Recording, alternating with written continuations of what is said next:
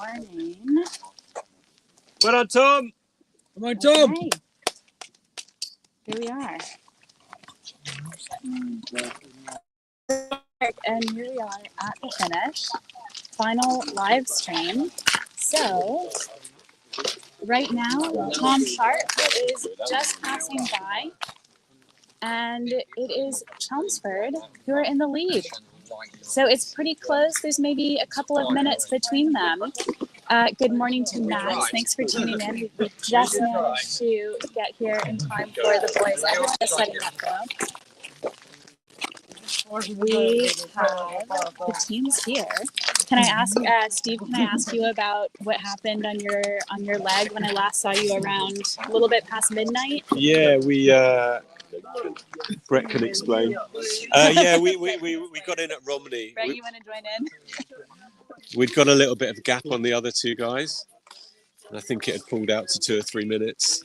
And then slightly awkward portage, and you reckon unclipped his paddle. Paddles have come loose. Yeah. So we jumped in. Unintentionally. Yeah, and we jumped in and we're straight in, and it was a long swim as well because it was hard to get out. Oh, no. And then these guys caught us up, got a couple of lengths. So you had a little bit of a lead on I reckon we had about 3 minutes, they reckon. 3 minutes. Yeah. Real way. It was looking really nice as well, wasn't it? Yeah. Yeah. So unlucky. Oh, man. You went in, and that was it? It was just... Then we couldn't. Yeah, we had to stay with them after that. We tried to get away again, but back to all square Yeah. at that point. They tried to put a bit of a gap on us at that point as well, and it's turned the other way. But now we caught back up, and then it sort of then we Too much to try and pass them again. exactly. it's really hard to drop them on the water. It had to be on the portage, which is what we did on the previous one at Bray, was it? And so there was one get in, so we were lucky we got in and we got away and just put the hammer down for a K or two. And it felt really nice, but then just unlucky. Oh, man. Well, But I don't know if it would have been enough. We were saying maybe if we've got 5 minutes, I think it would have been a bit tough ask for Tom to finish that. There are a couple minutes between now. Yeah, I think it would be hard. Yeah, They would have chased Tom down. All right, let's see. I can see everyone's moving to Yeah, the water. there we go. So we should see that Chelmsford crew coming through shortly. Where's the champagne? Yeah, we can see it from here, guys. All right, we get a view of Chelmsford. I think that's their light down there. We've got a little while. James, so you were on the leg against Brett and Steve, right? Yeah, that was a fun leg. A lot happened. It was really. No one really wanted to work hard because we were pretty comfy on the washes. And then we were sort of getting in first on every portage, and they just closed straight back up. And then as soon as we went a slightly wrong line at Bray, I think, and had to go around a gate, which they didn't, and then they got away, and they were gone, to be fair to them. And then we came into Romney. We saw the lights flickering around, wondered what was going on, and they were emptying their boat out. Oh man. Which because we knew we were dropping, but we just wanted to keep pushing in case they made a mistake. Yeah. What did you think in that moment? You were like, got him. Oh, I was quite relieved because I thought my team might forgive me for being dropped in the first place. But it was a lot of relief. And then we knew we couldn't lose the wash then, so it was just a focus on when we were leading, not leading hard. When we were on the wash, George did a great job driving, just keeping us on the wash. And then just trying to remember what the portages were so we could get in before them and not get dropped again. And then a little dice into the finish. Got the trackers over, and then I collapsed on the floor. George fell out the boat into the water, and but we were done at that point. So wow. And now. So you guys worked hard for that. Yeah, we dug deep. Wow.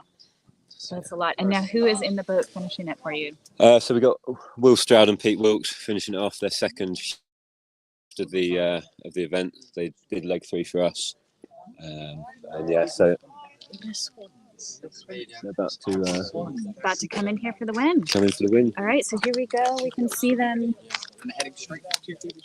Chelmsford Empire Strikes Back has struck back. Yeah. It was tight as anything between Richmond and Chelmsford until leg 5, and then just as Richmond was gaining a lead, they had an unfortunate mishap and went in, and so Chelmsford has been able to pick it up, and then they had a K2 on this last leg against Tom Sharp and K1, looking super smooth. Woo! There it is. That's the win. Those are your winners. Come on. Looking tired. They have worked really hard for this. Chelmsford Empire Strikes Back, taking the crown from Richmond. And this was unbelievably fast. It's 5:31 now. How was that? And Richmond finished at 5:53. There you go, boss man. That's not just got finished process.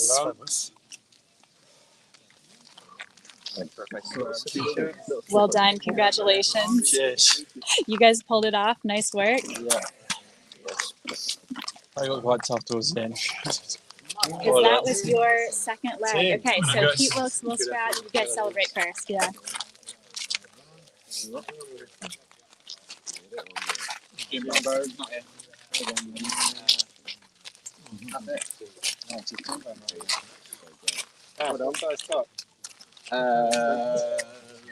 Medium. What size? Large. Chelmsford Empire Strikes Back has just finished at 5:31 a.m. Blisteringly fast pace. Richmond should be finishing any minute with Tom Sharp and K1. They were in a dead heat until an unfortunate dip. Brett had an issue with his paddle, and they took a quick swim and came in after that. Pete, can you tell us how that leg was? It kind of went to plan. We stayed with Tom till Elm, kind of worked with him till Elbridge. First set of rollers. First set of rollers after Elbridge, we just went. I pushed as hard as we could for 5k, and that got a gap, and then it really hurt from Hampton Court. Yeah. Because you had done leg 3. We did leg 3. So the last 7 or 8k was. The pace was getting a little bit slower and slower. I kept looking behind, but we had enough gap, so it was alright. Yeah, and then we just the last k and a half is a long way. Especially that little bit there seems a little bit pointless, but yeah, no, it's good. It's good. Pleased to come back and redeem. Thank you. Redeem ourselves from last year. Yes, the Chelmsford Empire has struck back. Yeah, we struck back. I mean, the two teams are so close. It's amazing. Just like small mistakes each time is what's all the really crews seem to be quite evenly matched as well. So yeah, it was tough the whole way. Wow. Definitely yeah. That was the biggest gap. That was amazing. Yeah, congratulations, guys. Let me see Tom coming in here for Richmond. So Tom Sharp. Here he comes. Right leg on the front. The sun is not even up here. And Richmond has just finished. That was about 3 minutes behind. Sure. Tom, great work, mate. Tom Sharp. How was it? Oh, it's hard. Well, Hard work. hard briefly. And they decided to go. Yeah. Glorious. Glorious race. Cheers, guys. Thank you. Awesome race. That was really epic. Oh my gosh. Go Chelmsford for the win. Really well done. Richmond in second place. So they may not have the title, but that was unbelievably close. There is a stronger. And we got the light behind you, so to see them. The lights. Sorry, I was the one. So they were even again coming into this one. Alex and Tim and James. That's the Richmond team there. So, if you are just tuning in, we have a result between the first two relay teams. They've come in significantly faster than last year, and the Chelmsford Empire swept back as their team name promised. So they got revenge after Richmond's win last year, and it was just decided on that final leg 3 minutes apart after 200 kilometers. James, you look good at Canoe. Yeah, it was easy when I was there, and then when I wasn't, it suddenly got really hard. Tom, can we hear how that sure. was? So we heard there was a little bit of a mishap before your leg, and then you went in, and the two crews were dead even. Yeah, I don't know what the mishap was, but yeah, they were even the whole way down. Yeah. It was quite exciting to watch, but I was hoping for a bit of a lead going into my leg. I knew Pete and Will were going to be strong, and yeah, I guess the inevitable happened. Really, I've seen how fast that boat can go on this bit of water, so I guess it was no surprise in the end. They were moving really well. They so were. you stuck with them for the first portion of Yeah, the the first half, first three portages, I was quite comfy on their wash. It was lovely actually, and they were always going faster than me, but I was quite happy just sitting on the wave. It was just when the portages came, I led into the first three, and then they took the lead from me on the way into Sunbury and sort of made their move then, and I couldn't do anything about it really. Yeah, wow. But well, yeah, exciting. 3 minutes apart. Yeah, shame. The team did so well to keep the race even until it was my turn, so I guess I had to separate at some point. But yeah, disappointed that it had to be me that let it go away. That's the pressure of the last leg too, isn't it? Absolutely. That's tough. Well, But good well event, done. yeah, really enjoyable, and I'm sure we'll be back with a few more European Championship medals and maybe a couple more K2s. I don't know. World Championship medals. Maybe, yeah. Anyway. It was a really good effort. Cheers. Really good team. That was incredible to watch. Congratulations, guys. Thanks very much. Cheers. Nice work. That's it. First two relay crews in. We are just getting a bit of sunrise here. So the race has just finished earlier than last year for the top two relay crews. They were just unbelievably fast through here. They took a huge chunk of time off of last year's time, and yeah, they pulled it off. So on that checkpoint 5, so Brett and Steve, who put in around midnight something, they had put in a bit of a lead against the crew of George Hampton and James Walkington. And it was only when Brett and Steve, after they had put that lead in, which was about 3 minutes, they fell in on one of the portages when something had happened to Brett's paddle. It was like the connection sort of slipped, and they immediately went into the water. And that was when the Chelmsford team then caught them up. So James and George caught them up there, and then they managed to stick together until the end of their leg. And so the plan was hoping that Richmond would have a little bit of a lead, because Tom Sharp was always going to be in K1 for this last leg, which would be a bit of a disadvantage against that K2. And unfortunately, because they came in dead even, the K2 just out-paddled Tom Sharp in K1. And when Pete and Will, even though it was their second leg, they still somehow found the energy. Not sure where they found it because they looked really spent, but they dug deep, found some energy to put in a good lead against Tom, and finished in 3 minutes. I think if Brett and Steve had not had that dip, that 3 minute difference could have literally been a sprint finish here, which would have been, pretty wild to see. But I mean, that was truly the teams were so well matched the entire way down the course. So that was Chelmsford who took it. So the title has passed from Richmond last year to Chelmsford this year. Those are your first two teams in. They finished, so Chelmsford finished at 5:31 a.m., which is 15 hours and 31 minutes. And the first team in last year, the first relay team, which was Richmond last year, finished in 15 hours and 53 minutes. So that is 20 minutes quicker. And that is on a year where the weather has been pretty much perfect, other than being pretty muggy yesterday on Saturday, especially in the afternoon. But other than that, the river is really, really low this year, and noticeably even a little bit lower compared to last year, even for August levels. And that tells you, that 20-minute difference tells you just the sheer strength of these two relay crews who've come in and put a huge dent in last year's winning relay time. So hugely, hugely impressive from Richmond and Chelmsford. Chelmsford Empire successfully struck back, and Richmond was right in the mix, but just not quite there. 3-minute difference in the end. We actually have some footage of that team from the midnight shift, so I think we're going to cut that into the stream, and it's going to be quite a while before the next. All right, this is the come in tight. Top two relay teams, Richmond and Chelmsford. They are literally running into each other. Jump out. Come on, Mike, man out. On the grass. So here we have Team Richmond. Okay, that is Team Chelmsford going first. Yeah.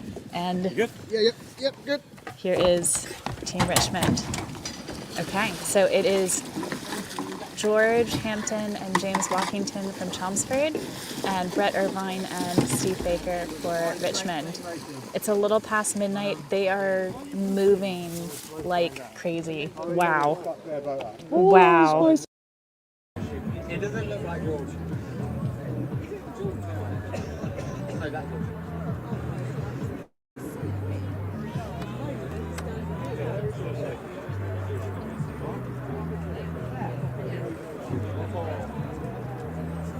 One with about 100 metre lead. 150.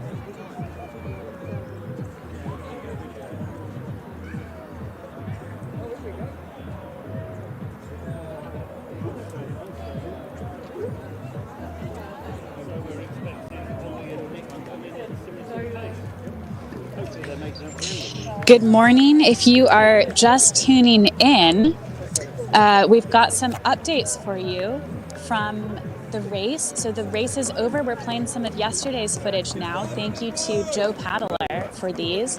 Thanks, Alan Frost, for tuning in. It's been great having you on this stream, watching from Australia. That's pretty cool. So it was Chelmsford Empire Strikes Back who just took the win here at 5:31 a.m., which is a total time of 15 hours, 31 minutes since the start at 2 p.m. yesterday in Lechlade at the beginning of the navigable non-tidal Thames. And it was the overnight portion.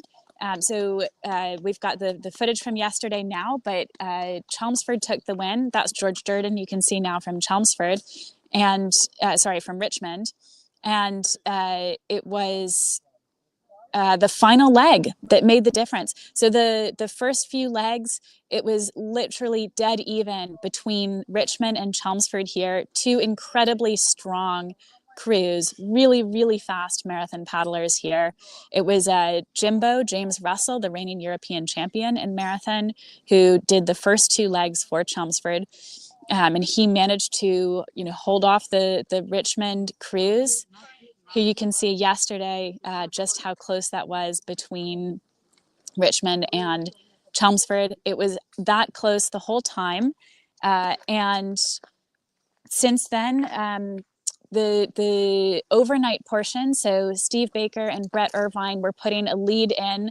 That was around the midnight stretch of the race. They had put about a 3-minute lead into Chelmsford, which was the crew of James Walkington and George Hampton, until there was a little bit of a mishap with Brett's paddle. They went into the river, lost a few minutes, and those two crews ended up finishing dead even again when Tom Sharp left for the final leg in K1 for Richmond. And that was versus Pete Wilkes and Will Stroud for Chelmsford. So it was always going to be tough between the K2 and the K1. I think Tom knew he had a hard job to do.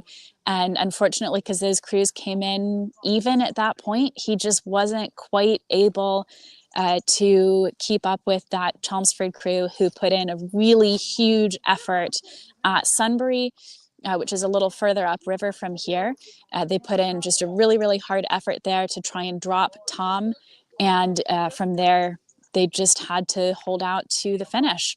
So you can go back in the live stream to watch the interviews with the winning Chelmsford crew and the second place Richmond crew, just incredibly quick this year. And in terms of some updates on the other crews, so we have had a few retirements, unfortunately. So that includes Harry Gilbert, who has unfortunately had to retire again after last year, which I know is really disappointing for him, but hopefully he will be back again next year and finally get that finish that he's been working so hard for. We also had Paul Brandt, another solo nonstop paddler, retire. He had been planning to do the race in K2, but when his partner had a medical event, he ended up having to race in K1. So unfortunately, Paul Brandt retired. And then we have also more recently had Johnny Herbert retire, who was on a stand-up paddleboard. I think that's going to be pretty disappointing for Johnny, but he was, he's a strong, determined paddler, so we'll have to hear what happened with Johnny, because I think he had been going pretty well. And Daniel O'Halloran has retired. I think he made it a really good chunk of the way down the course. He's really young, only 18, and this is his first ultra. So tough for Daniel, but really impressive to see an 18-year-old even just out here attempting to do the whole thing solo. I think it's tough for anyone, particularly someone doing it for the first time at age 18. So kudos to everyone who's made that effort. And the last retirement to report was Team Shattuck and Swarbrick. So that was boat 52. They retired, I think, around 1 a.m. So that was the K2. The rest of the boats still out on the course. So in the relay event, it is currently the Bradford team who is looking like they're going to come in and take third place. We've had a really exciting race for third between No Boys Allowed and Bradford through the first few legs of the race. Similar to Richmond and Chelmsford, there was a lot of kind of, one team would put in a little bit of a lead and then the next one would come back in, and it was just really hard for them to get separation. But the last two legs for No Boys Allowed team have ended up being both K1s. And so that was Brindy Kraft, who started around 1 a.m. and then Katie Brooks, who started maybe just a couple of hours ago, who will be doing the final leg. And they were going up against Bradford K2s. Even though the Bradford teams had already been out and done relay legs previously, it looks like those K2s have still been a bit stronger than the K1s on the water. So that is tough for that No Boys Allowed team, but really exciting to see the action between them and Bradford for the first few stretches of the race. It does look like Bradford has a really solid lead at this point. So looking like probably Bradford is going to come in with that third place overall relay team, and No Boys Allowed will come in fourth. Behind them, we are going to start seeing our first K1 solo nonstop finishers. And these are the paddlers who started at 10 a.m. yesterday. So the faster K1 nonstop paddlers, there were 3 of them who started in the 2 p.m. start. That was Isaac Blackman, Tom Diper, and Harry Gilbert. Harry has unfortunately had to retire, but Isaac and Tom are still out on the course. So they are leading the K1 nonstop race, but they are leading from behind because the other K1 nonstoppers started earlier. So we will see Gary Johnson, boat number 6, in K1 come through, as well as actually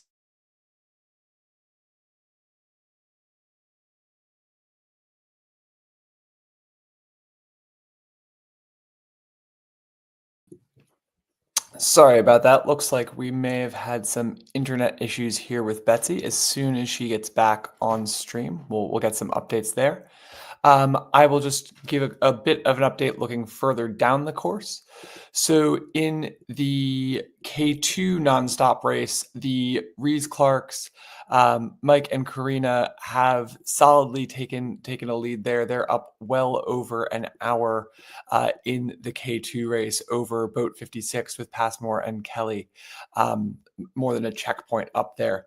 We're probably going to be still about an hour and a half out from getting our next set of boats coming through into the finish line. Probably looking to have the next relay team coming in sometime around maybe 7:15, 7:20 or so local time. But let's take a quick look at what we were at for the K1 nonstop race leaderboard through the 4th checkpoint here, where all of those boats have now passed.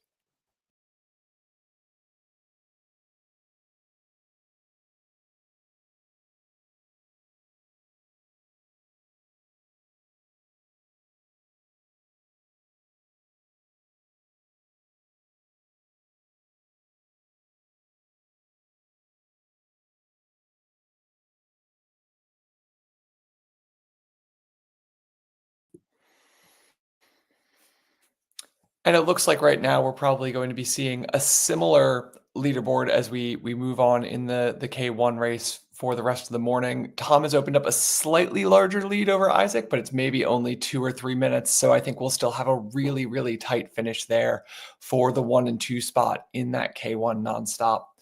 And then taking a look over at the nonstop sup race. So still have 3 sup paddlers pushing forward.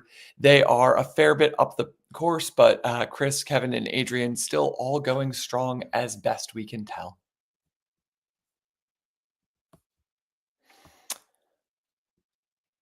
And now while we're waiting to get Betsy back online here, we're going to just cut a bit further back to some of the interviews we had earlier yesterday. We are, oh, let's see. I think we had Tim hop in from home while our internet dropped out here briefly. We've got Toddy Baker in the comments. Yeah, bad luck, Harry. I know, we are really feeling bad for him and hoping that he comes back again, 3rd time lucky, as you say. So fingers crossed for Harry Gilbert. So yeah, that K1 solo nonstop race, it is still Isaac Blackman and Tom Diper, the fastest 2 boats through. They have ended up sticking together essentially the whole way down the course. We've seen them a few times where they have been literally right next to each other.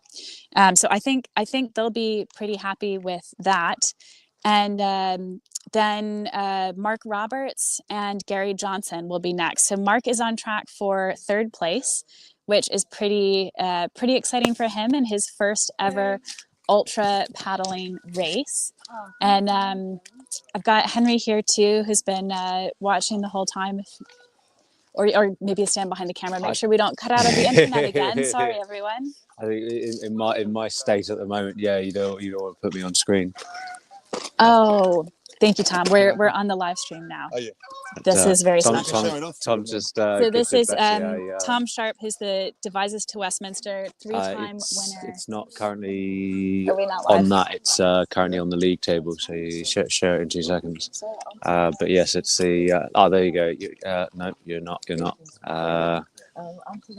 We're back to our league table.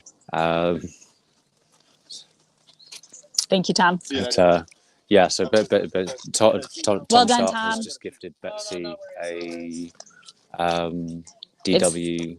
A special illustration that Tom and Anushka did of the Devises to Westminster, which is sort of the sister race of so the Thames 200, map which of is really DW. cool.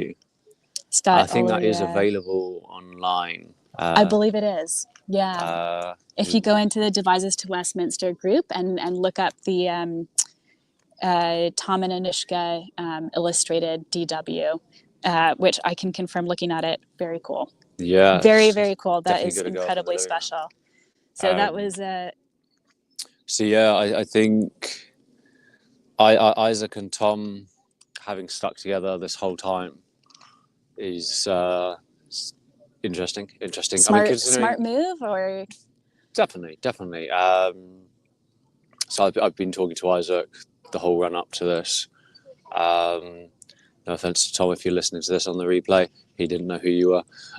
So he found out pretty quickly. So yeah, I think they're either going to be very, very close friends by the end of this, or mortal enemies for life. It's a lot of time to spend K1 and K1 all the way through the night, isn't it? But it's also, rocking up to a race, having never met someone,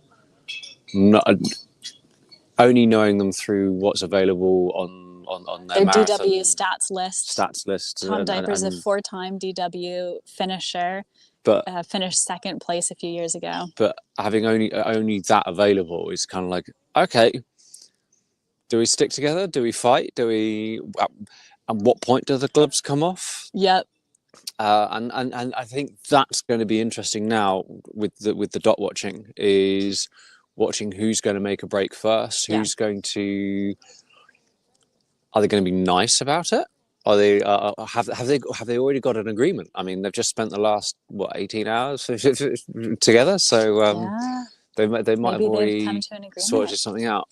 My guess would be that one of them will start portaging just that little bit quicker, and see if the other just catches up and just slowly start stretching the other. Yeah. But they are both very, very seasoned paddlers. They know that they know what they're doing. And I have to say how impressed I am with Isaac, because your first ultra is tough. Mm-hmm. Even if you're doing that in K2, it's tough.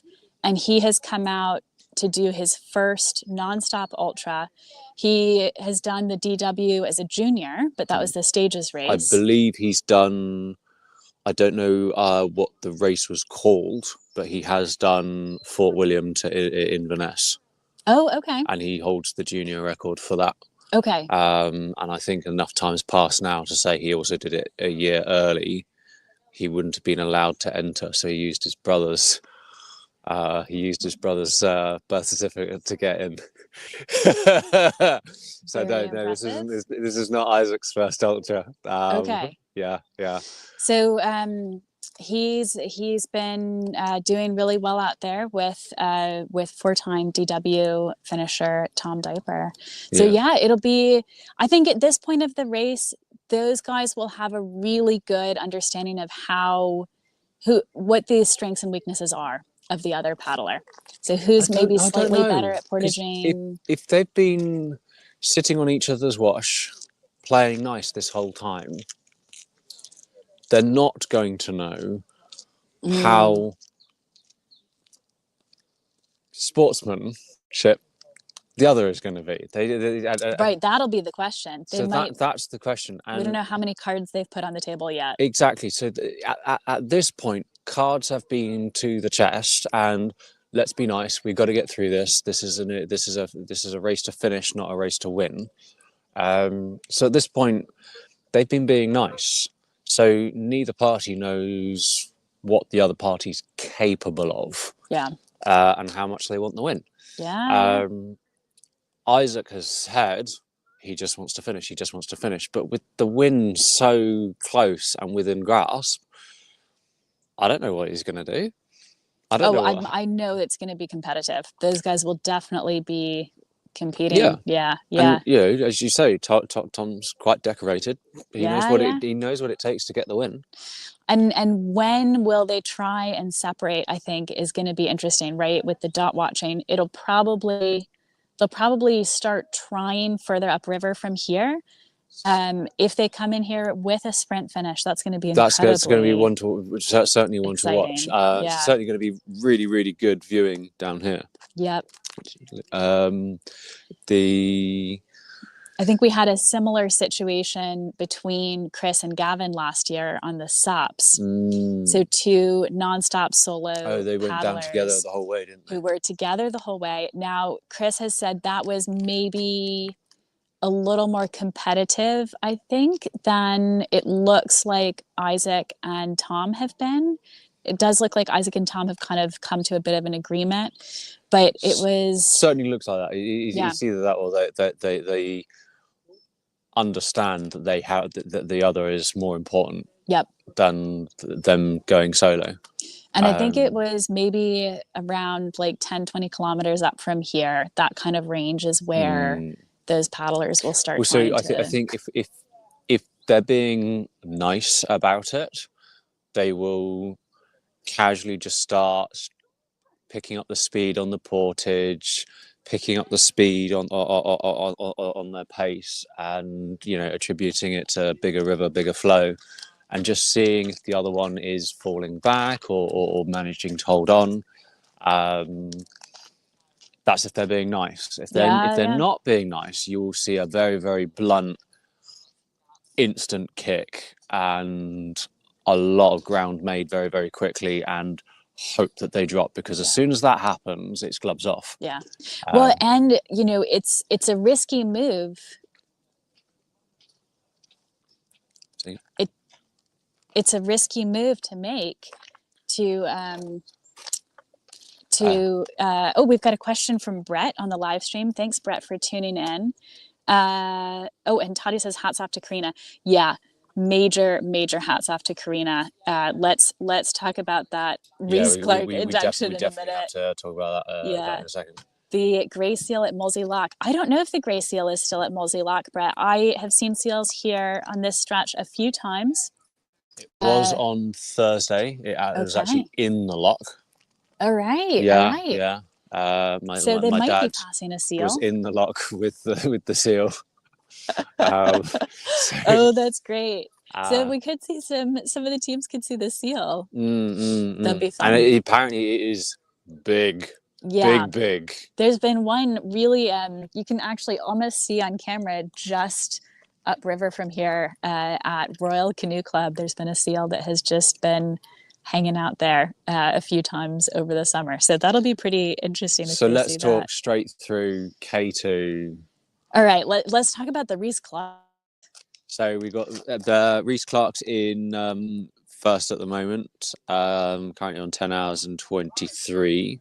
And this is incredibly exciting because they were gaining on that first crew that was Julia Passmore and Tom Kelly. Nope, it was Merritt. Let me double check the names. The Merritt and. I mean, at the moment, the Reese-Clarks are 2 hours 20 clear of the field. Yeah, it's incredible. Russell Meyer and Christopher Merritt, boat number 54. They were the leading nonstop doubles team off the beginning. And we saw Mike and Karina kind of staying with them for a while, not with them next to them, but like not too far behind them. Like it was clear that Russell Meyer and Christopher Merritt had put a bit of distance in. But am I right in saying they're retired now? I believe they have.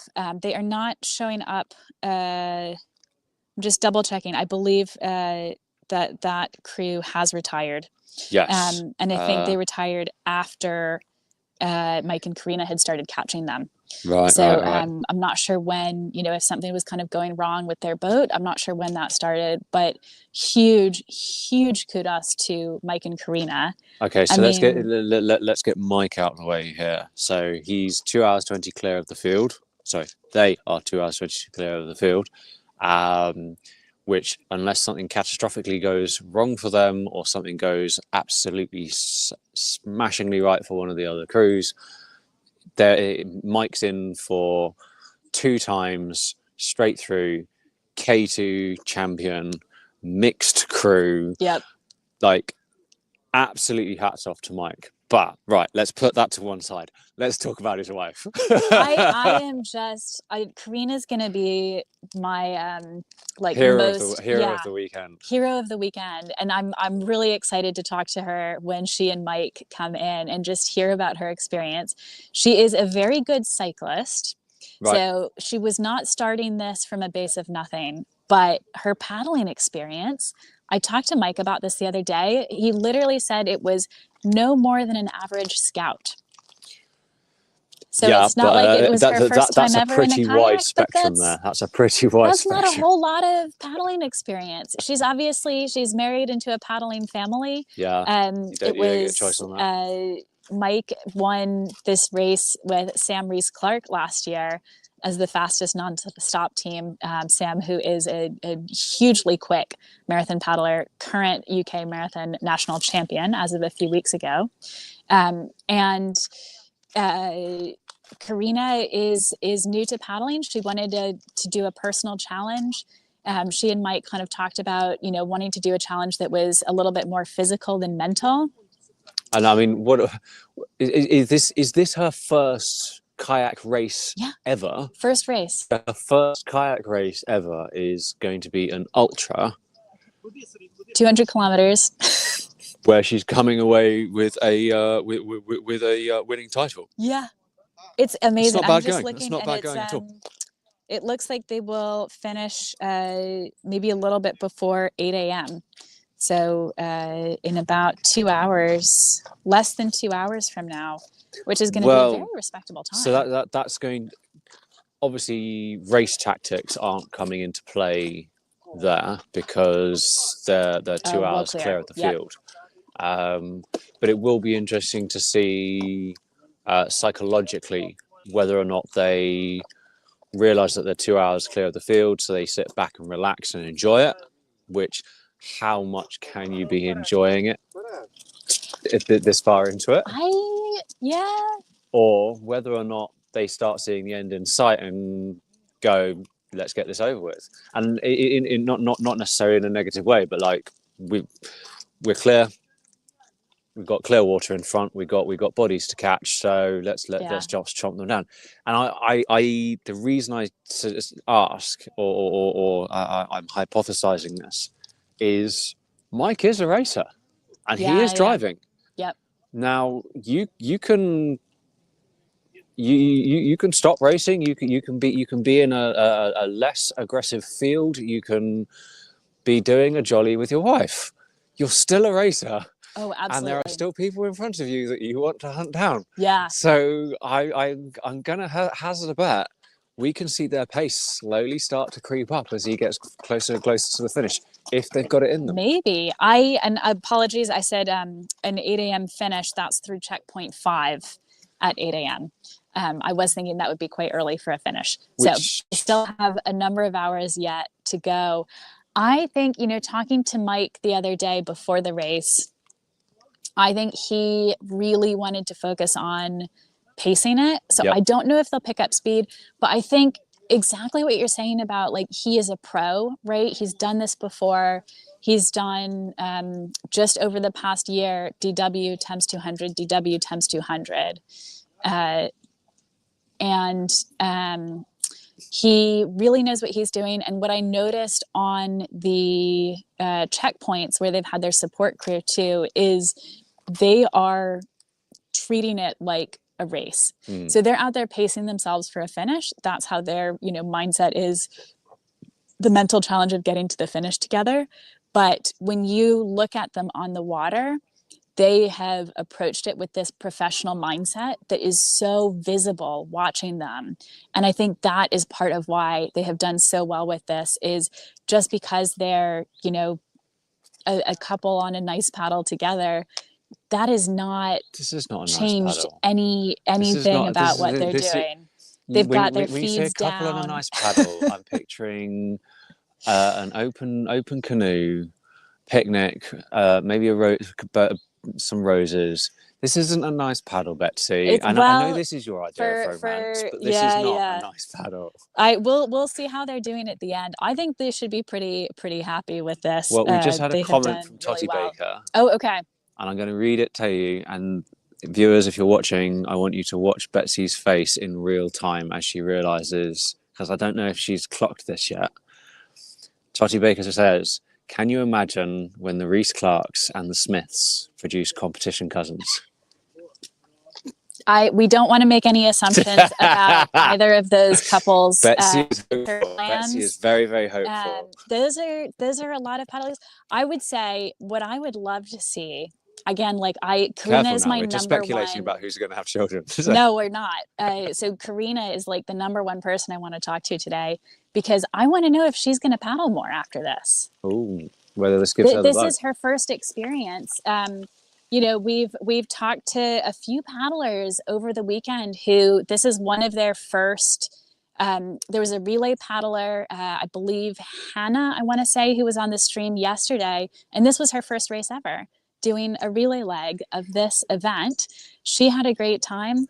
We've talked to some other paddlers who this is their first ultra or one of their first ultras, one of their biggest challenges ever, and that is such a huge accomplishment. And I think, when you come out of this, do you have the bug? Are they going to come back? Yeah. Do it again? I think we're going to have to circle back to that because, there's definitely some politics in there, I think. But anyway, we've just got up on the screen at the moment the leaderboard for the SUPs. At the moment we've got Chris leading with 4 hours 14. Kevin 15:26 and Adrian with 17:08. So again, that's a good hour lead out the front. And then Kevin's got a rounded up a 2 hour lead on Adrian. So again, this is very much Chris's to win. Can Kevin find an hour between where they are and here? Quite possibly, actually. I mean, they will are change a lot. halfway through their race at this point, really. Yeah. Maybe less, because so an hour really is not that much. And I think with the light, it's now daylight. So if Kevin had slowed down because it's nighttime, we could see him reel that in. Which would, from our perspective, great. We want to see a race. We want to. Yeah. Oh, I'm still kind of rooting for Chris after last year, but yeah, if they ended up together, let's see, because I think that is going to be pretty interesting. And Chris is doing well. I know he said yesterday that it does feel a bit slower than last year. The river was especially further up, a little bit sloggier. But Chris did it last year. He knows how to race an ultra well. Kevin has done ultras too. He's done the SUP 11 cities a few times in the Netherlands, which is a similar distance with a lot fewer portages. But similar enough that will have given him a good leg up on doing this race.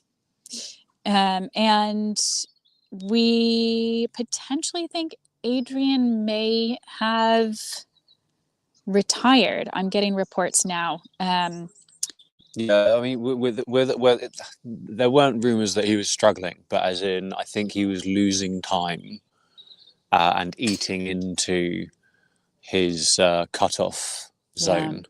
So because he started early, he wasn't eating it. He wasn't anywhere near the cutoff, but he was eating into that 4 hour bonus, which had he not taken would be in the cutoff zone. So I think the organisers here were aware that something decisions would have to be made at some point.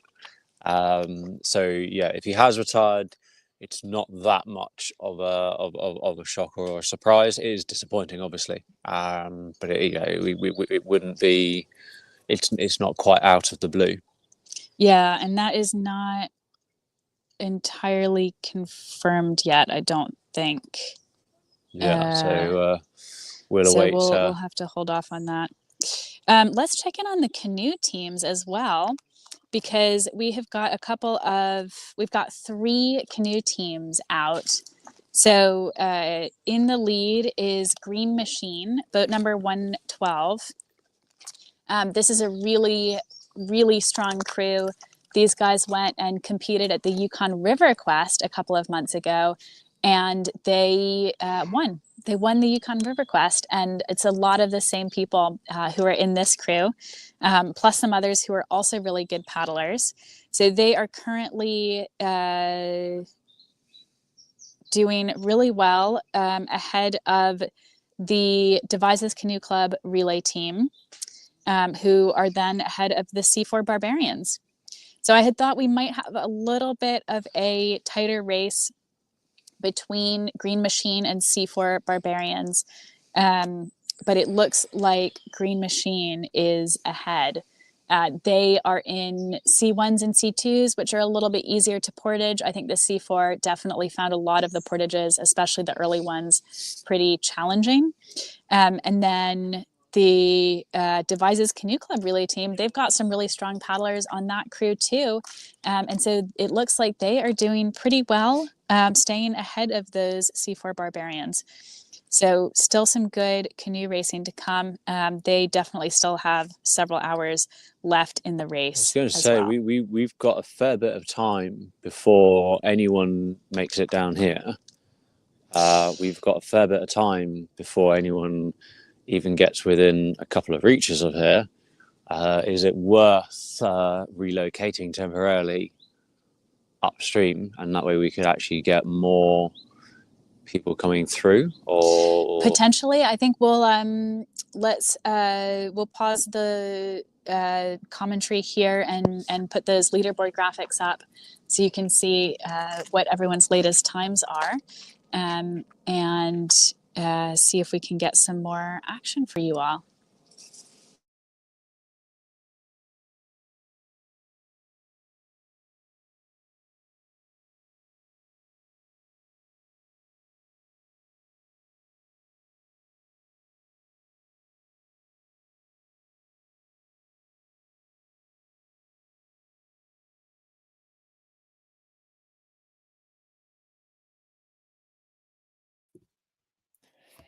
If you're just tuning in and joining us this morning, we've had the first 2 relay crews finished, with Chelmsford Empire Strikes Back taking the win by a couple of minutes over Richmond and Friends.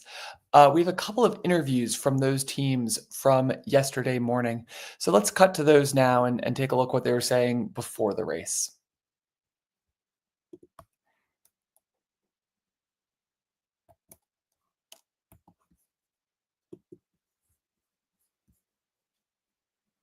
Russell, reigning European champion here at the Thames 200 Ultra. What brought you to this race? Well, it sits at quite a nice point in the year. Obviously, August bank holiday. Usually the sun's out. It's getting there. It's warm enough for a short sleeve, so I'm happy. I've got a few weeks until my Marathon Worlds event, which is sort of a big one, last one of the year for me. So it was a good opportunity to get some last-minute distance training in and make sure I can get around the 30k in Győr. Well, and you have signed up to do more than just regular distance. So you are racing leg 1 and leg 2, which is going to be about 70? It's going to be about 63. Okay, 63 kilometers. So I think that's just about in my remit. So usually on a Sunday I can sort of get through about 40 kilometers on the water. So it's just another 20 on top of that, and then a little bit more. And is how I'm chunking it. Was just a little 20k on the end. More. Yeah. Was this your idea? Was this your team's idea?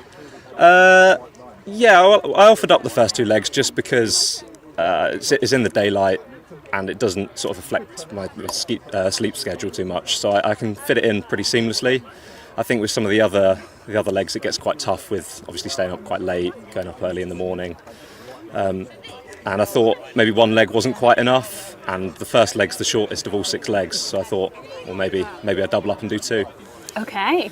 And do you know who your competitors are? I don't want to give anything away, but I'm sure you know I think already. I know, yeah. So I think Will and Morgan are in the K2, so hopefully I'll try and hang on to them until the checkpoint, and then I think it's over to George Durden. So I'll have a 2-hour head start on him, and then we'll have a race. All right. And you are headed to Gior pretty soon. Are you looking forward to Marathon Worlds? Yeah, I am. I think I'm going pretty well this year, but obviously there's so many top athletes of the racing that it's so unpredictable. If you get a move that goes your way, then suddenly you're on top of the world. If not, you're back in sort of 15th. So yeah, looking forward to getting out and racing again. It's always good fun. Good. Well, thanks so much, and Cheers. good luck. Thank you.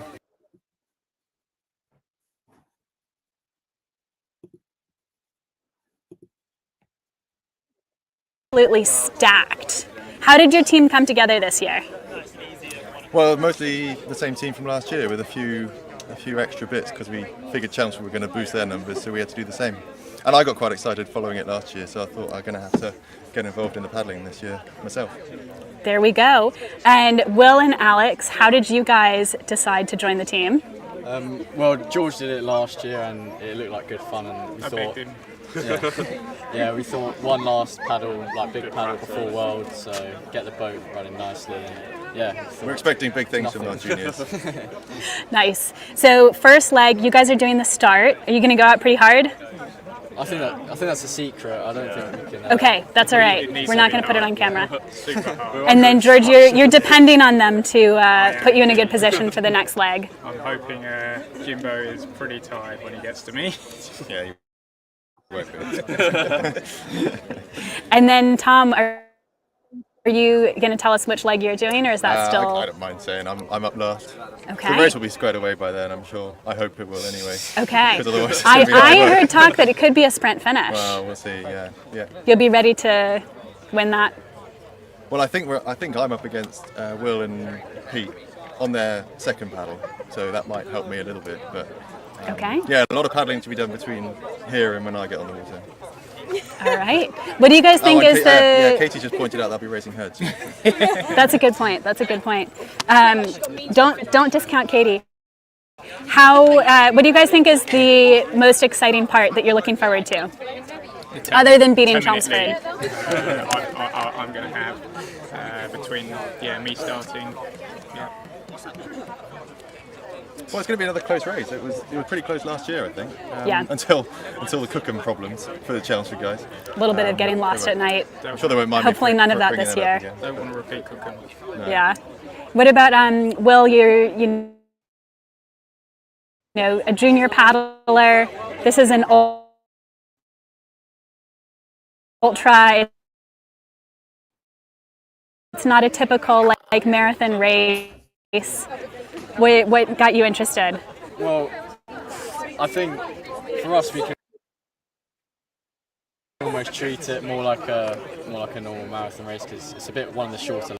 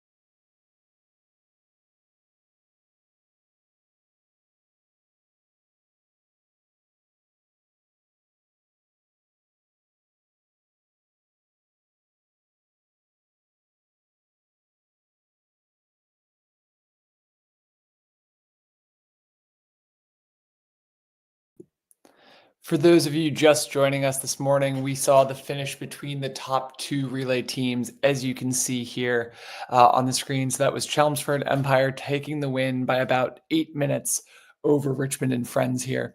We just heard a little bit of an interview from both Chelmsford and Richmond and Friends at the start yesterday. Apologies, we had some slight technical issues there with the second interview there from Richmond and Friends. But we also have some clips from throughout the night and throughout the race yesterday of those 2 teams going head to head. Here we're going to jump back to some sections from yesterday morning. It doesn't look like George.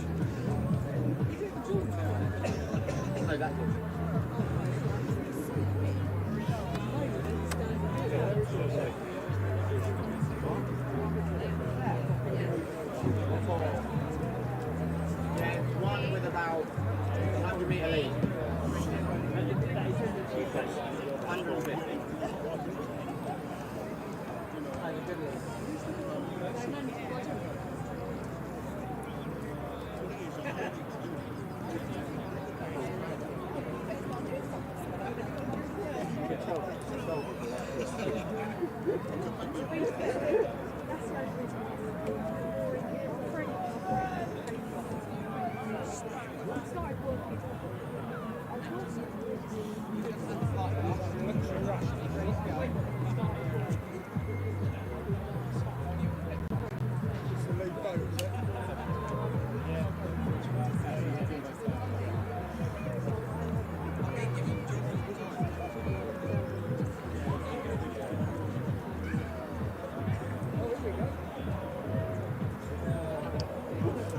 Again, this is James Russell and George Durden going head-to-head here in, I believe, the second leg yesterday morning.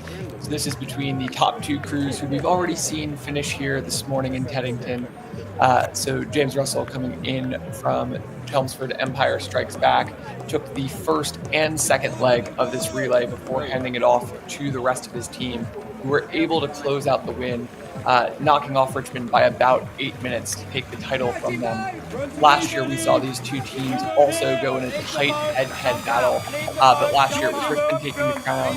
We've seen things flip around this year, and we'll get some more details from that from Betsy and Henry when they come back on the stream a little bit later this morning.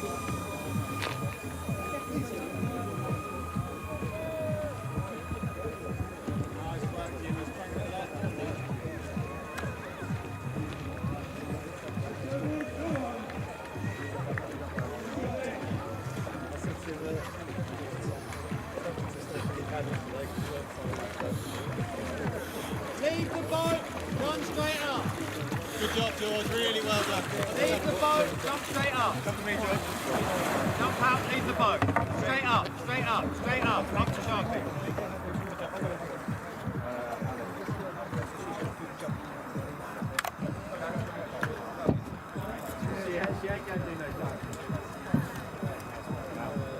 I love the fucking big one. Is the Come in tight, come in tight, come in tight. top 2 relay teams, Richmond and Chelmsford. They are literally running into each other. Jump out. Come on, Mike, man out. On the grass. On the grass. So here we have Team Richmond. Okay, that is Team Chelmsford going first. Yeah. And Good? Yeah, yep, good. here is Team Richmond. Okay, so it is George Hampton and James Walkington from Chelmsford, and Brett Irvine and Steve Baker for Richmond. It's a little past midnight. They are moving like crazy. Wow. Wow. And you can see there from that midnight checkpoint change between those 2 crews just how tight the action was at the top of this field. A little bit later into the night, Chelmsford would take a slight lead over Richmond, but they would still battle it out neck and neck into that final checkpoint. And then it was really only after checkpoint 5 that we started to see Chelmsford open things up a little bit more, ultimately winning by a couple of minutes, but really nothing in that. 8 minutes over a 15-hour race, giving us some great action there. And then just to wrap things up here, we've got a little bit of Chelmsford at the finish earlier this morning, or coming through Teddington at sunrise. Team Chelmsford, the K2, on their last leg.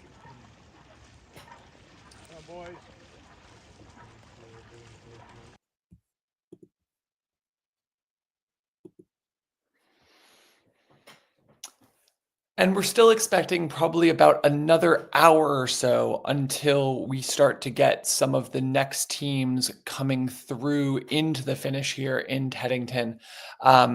That will probably, our expectation is that that's going to be the Bradford relay team coming in to take the bronze, probably around 7:30 or 7:40 is our current expectation. And then no boys allowed, looking currently about 25 to 30 minutes behind them for fourth place there. Again, we'll probably not see those teams an hour, 10 minutes from now. So we may go a little bit quiet here on the stream, but we also got some great interviews with a variety of crews here at the Thames 200 Ultra at the start of the day yesterday. So we're going to take a look back at what some of those crews were saying at the start of the race yesterday morning. Third team relay, how are you guys feeling? All right, aren't we? Quite relaxed, I think. Yeah, absolutely cool. Yeah. What was your motivation coming here today? Ian, basically. Yeah, it's his suggestion. I think talked them all into it, to be fair. I think he fancied the straight through, but wasn't fit enough. What are your goals today? Finish. Not fall in. Not fall in. Not fall in. You're making us sound like choppers. No, I think we've got a time we want to try and aim for, haven't we? Yeah, so if we get down that. What time is that? 17 and a half, somewhere, I reckon, maybe. If everyone sticks to the plan. What do you guys think is going to be the hardest part? Some of the portages are quite big, aren't they? So, I think getting back in the boat after having done one stint. Yeah, I think having a few hours off and then trying to do another 30, 40k after relaxing for a bit probably sees up. But we did a section on the Thames a couple of weeks ago, and it's very, very low. So the portages are extremely high. That's going to be one of our biggest challenges, I reckon. Yeah, getting in and out of the boat. Well, you guys are a pretty tall team, so that's hopefully a little bit of an advantage. Age doesn't happen. Doesn't help. hopefully the second half will be easier though. Because the portages are second half might be easier. When you get further down the Thames, they're a bit better, aren't they? Yeah. Yeah. Nice, and you've got some DW experience. Yeah, Ian's done it once, Dan's done it. I've done it a couple of times. Cotton's done it. I tried and failed. Just thought I'd throw it out there for anyone else does. But, yeah. Nice. Well, it sounds like year. Yep. Is this is your kickoff for next year? Not at all. I'm focusing on 200 metres next year. So. All right. Well, good luck, guys. Thank you. Thank you very much. Cheers. Team Bradford. C4 Barbarians. So a lot of you are back again for a second time. What's the main draw? It's a fun race. It's a fun race, and we're doing it in a big boat, so it'll be even more fun. What do you? Party boat. It's the party boat. Was that why you decided on a C4? Yeah. We might not get past Reading. Might be stuck already. Yeah, we're going to get stuck in the festival though. Are you worried about the twisty turny sections up here at the top? Well, no, we've been practicing in Wareham, so we're good. All right. So Bendy River's good for us. Yeah, we've done lots of Bendy River practice. And portage practice? Not so much. Okay, so that could be the tricky part. Yeah. Portaging with the C4 is a whole new level of excitement. Just to fit in the portage in the first place, getting it over the boulders and maneuvering it all over, it's going to be exciting, especially in the night when you can't see, and all the high or the tall portages where there's no water in the Thames. Yeah, it's going to be certainly not short of any challenge. Well, what are you most looking forward to? The finish. The finish. All right. Okay. I was going to say the flow. What flow? What do you think about your competition? Green Machine and Devises Diggers? They're not in C4s. They're not in. You've got the they boat are not considered advantage. to be our competition. We want to be the first C4 to do the Thames. Love it. Well, I expect that to be how this goes. So good luck. Thank you all so much. Thank you. Machine, finishing touches before the race start. How do you guys fancy your chances this weekend? You are super experienced ultra paddlers, but you've got some good canoe competition, I We've think. got some good canoe competition, so it's kind of just see how it goes. It's been really fun training for it. We've done all our sections beforehand, and I think the portaging is going to be fun because, of course, some of those are single puttings, so that's going to be interesting. It's going to be tight for some of the boats. Yep. So it's going to be a bit of a bun fight on the first couple of three. Then hopefully we'll spread out a little.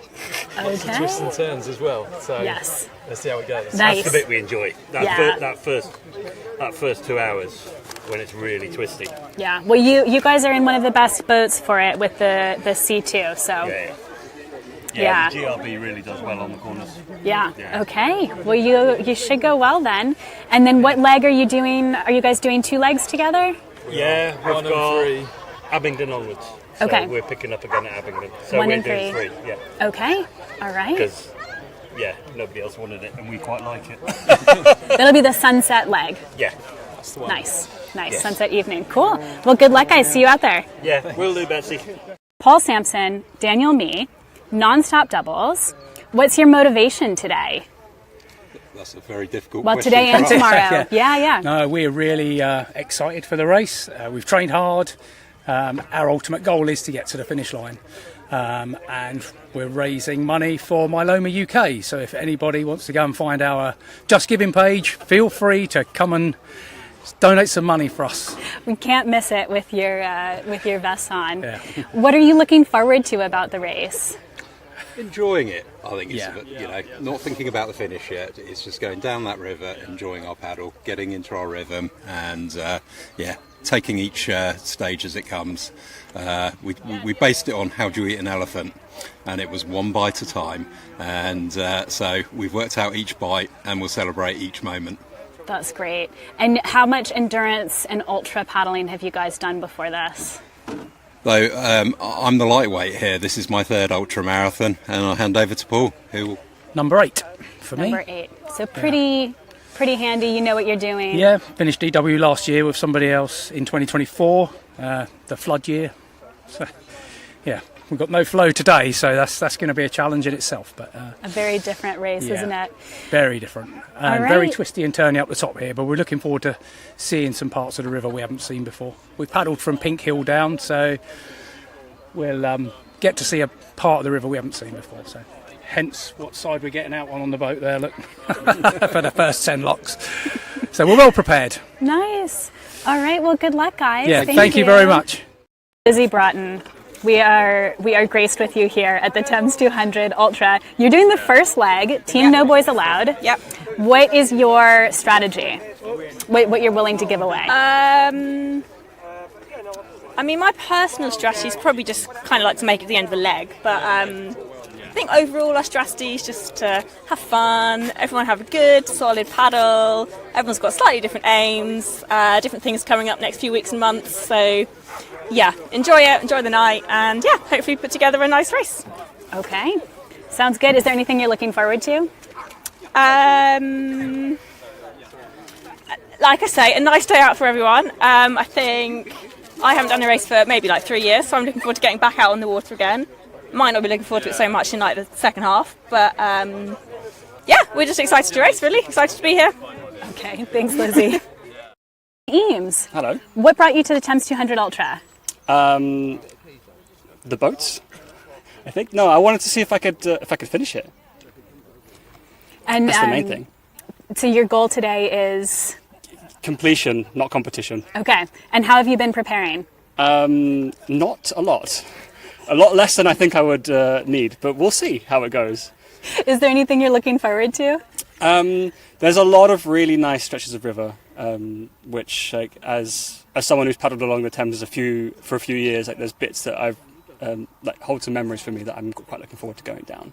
Nice. A lot of them are at night, which is a bit unfortunate, but I'll make of it what I can. But it will be a little trip down memory lane for me. So it's a familiar turf. Yes. Yeah. And what do you think is going to be the most difficult part, other than finishing? I think the dark, the paddling through the night will be hard. Have you done that before? No. All right, first time. Is this your first straight through ultra? Yes. Okay. Well, fingers crossed. Good luck. Thank you. Hey, Chris Davison, you're back again. I am. What's brought you back a second time? The sunshine. Want to try and do it in the sun this time as opposed to the rain when we started last time. Yeah, me too. But no, it's just another good challenge. I when I came off the water last time was a dead enthusiastic, but 5 minutes later, yeah, wanted to do it again. Yeah, let's give it a go and see what happens this time, because every time you do these endurance events, they always seem to be different. You know, different challenges, different good times. So yeah, let's see what happens. Be good. Nice. All right. And you enjoy an ultra? Is that fair to say? You were at the Eliminator this summer. I did. Yeah, I did the skedaddle a little bit earlier on. So yeah, I do. I just haven't got the speed for the shorter events really. So with these, it doesn't really matter where you finish. It's just finishing that's the goal really. And I like the camaraderie as well. Everyone wants everyone to finish. You know, it's not like we've got to win at all costs. So yeah, I quite like that element of it as well. All right. Well, good luck today. Really excited to see you along the course. Thank you. So how are you feeling? You're about 60 kilometres in. Good. Yeah? It's going well. How have the portages been? I know that they're quite high. Some of them have been a bit athletic or acrobatic, I think, which I wasn't prepared for, but they've been okay. I haven't fallen in yet, so that's a good sign. Always a good start, and you're now getting some food in, ready for the next section. Mega, well done, mate. What's brought you here today? So I wanted to do this last year when I watched my mate Gav do it, but I hadn't prepared enough. So this year I'm here doing it, paddling for Prostate Cancer UK. That you are, and you're raising funds for them, right? Yes, I am. Yeah. Okay, great. And is that a special connection to you? Or? Yeah, I lost my dad 2 weeks ago from it. Oh my God. So we're doing it for that. Wow, that's going to be really meaningful on the water. Yeah, it's all good. Yeah, I'm so sorry. That's all right. Wow. But yeah, so I love this bit of the Thames, like up to Oxford. It's really peaceful. A lot of people don't see this side of it because it's quite thin to what people normally see. So I love this part. It's really beautiful, but really looking forward to paddling through the night because I've not done that before, and hitting that end point. Oh, amazing. Yeah. Well, good luck, Johnny. Thank you very much. Isaac, it's race day. Yes. How are you feeling? I'm really excited. I've had a few sleepless nights in the build up to this, but last night was actually my best night's sleep. So just really keen to get on the water. That's a good sign. That's a good sign. It might have been the copious amount of melatonin I took last night to help me through it. But yeah, no, I'm very, very excited. Nice. And you said before the race the Yeah. other day that you're planning to try and pace yourself off the start. Yes. Is that still the plan? I mean, the red mist cannot come down. I spoke to Harry a bit not that long ago, and he was asking if I was going to take it easy too, and I think that he's looking for a bit of a pact, which is nice. So yeah, going gentle. I've been watching the other guys on the earlier start, and they seem to be taking it quite easy. So I think I'm just going to follow their inspiration. Nice. Sounds good. Well, good luck today. Thank you. So, Mark, what brought you to the Thames 200 Ultra? It seemed like a good idea at the time. No, I don't think I've done anything quite stupid enough this year, so I felt I needed to fix that. And I thought Thames 200 Ultra would be a good way of doing it. And in the meantime, also raising money for medical aid in Palestine. Tam really the driving force on that. So yes, hopefully a double whammy of me doing something stupid and also doing it for a good cause. Sure. And Tam, what was your... Yeah, absolutely. Well, look, Mark had mentioned that he was doing this ultra, and I jumped at the chance to raise money for Palestinians. Medical Aid for Palestinians is one of the very few agencies that are on the ground really helping out in this genocide and ethnic cleansing. And I think at the moment with the famine going on, the they really need our help. They need as much money as possible. So please donate. All right, and I'm sure, Mark, you've put that link up if people want to look for it. Yeah, I'm not on Instagram, but Tam's created a whole page on my behalf, so I think there's links and all sorts there. And is this going to be your first ultra?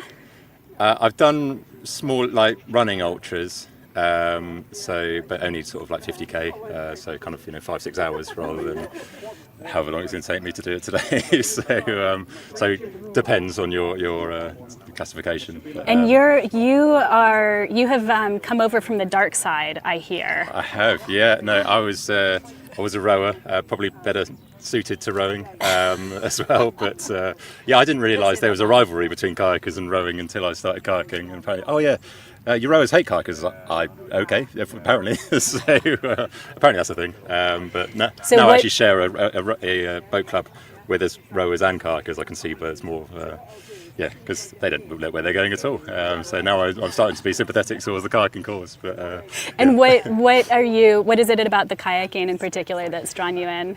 Partly it was learning a new skill. I rode for about 20 years, and actually sort of doing the same thing in and out comes a bit of Groundhog Day.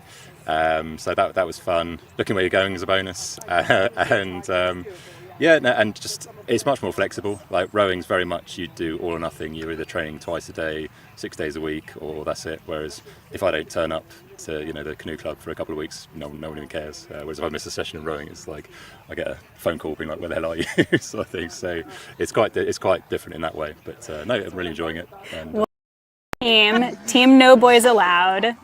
How good is this team? It's been really exciting to put together a team of many of the best women in the country, I think, across all sorts of different events and disciplines. We've got some brilliant international paddlers, past and present, and also some good kind of DW paddlers, and lots more. So really exciting to see that come together. I think the final few stages of the team were pitched at the Cellar, an international race, which is fun to see. Nice. And Katie, speaking of international races, is this a big training day for you? Will you be racing? How are you taking it? To be honest, I'll probably just go on feel because I've been doing quite a lot of training that I am on the tired end of the spectrum right now. But you never know, at 4 a.m. I might suddenly have like a new lease of life. I will find out. Probably not, but we'll just see how it goes. But I will try and do the fastest I can, bear in mind the situation. For the team, Okay, and are you looking forward to Marathon Worlds in a few weeks? Yeah, I'm really looking forward to it. I'll start tapering end of next week, so just like the final push at the moment. Right. Yeah, it'll be good fun. Extra mileage. Well, thank you. Good luck. Thank you. So we've just heard there from a number of different crews at the start of their race yesterday. Somewhere between 16 and 20 hours ago for all of those crews. So it'll be interesting to catch up with some of them as they get to the back end of the race, see how things went, see how they're feeling. If you're just tuning in with us this morning, we're in a little bit of a gap right now. So earlier this morning around 5:30, we had the top two relay crews finish. So we had Chelmsford Empire Strikes Back take the overall win in 15 hours, 26 minutes, and 42 seconds, edging out Richmond and Friends by about 8 minutes to take the crown from them after Richmond took the title last year. And now we're in a gap for probably another 50 minutes before we get our next boat at the final, at the finish line. And then we'll get a steady stream of boats coming in throughout the rest of the morning.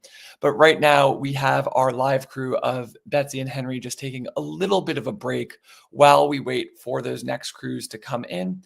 We will come back in a couple of minutes with a recap of that battle between Chelmsford and Richmond. But for now, let's take a look at some more of those photos off of the start yesterday morning.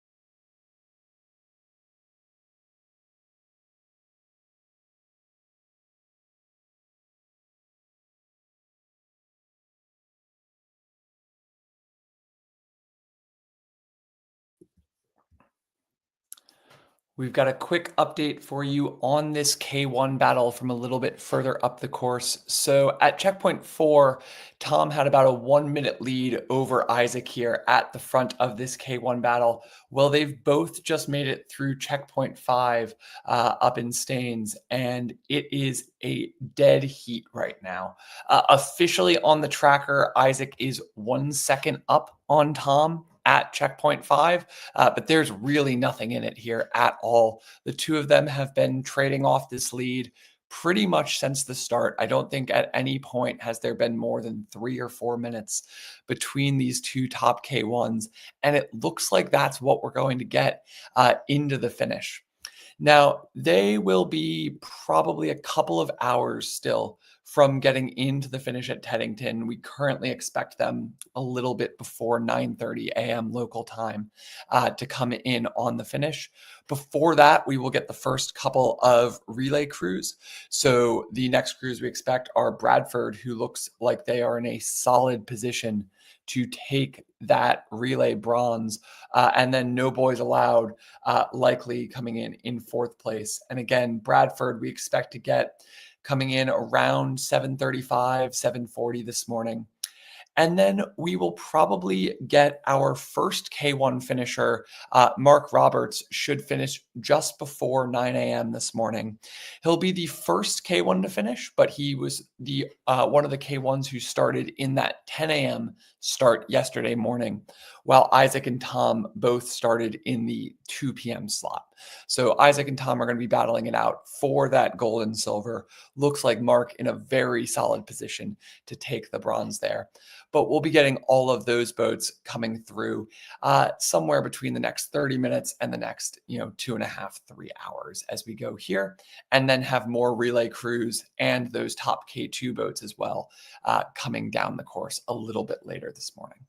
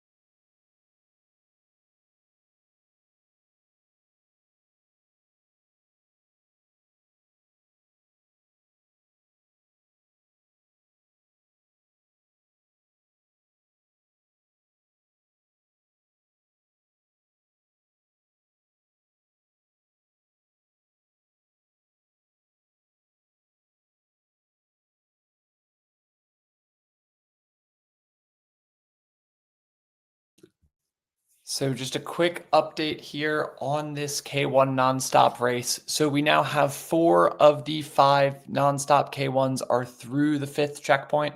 So they just have that last stretch down to Teddington to go, and it is a dead heat at the top of the race. So we've been saying this K1 battle has been tight for the entire course so far, and through 5 checkpoints, there isn't a second between Tom and Isaac at the top there.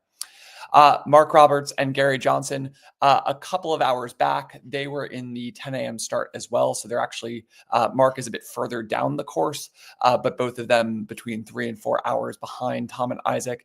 And then Tom Eames is not quite through the 5th checkpoint yet. So you can see up on the screen right now, his time is still through the 4th checkpoint, but he seems like he is still moving well. Seems like he'll make it through to the finish without any of the time cutoff issues there.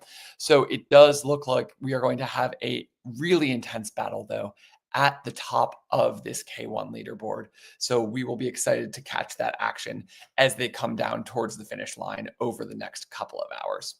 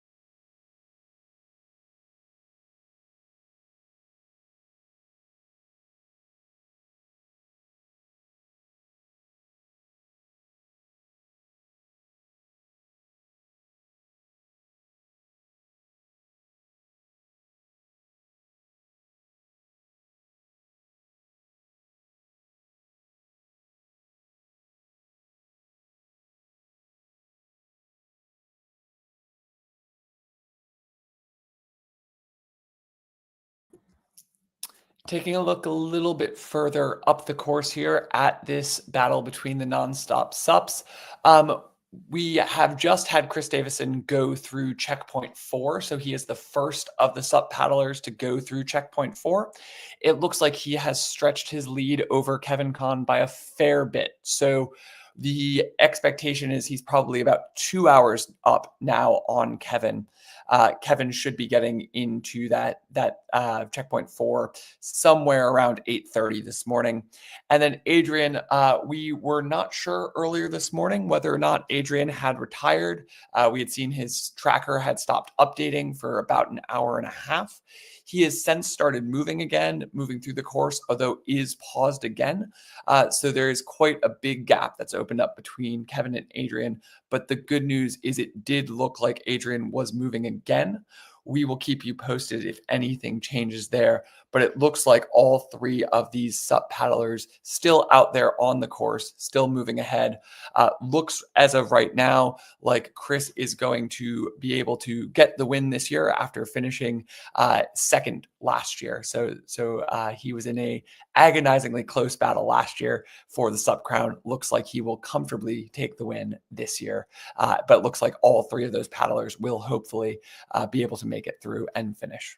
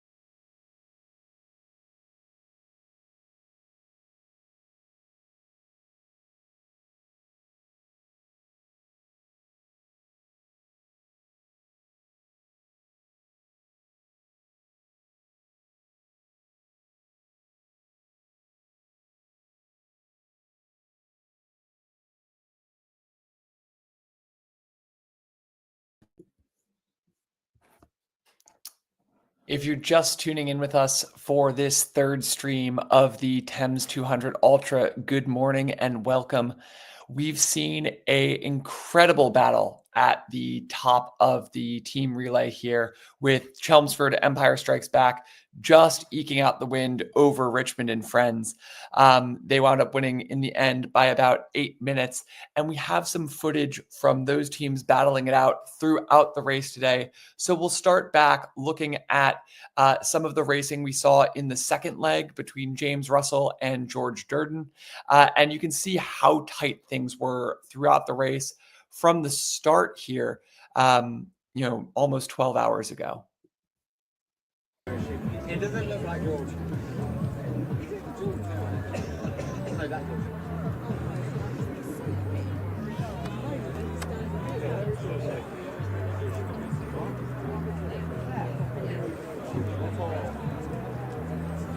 One with about 100 metre lead.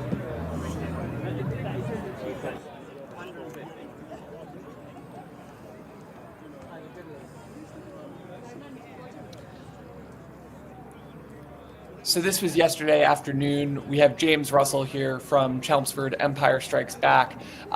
This was his second consecutive leg he did to start off the race yesterday for Chelmsford, and George Durden behind him for Richmond and Friends in that second leg. And you can see here maybe 100 meters between them at this point. And this was about 62 kilometers into the race. And this would basically be the gap for the entirety of the stretch between these two top teams. Chelmsford managing a small lead at this section. Richmond caught them later, and we'll see, we have some clips from the checkpoint that was around midnight last night, where these two teams were in an absolute dead heat.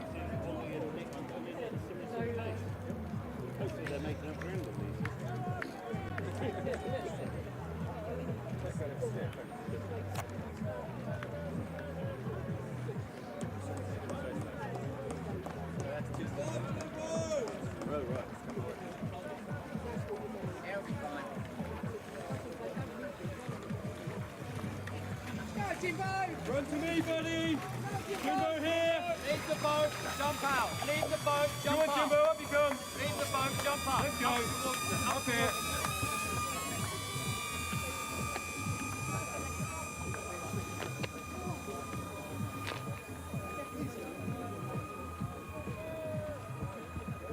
If this is your first time tuning in over the weekend, you can see here as these relay teams were jumping out of the water, they had to get their GPS taken out of their buoyancy aid, put into the back of one of their teammates' buoyancy aids, and before they could take off. So you see these handovers there.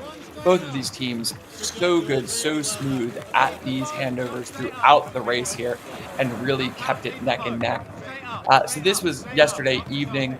As we got closer in towards midnight, the racing between these two top teams was still just neck and neck, as we can see here. All right, Get this ready with the push-off. the Come in tight, come in tight, come in tight.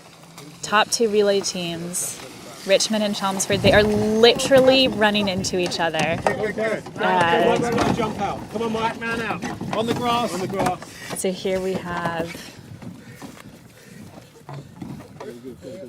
Team Richmond. Okay, that is Team Chelmsford going first. Yeah. And Good? Yeah, good. here is Team Richmond. Okay, so it is George Hampton and James Walkington from Chelmsford, and Brett Irvine and Steve Baker for Richmond. It's a little past midnight. They are moving like crazy. Wow. Is Team Chelmsford, the K2, on their last leg.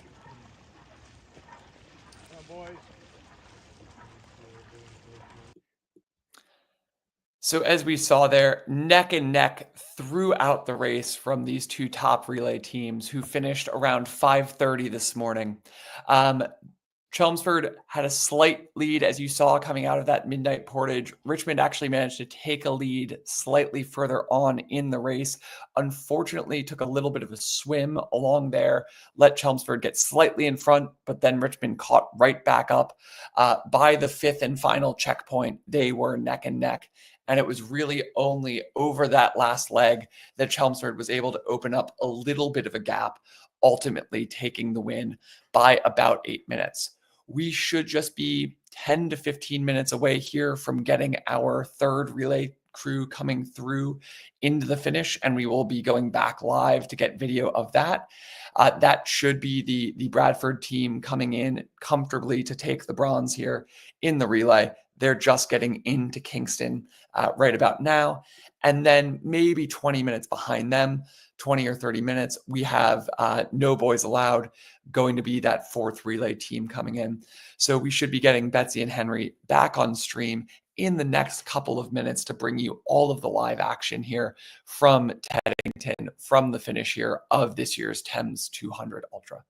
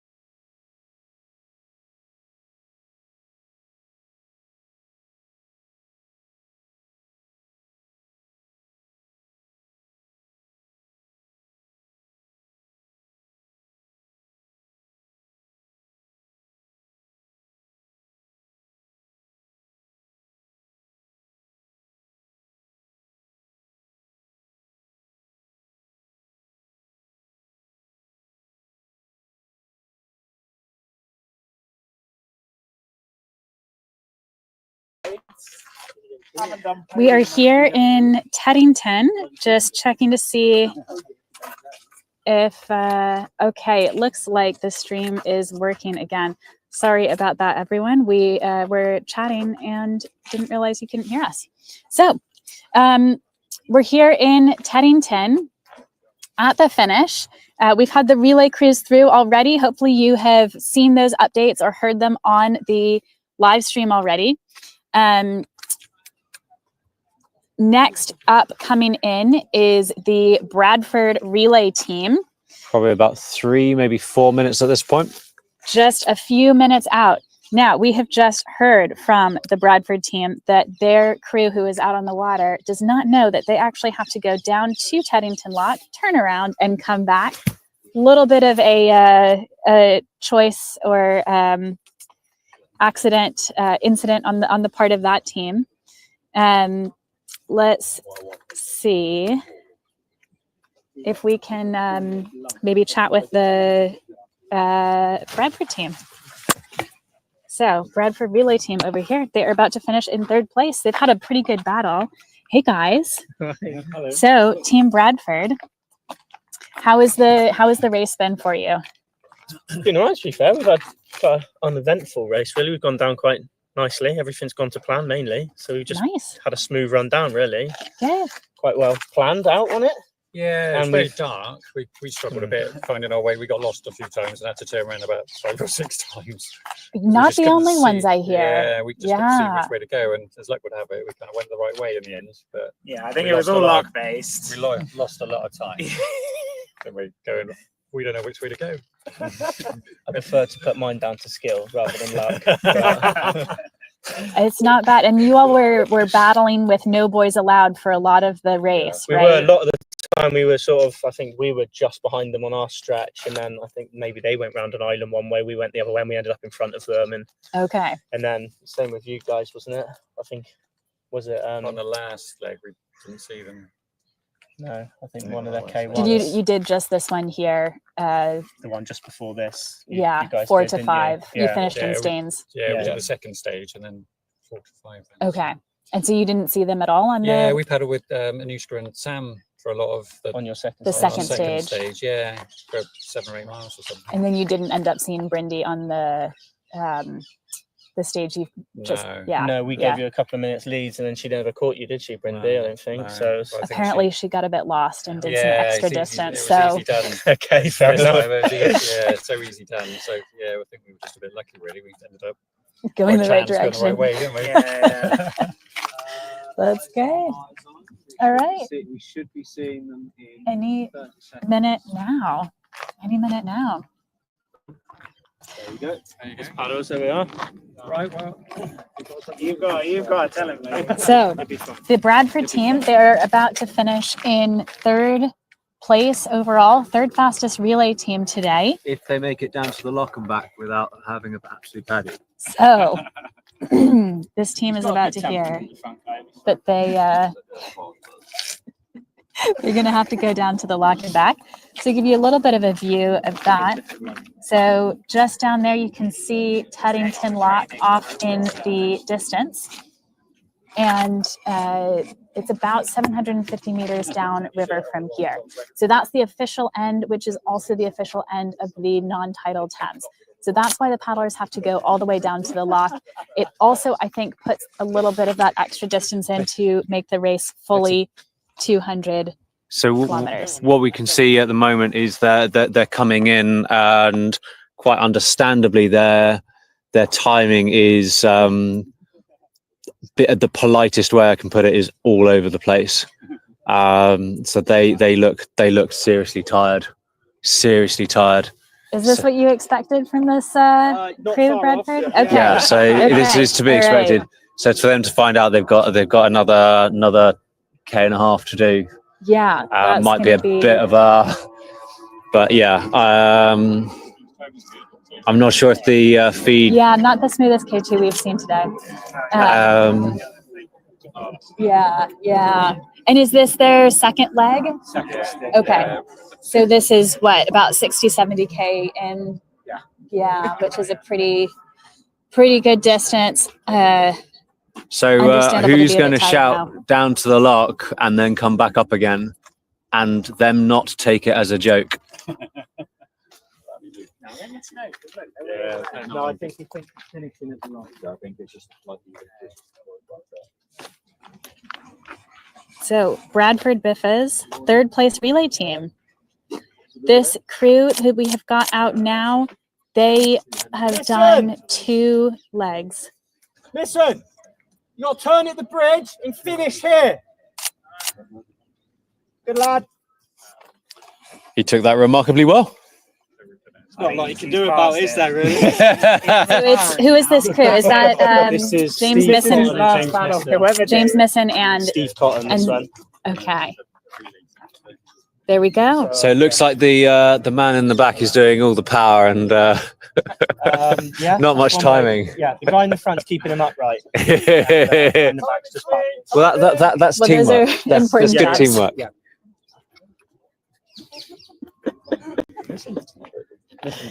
So how He did say he pushed it a bit on the first. He did. He said he and he hasn't trained. He hasn't trained either. No, for about a year.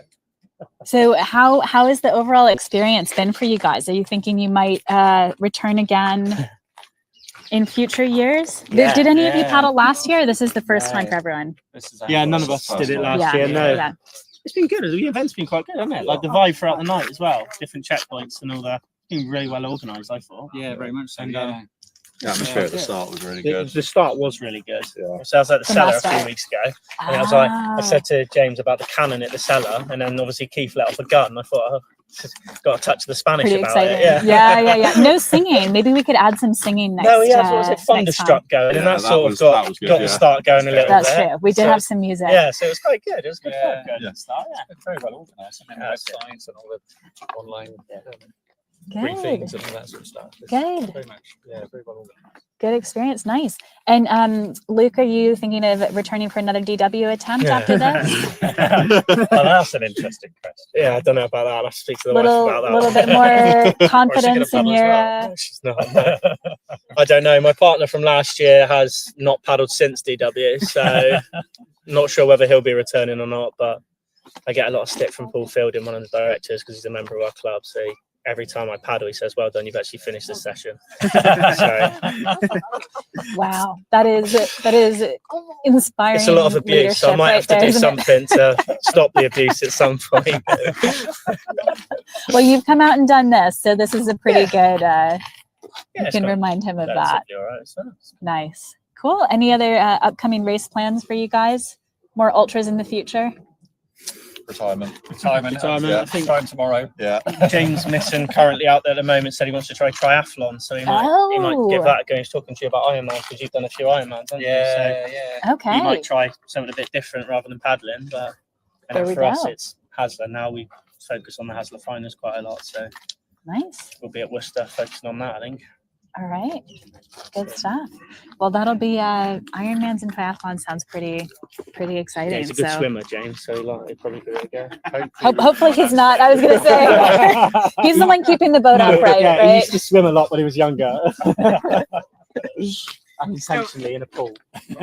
He still swims a lot on some club sessions. So we are just waiting here for Team Bradford to come in. So they should be here any minute now. They've just gone down to Teddington Lock, turned around, and they are coming back to the finish line here. And they are going to snag third place relay team overall, behind 2 super quick teams as well. So pretty exciting.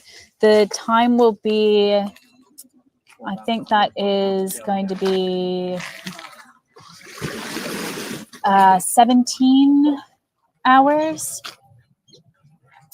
17 hours, 36 minutes, if I've done my maths correctly. Yeah, not far off. Yeah. We're aiming about 17:20, so we're not far off our target. Okay. Yeah, so only 15-20 minutes off the plan, and the water is really low this year. So not too bad. We've got some other recreational paddlers and swimmers out using the river today. It's a beautiful day for it. Really perfect conditions other than the drought. Did you guys have any like wind or issues with any conditions at any point? When we started our second leg coming out of Pangbourne, it was a bit of a headwind for the first couple of K, wasn't it? And I thought if that goes through the whole night, it'd be a bit miserable. But it seemed to ease up a bit. Yeah, I didn't notice it at all. No, yeah, it eased up a bit. So It's pretty been minimal. relatively flat. It's been like this most of the way Really down, weedy. really. Weedy, a lot more. Oh, weed than even we after thought. the beginning? Yeah, Okay. a lot more weed coming through Reading, and wow, I've just never seen it weedy through there, but it was today. Shallow place. It's so shallow. Yeah, it's so shallow. We got the rollers at Oxford, and we just sunk. We couldn't paddle off because it was so shallow, and we thought we could go on at the end of the rollers, and yeah, I think we're too heavy. 200 kilos of lard in the boat was about too heavy for that.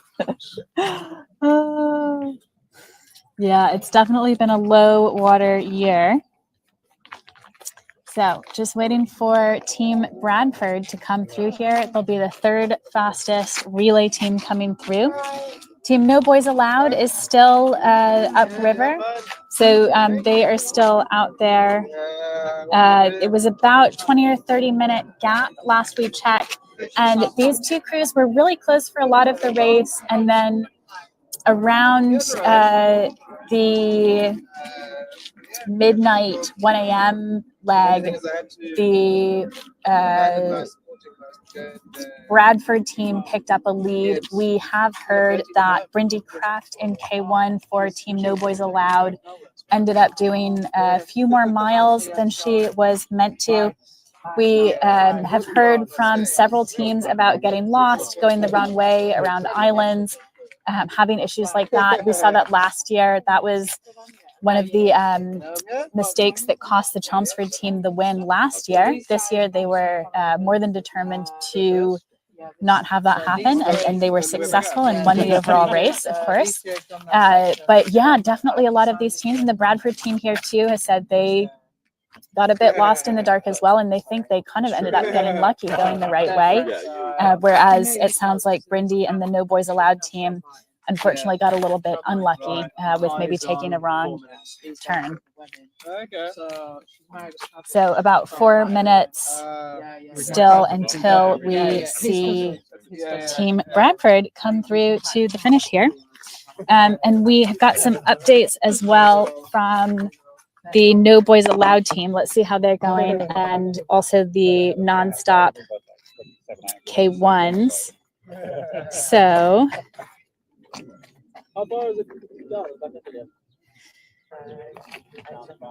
we will just see if we can grab this. Hey.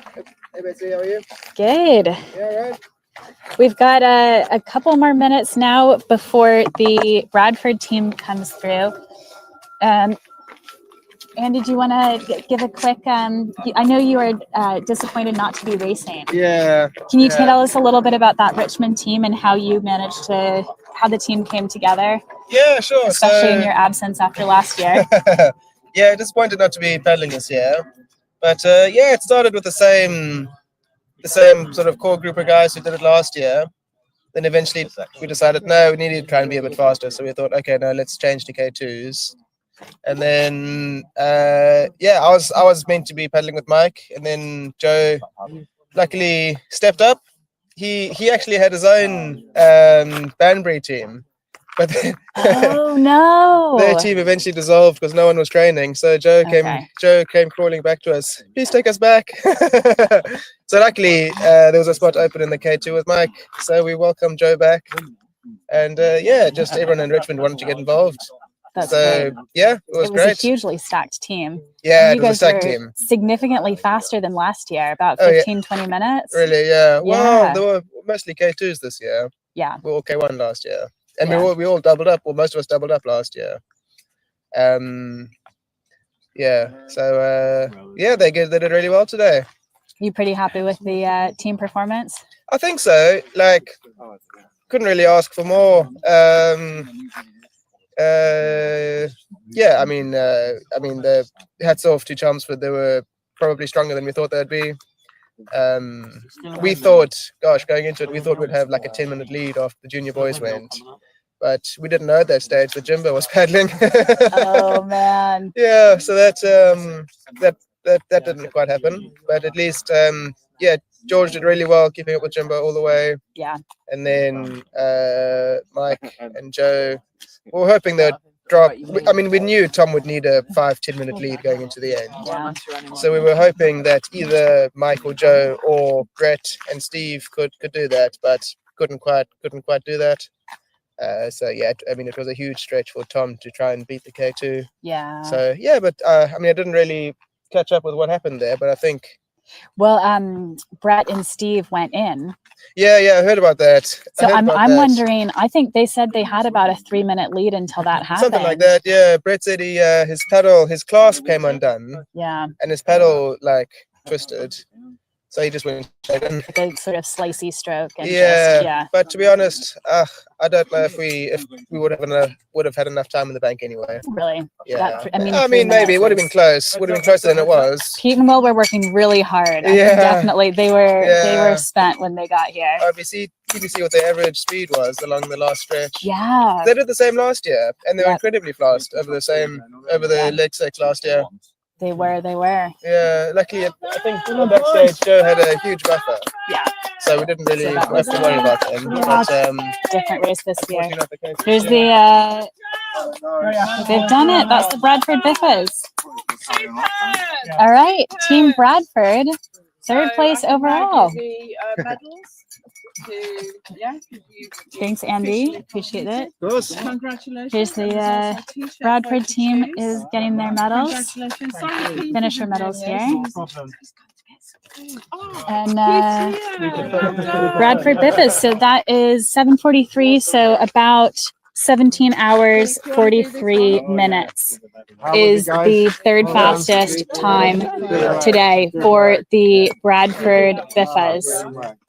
We've got some medals for the team coming out here. Brilliant. Yeah, it was good. It was good.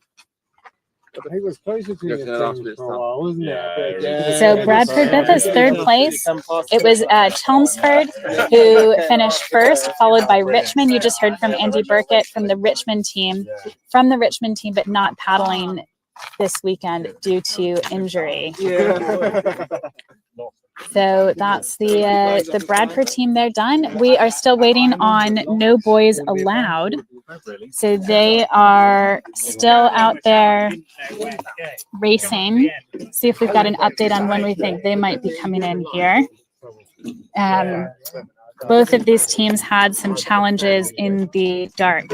So No Boys Allowed should be hitting Ravens 8 now, which is not far upstream. So we might see them in 10 minutes or so. There we go. Team Bradford. What up, guys? We're going to buy where we're just going around the circle. Literally, there's a little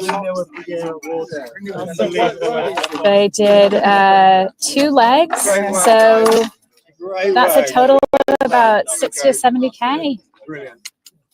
Really well done. How was it? Last hour or so tough. Doesn't end, does it? You need hands in four. Coming up. Well done, guys. Yeah, Thank God there's no flow. Can you two just move in? That's the Bradford team. Just quickly. So third place, Bradford Biffers. How good? Well done. Good enough, you've only got to do it once. Perfect. Thank you. Well done. Massive congratulations.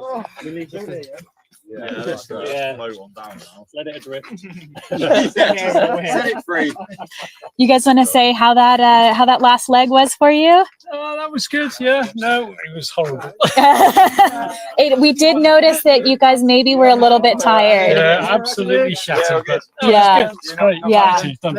Good. Yeah. And you did 2 legs. How did the first and second legs compare? First leg was a lot better. Okay. A lot better, and we had a bit of help with the girls team, so that was great.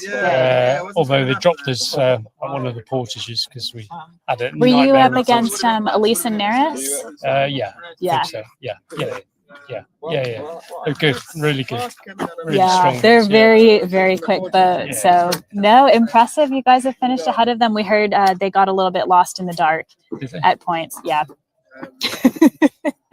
Yeah, no, we just had really bad portage. Really? Second to last portage, it was horrible. So Oh, we got it gosh. completely wrong. Oh, no. And yeah, we were hanging out of the boat, and he was hanging onto my legs to get the boat out of the. Oh my God. Anyway, it was good. Oh, So, wow. good experience, isn't it? Yeah, and you did. This is your first time racing, right? For both of you guys. For this, yeah. For yeah, this one, absolutely. Yeah. He pulled me along and dragged me along. And, How was that for you? Yeah, Last it's good leg. fun. Yeah, good fun. Yeah. Tough. The last hour, especially, but the sunrise was really nice, which helped. Oh, where did you get yeah. the sunrise? Where did that hit? Probably about an hour into our 45 minutes to an hour into Okay. our last. That's pretty stretch good. there. That's So kind of ideal for the last bit of the race, isn't it? yeah. So Nice. yeah, glad it's done. Tired but smooth on that last section. Yeah, it was a struggle the last little bit, but yeah, got it done. So, Okay. we were conscious that Katie's just behind us somewhere. Yeah. So Yeah, you knew she was going to we be don't trying wanna to catch up. Very close. They're about 6 minutes away now. Oh, really? Oh, I think they've made up some ground then since Yeah, so they're just going through Kingston yeah, Bridge which now. doesn't surprise me since Brindy got a bit lost. So if Katie's That's why we're called the Bradford Differs, because we're a bit rubbish. I mean, you all are the third place team today, so not too rubbish. That's all right. yeah, Not so, bad at all. Happy with that, I think. We'll say that. Good. You think you might come back and do it again? Yeah, we'll see. We have to send the A team next time, I think. Well, well done. Congratulations, guys. Thanks a lot. Great Thank you very work. much. Really good stuff. Thanks. Cheers. So not too far. Not like 1 kilometer away. Maybe 1.5 Ks. 1.5 Ks. Okay, that is pretty exciting. If this can be trusted. Yeah. GPS has been pretty good for us. Yeah. So exciting to see Katie coming in soon. I'm hoping the rest of that team is here to greet her too. I saw them earlier. The girls team. Yeah, I think they might be sleeping in the car. I have Yes. been hearing rumours that quite a few support crews have been experiencing car difficulties this weekend. Yeah. Yes, we heard at least one car broke down. So Mark Roberts' team has broken down. They've Oh, actually abandoned their no. car and jumped into an Uber. Oh my God. So Support there's team in someone Uber. on the girls No Boys Allowed team. Yeah. They've broken down. So yeah. Yeah. We'll see Wow. the weekend for it. It's the weekend for it. Oh, It's not the man. weather, it's the cars. It's the car breakdowns. Yeah. It's getting lost. These Yeah. are the little things that we. All makes it fun. You know, what's a bit of spice to add to a bit of car trouble to spice things up. It's true. It's true. Yeah, it was. Keeps it more interesting, doesn't Keeps the seconding team on their toes at least. it? Yeah. I think they were all. I think none of those girls have slept at all, so they're just trying to catch up on some sleep now. Oh, because they've been staying awake. They've been supporting staying each awake other the whole through time. I think that's yeah. what Brindy's problem was. She was up since 6 o'clock this morning. She had a training session with her K2 partner up in Nottingham. Because they're training for Worlds. Yeah, in about 2 weeks. Yeah. And then she was up all day supporting the girls, and then up all night, and then she paddled. Yeah. And I think she was just exhausted. Didn't recognize where she was. Got disoriented in the dark. It's really tough. Yeah. I mean, Yeah, even going into that fresh, I think it, especially on a moonless night like last night. Yeah, I mean, yeah, it gets so dark out there when there's no moon. I don't know if there was much mist this year. It could have been. I haven't heard about mist. I think Yeah. it's been pretty But it pretty gets calm, it's but really yeah, hard in the dark. It is tricky. Which legs did you do last year? Last year I did 1 and 5. So we had I didn't enjoy 1 very much. I remember. Yeah. That mass start, I think, was not your favorite. And it Yeah, was, I just got a bit caught unawares, and then I got a bit of a paddle in the face as well, because I guess I just wasn't paying attention really. And then, so I made it as hard as possible for us to win the race, but managed to win it in the end. I think I lost a couple of minutes to Pete, was our rival at that stage. Yeah. Joe also lost another couple of minutes to Will on the next leg, but then George really swung it around for us. He clawed it all back and then some. He got us a bit of a lead, and then we all just kind of kept it going after that. So yeah, I think we got a bit lucky last year, to be honest. Yeah. Chelmsford guys got last. Almost took the win this year. Yeah, it's really close. What was the time difference in the end? 3 minutes. 3 minutes. Yeah. Well, yeah. Are you Maybe gonna come back next year? And... I'd like to, absolutely, yeah. But I think, gosh, we're gonna have like team trials for the Richmond I team think you next will. year. I think it is going to be unbelievably Hopefully I competitive. make the cut next year. At this level, it is really, Yeah. but it's fun to see. I mean, really, It is, yeah. some Watching of the Joe best and Mike, paddlers. it was like proper racing. Yeah. They were going into the portages hard, running hard, paddling hard out the portages, trying to drop each other. They weren't just dawdling along. With the No, added not bonus at of all. it being pitched back. Yeah, Yeah, doing all yeah. that in the dark.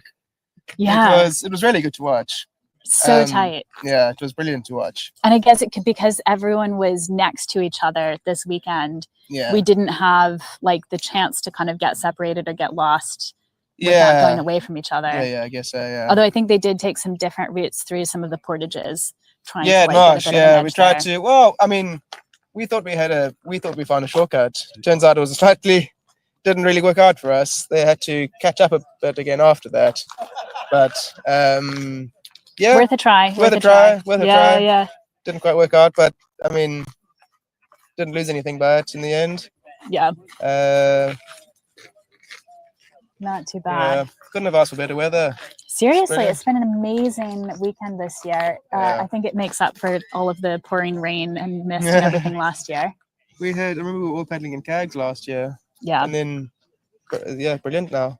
Yeah, no, it's really good. So we should have Katie Brooks coming through here pretty soon. Yeah, so they're currently at St. Stephen's 8, or known locally as Teapot, which would give them an estimate. We should have eyes on them in about 2.5 minutes. Yeah, that's only a few hundred meters up from that willow tree that you can see on the bank. Yeah, so Yeah. they are really, really close.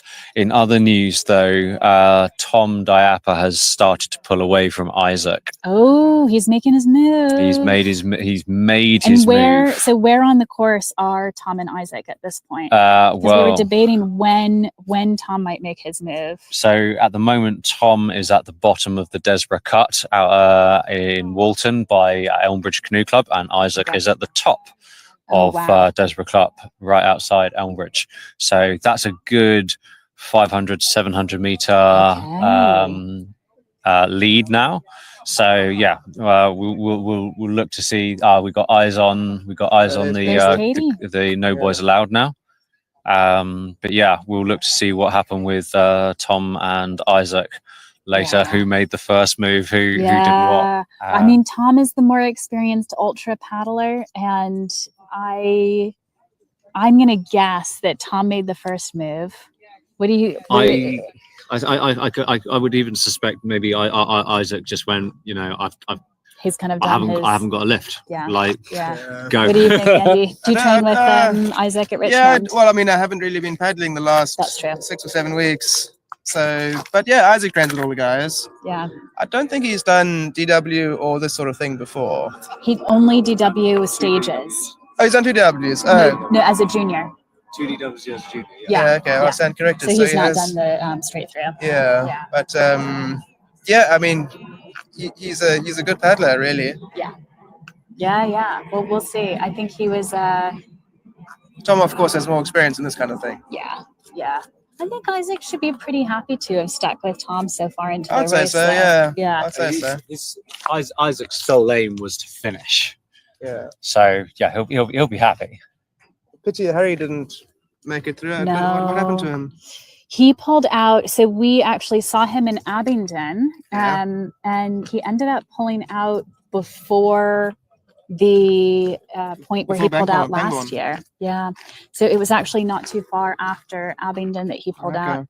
He took a long break at Abingdon, Yeah. and we saw his full support crew there with him. We chatted with his mom on the live stream. And we were all, really rooting for him. It did look like he was struggling a bit at that point. But Just fatigue, or did something happen?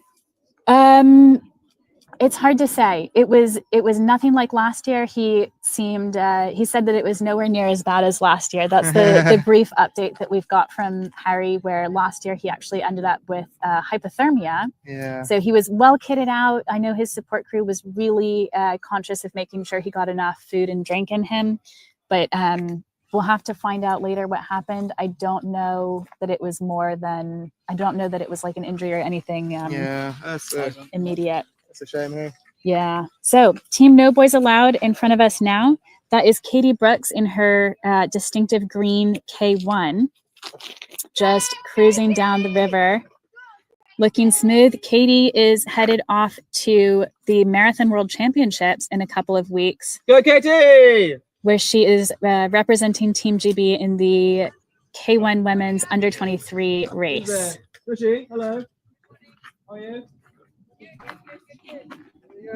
And we have got some of the rest of the No Boys Allowed team arriving here now, just in time to see Katie finish. They had some car troubles, which I'm guessing is why they have just rocked up on their bicycles. So, Kate, how do you think Katie's looking, Henry? Oh, she's looking pretty solid. I mean, timing is consistent. Like, yeah, she's looking very comfortable. If I'm honest, yeah. Tired but comfortable. It looks like she's picked up a bit of time. We think, right? Because crawl back a bit. I mean, the other thing we've got to keep in mind is the No Boys Allowed team. A lot of them train at Richmond, and just grinding out 30k is one of the staple parts of the Richmond training diet. So yeah, I don't think the distance for any of these paddlers was a challenge. It was the intensity that they decided to engage with it. And so, yeah, I think Katie would have had the comfortable knowledge that she was too far behind the Bisham crew to catch them, and too far ahead of the following crews. So not say she's had an easy one, but she's had a stress-free race where she could just cap and still not change anything. So yeah, very, very comfortable. We've just got all the rest of the team coming in now, so we can see Brindy, Elise, Anushka, Sam. They're all rocking up. So, we'll see if we can catch them in just a minute when they come down to the finish. I do have some updates on the rest of the crews. So the Reese-Clarks now have a 4-hour lead over the next K2. So really serious lead for the Reese-Clarks. Pretty exciting. We've spoken about them a lot. I am dying to talk to them and hear from Karina about her first ever kayak race where she's about to win a 200-kilometer ultra. In the solo race, so we've talked about Isaac and Tom.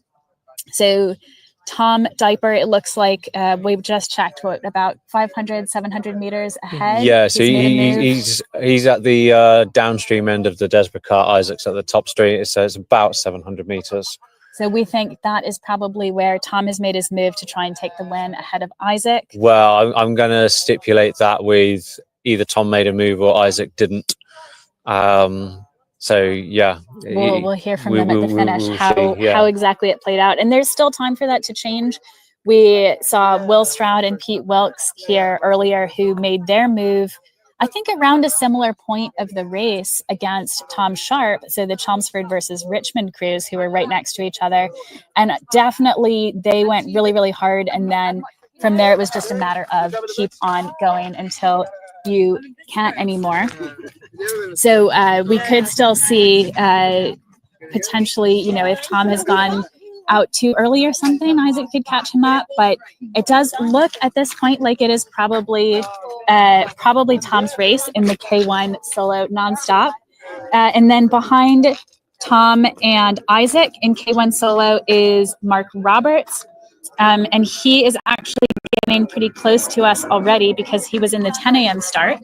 So he is not too far from Hampton Court, which is not far up the river here. So we'll probably see him as the first K1 finisher in although he is likely going to finish in third place because the other two guys started in the 2 p.m. start. And Newbury, so the rest of the relay crews who are still on the course, we've got Newbury solidly in 5th place. So they'll be next up after the No Boys Allowed team. The Royal Engineers are in 6th and Tunbridge is in 7th. So it looks like that gap between Tom and Isaac has opened up to about 3 minutes. And Tom has managed to get in with a relay team. So we think maybe Tom Diaper is on a wash right now, whereas Isaac has been left solo. So that could definitely be making a big difference in how the rest of the race plays out for Tom and Isaac. Are we seeing Katie coming back yet, or is she still got a couple minutes before we've got Katie coming back up here? We do have her team. Team No Boys Allowed. That's if you feel like turning with it. They have faced some challenges this weekend and overcome them. From car troubles to getting lost in the dark. Because I know that the river bends right off Marlow. So it's like So we are just waiting for the 4th place relay team to finish here. Team No Boys Allowed. Katie Brooks, we've seen her coming down river about 3 minutes away. She's on her way up now. And I was like, I'm so smart. It's because I know the river. And I'm like, We got to see if we can get something from the No Boys Allowed.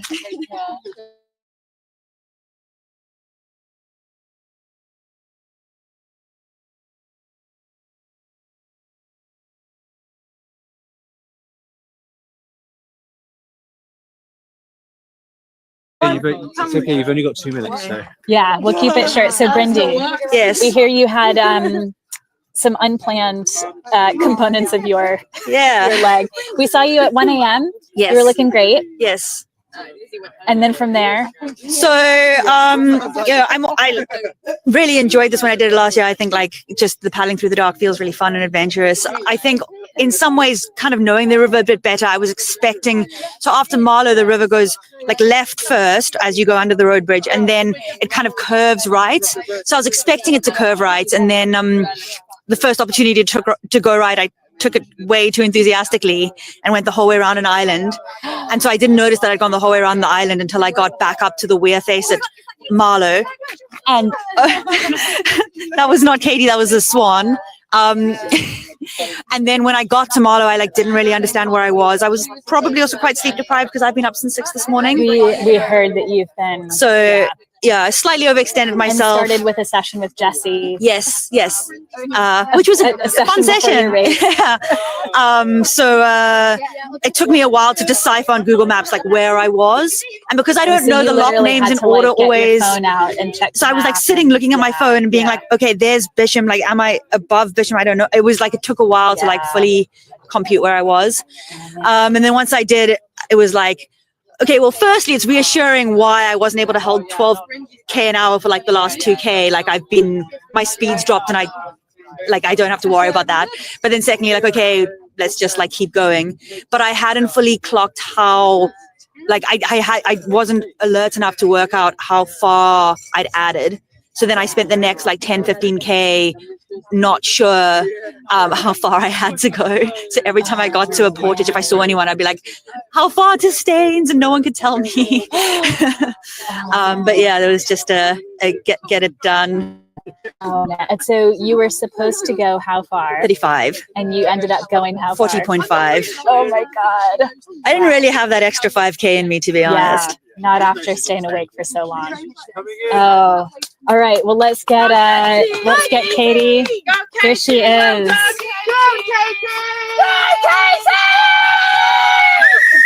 Katie! I think this is our Go on, Katie! highest energy crew so far. Welcome, No Boys Allowed! Go, Katie! Go, Katie! Katie Brooks, no boys allowed, 4th place. Beautiful. Good job. Perfect technique all the way to the end. Look at that. Oh yeah. No, we're team bonus now. Team bonus lap. Oh, here we go. Finisher medals for. Thank you for being part Sorry, of it. Katie, there's no space for your boat on the roof. You'll have to paddle home. We'll see you in Richmond, Katie. Thank you very much. Great thing. And, Brindy did extra. also great enthusiasm throughout the night as well. It makes a huge difference. Thank you, guys. The enthusiasm has been fantastic, hasn't it? Well done, Katie. Well done. Except me, I'm ready to pass out. Well done, Katie. I can get her boat. I've had Well done.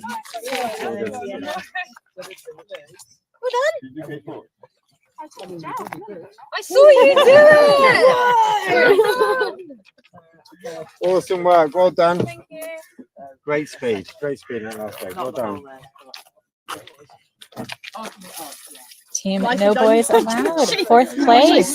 This is an absolutely stacked women's team, hugely impressive. My bike started making funny noises after that cycle. I've got a rock. It sounded like you were on an electric bike. Yeah, it's like. Do you want me to take the boat? You okay. can get a team picture then.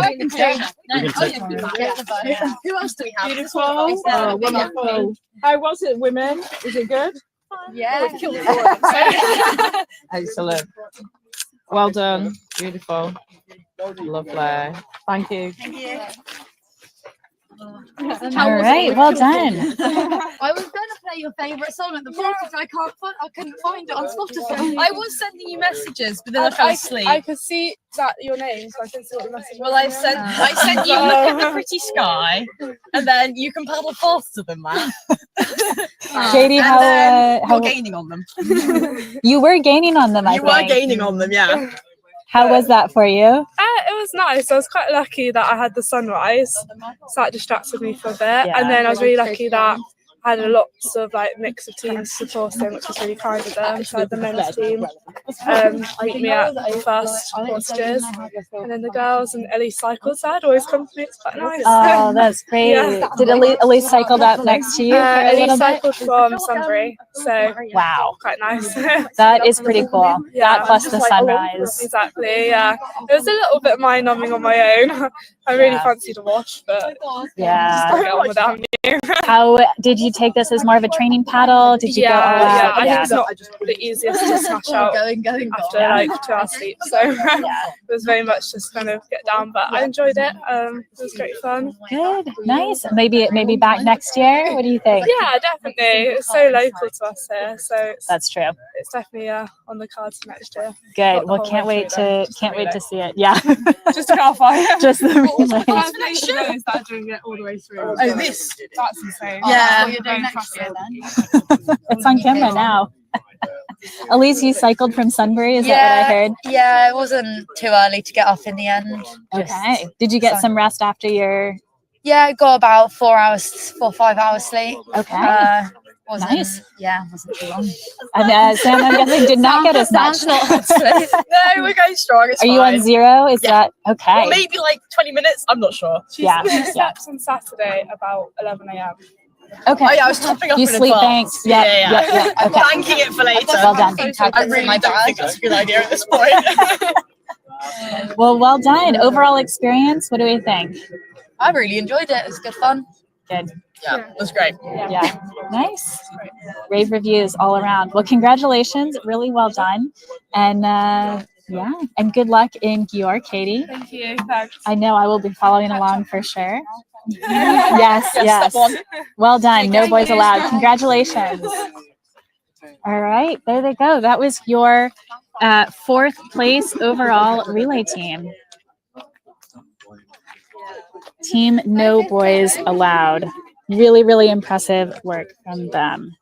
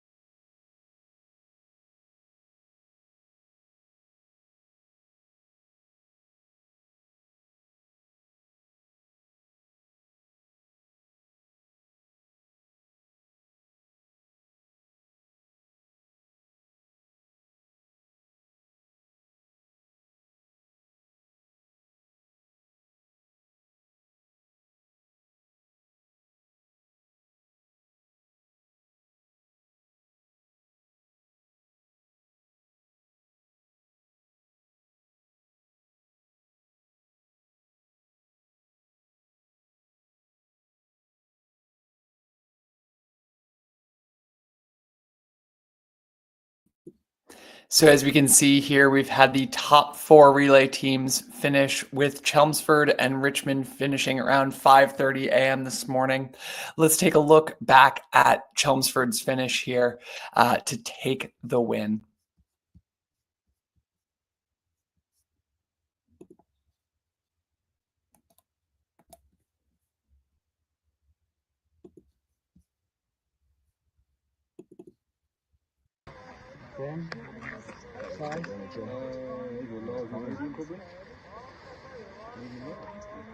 You'll be alright. You'll be allowed to. Alright. Medium thin. Right, you can change it. They're different sponsors and they're maybe. Last one's a break.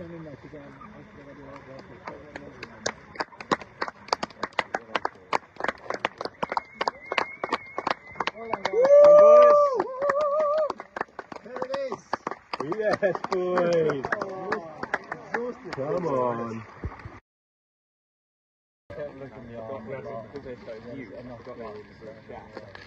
And then about 8 minutes behind them, we had Richmond and Friends coming in to take second place overall here. Again, both of these teams several hours ago, just as the sun was rising around 5:30 this morning.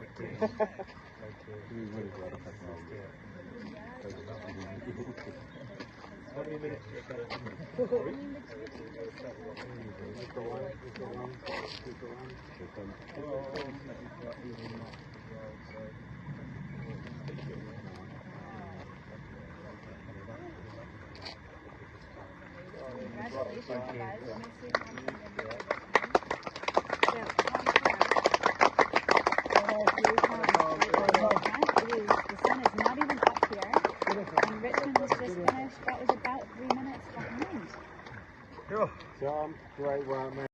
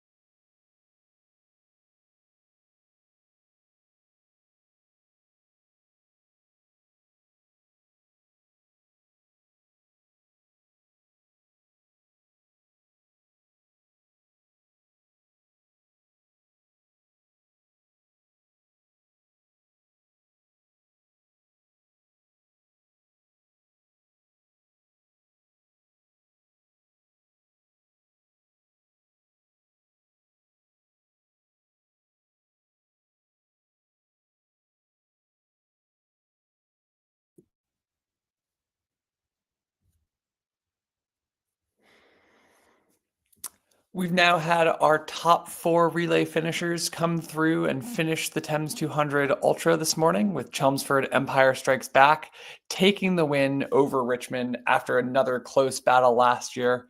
Bradford Biffas and No Boys Allowed, we've seen them finish in the last half hour or so, with Bradford taking the bronze, and we just saw No Boys Allowed finish things off there. We should see our first K1 paddler coming through in the next 30 to 45 minutes. But until then, we have a little bit of a gap, but that will be Mark Roberts, who took off as part of the 10 a.m. start yesterday. So he will not likely be the overall winner of the nonstop K1, but will be the first boat to come through. And then we will likely, a few minutes after that, have boat 107, the Newbury Nutters, as our 5th place relay crew finishing. And then things will start to come in a much bigger wave as we get to 9:30, 10 a.m. local. You've been able to live. We are here at the finish, just waiting for the next few crews to come through. So we have seen so far the first 4 relay teams finish. That was Chelmsford in first, followed by Richmond Canoe Club. I believe I might have actually gotten their final time difference wrong earlier. I thought it was 3 minutes, but the official times, I think, is saying that it's more like 8 minutes. So that is a much bigger spread than we thought, but not entirely surprising. Coming up after, so that was Chelmsford first, Richmond second, and then behind them in 3rd place, we had Team Bradford. Bradford had been kind of trading off with the No Boys Allowed team for a while until the Bradford team got a bit of an edge and No Boys Allowed got a little bit lost at night. So we heard from Brindy a few minutes ago about she knew the river really well and thought she was taking the right turn at the right time, and it turned out not to be the right one. And she is, a lot of that team is pretty sleep deprived at this point. I think they are one of the teams, we've seen teams do this race where they are really strategic about sleep, and they'll have, some of the later relay team members stay at home and sleep and then show up later to do their legs. The No Boys Allowed team has been really on it and supportive of each other the whole race, which I think is really nice from a morale standpoint. But it has losing not been good from a sleep standpoint. horrifically. And I think it's fine if you won the earlier legs and then you soldier on through and support and follow your team through. But if you're on one of the later legs or the midnight stretch, potentially driving up to Nottingham, doing a training session, driving back down, staying awake, doing a race is not going to leave your headspace in the most productive place to navigate the Thames at night. Yeah, not at all. It is a challenging approach, and I have loved their enthusiasm and presence. And just the vibes that team brought throughout the race. A lot of energy. It's been fantastic. And a lot of energy given how little they slept. But maybe that's why a slight overcompensation going on there. Tactically, I think probably some questions about that. But they made it through, and then Katie Brooks in K1 on that last leg was making up distance on the final Bradford crew. So not quite enough to pass them, but still enough to make for a good finish. And it meant that she had maybe a little bit less pressure there, and she was able to take a pretty good sort of training style paddle, which is really what she needs 2 weeks before World Championships. Yeah. I mean, having said that, one of the reasons Keith did set this race up was so that people had nighttime experience on the Thames. So, Brindy has gone in at the deep end and got herself some nighttime experience on the Thames, which sets her in good stead for another DW run potentially. Yeah. I hope to see her back next year. Speaking to her after her DW this year, I think she was maybe not quite ready to commit 100%, but how she's been talking lately, I think we might see her back at DW next year. I just don't know who with. That's my question. Well, I don't think anyone really knows until about 2 weeks before. Well, we'll see. We shall see. So then the next crew, so Newbury is coming in soon. Newbury will be the 5th place relay crew. So that was Team Newbury Nutters. And then we have also got Mark Roberts coming through. So Mark is going to be he's finishing first, but he is likely going to be the 3rd place finisher in the nonstop solo division. So those are the next couple of boats that we'll have coming through here.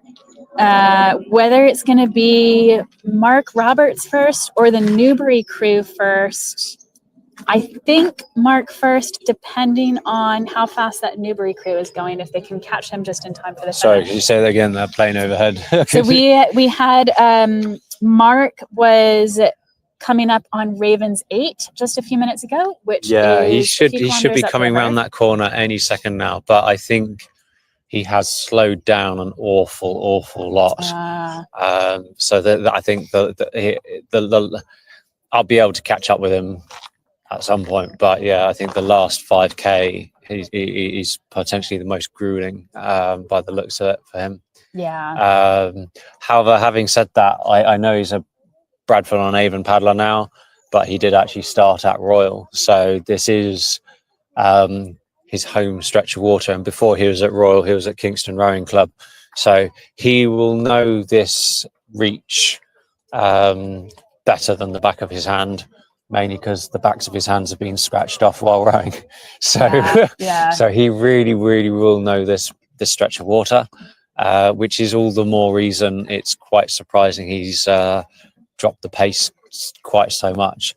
But I have absolutely no doubt he'll finish at this point. He will swim if he has to. Yeah, I think it's once you get to this point, quitting is not it hurts. It really, and especially for Mark, with this being his first one, he spent a lot of time in the kayak for sure, but he was really nervous about this. For those on the stream, Mark is a big man, and I don't mean that in terms of chub. I mean that as in he is tall and he is in proportion wide. You would not think he is a tall person he's from built a photo. like a high top rower. Yeah. Well, he's still short for a rower. Well, fair point. But no, there are photos. I'm over 6 foot, and there's photos of me next to him, and I just look like a midget, skinny midget. So that's a lot of. But yeah, he's a lot to get down the course. Yeah, but he's a big man, and you'd think he's really confident. But yeah, the approach to this, he's questioning everything. It's a tough thing to do, 200 kilometers on your own. Yeah, it's a big undertaking, undertaking. And I think especially that solo aspect of the race, we have several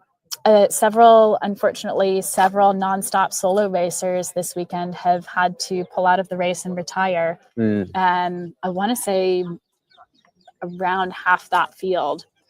Was how many started? 6, 7, and 2 have retired. I'm gonna double check the numbers right now. Okay, Mark has passed through Kingston Bridge, so we've got a few more minutes before. So he is going quite a bit slower. So I'm just gonna double check the numbers here that we had on these individual nonstop paddlers. So we had 11 nonstop paddlers start, and so far 1, 2, 3, 4 I think have retired. I'm going to double check that though and see if our numbers on the retirees are up to date. We reported, I apologize to anyone who heard us report earlier that Adrian Angel had retired, but I believe he's still out there racing, which is great to see. So Adrian's still out there.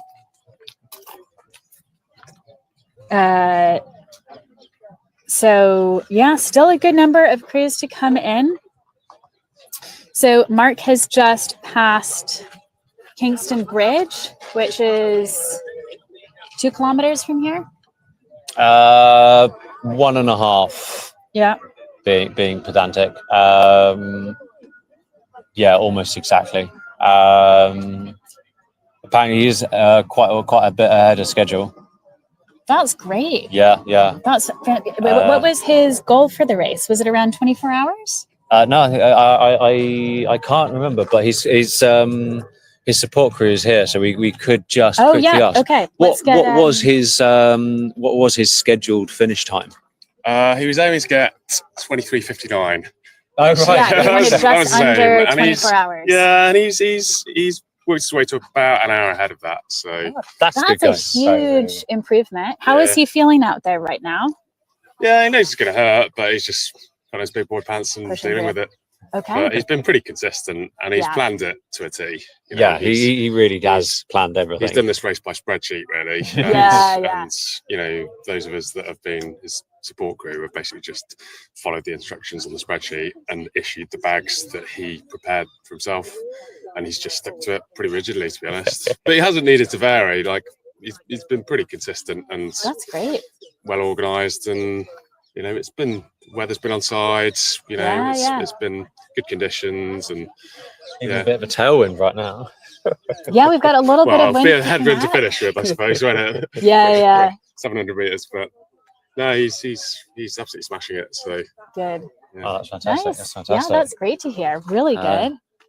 So yeah, hour ahead of schedule. That's going. That's going. That's pretty significant. That's and on your first ultra too. I think that and just hearing from Mark's support crew there, that indicates to me that he has done excellent planning. He's planned nice and conservatively to the point where now he's an hour ahead of schedule. It's better to be an hour ahead than an hour behind. Yeah, definitely. But also, like I say, Mark's quite a meticulous planner, so it's not a surprise.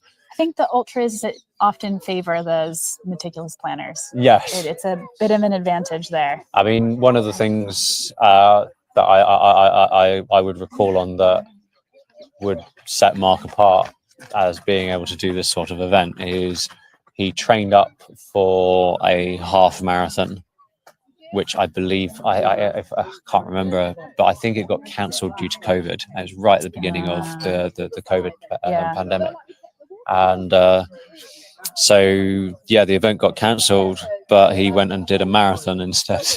Wow. So After training for a half. That is very without impressive. training up to the marathon, he just went and did it. Oh man! Wow. Blood and blisters and all. So yeah, he's definitely made of some hard stuff. Yeah. Wow. That is very impressive. Yeah, we should have eyes on him any second now. We've got someone, a friend of his is actually standing on the jetty up there, so they probably can see him already. Okay. Now you can see some other craft and swimmers in the water here. So those are just recreational water users out this morning. And we've got a swimmer, a stand-up paddleboarder, some rowers. It's not too crowded, I don't think. Fortunately, we don't have many pleasure boats out at this point, which is nice. I think that's going to be a bit tricky later. Well, that was part of Mark's main reason for starting early. Is he didn't want to be out with all the gin palaces tearing up and down on the reach, especially when you're 200k tired. So yeah, one of his big reasons for starting early was to finish earlier. Yeah. With the nicer water, calmer.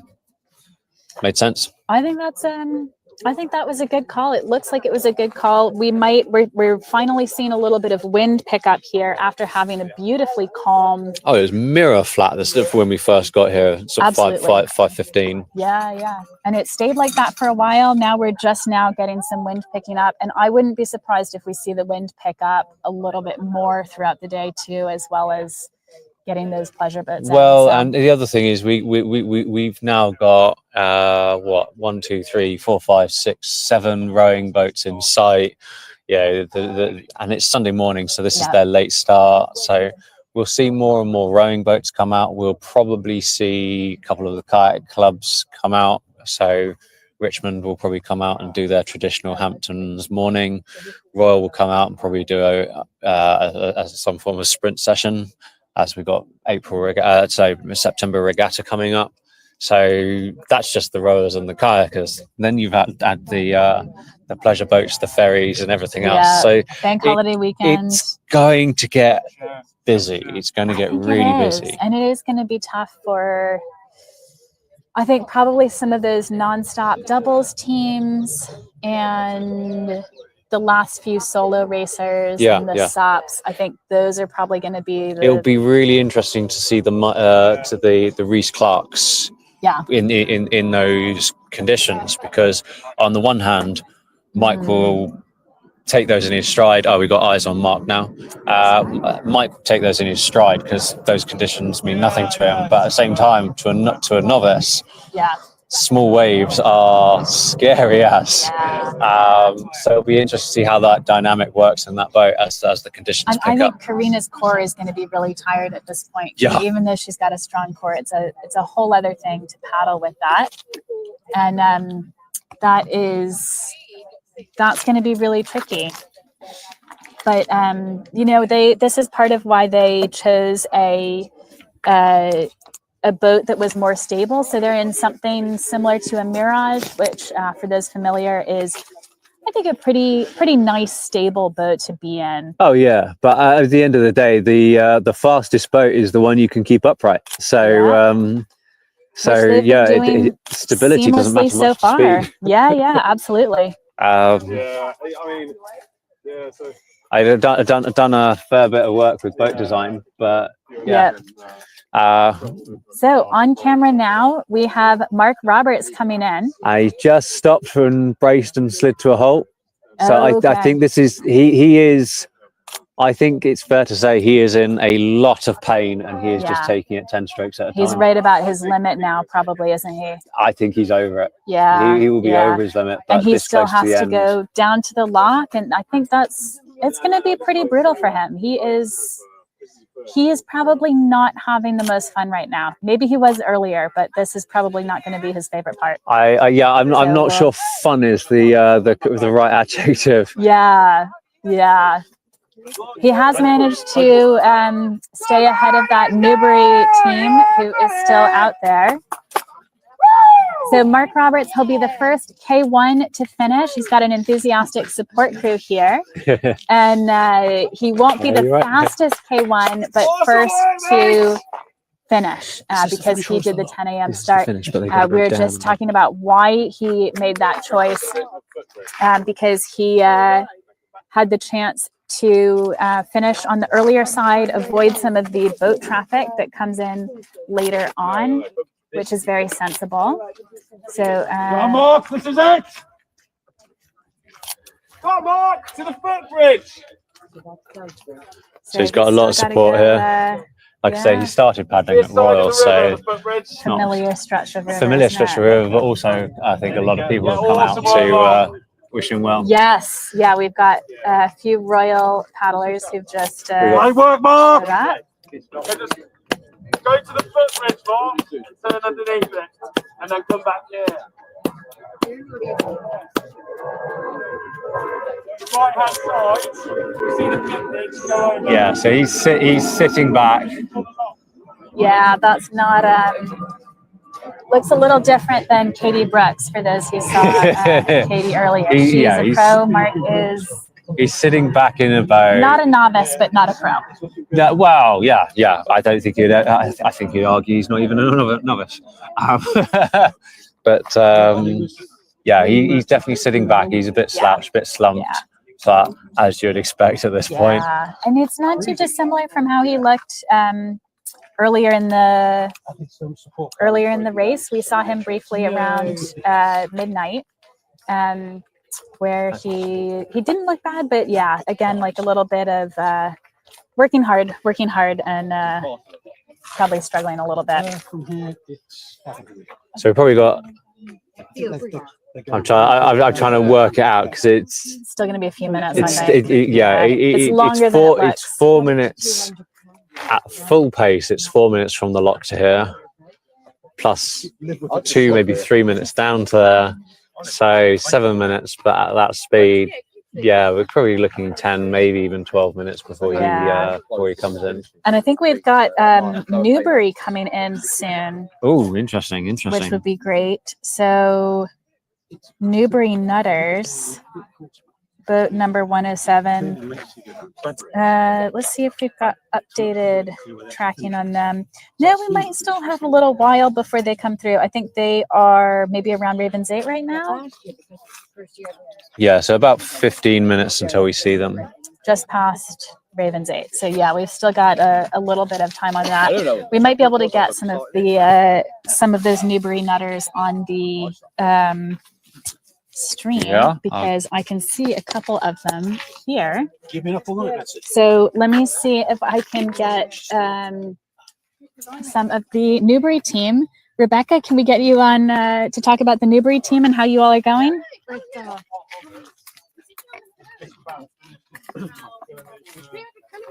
All right, Rebecca Bird, come on over and tell us. Newbury paddlers as well, Rob and Paul. Hey. All right, guys. Newbury Nutters. Who wants to hold the? You want to hold the paddle mic? Oh, and we've got the dog too. What do you think about it? That's a pretty well behaved dog to be good. So how's your race been, Team Newbury? Really good, very good. Yeah, very enjoyable. We're actually exactly on schedule. Almost about to 2 the minutes minute. off of the schedule that we created. Yeah. That is pretty impressive. Yeah. You guys must be pretty happy with that. Very. Yeah. Yeah. Nice. And any issues through the night? Did you get lost or anything? Or Not getting lost. We did have someone cut us up a bit. That was quite annoying. Okay. And shouldn't say more as we're okay. We'll leave it. There's we'll leave a lot it of there. debris in the water.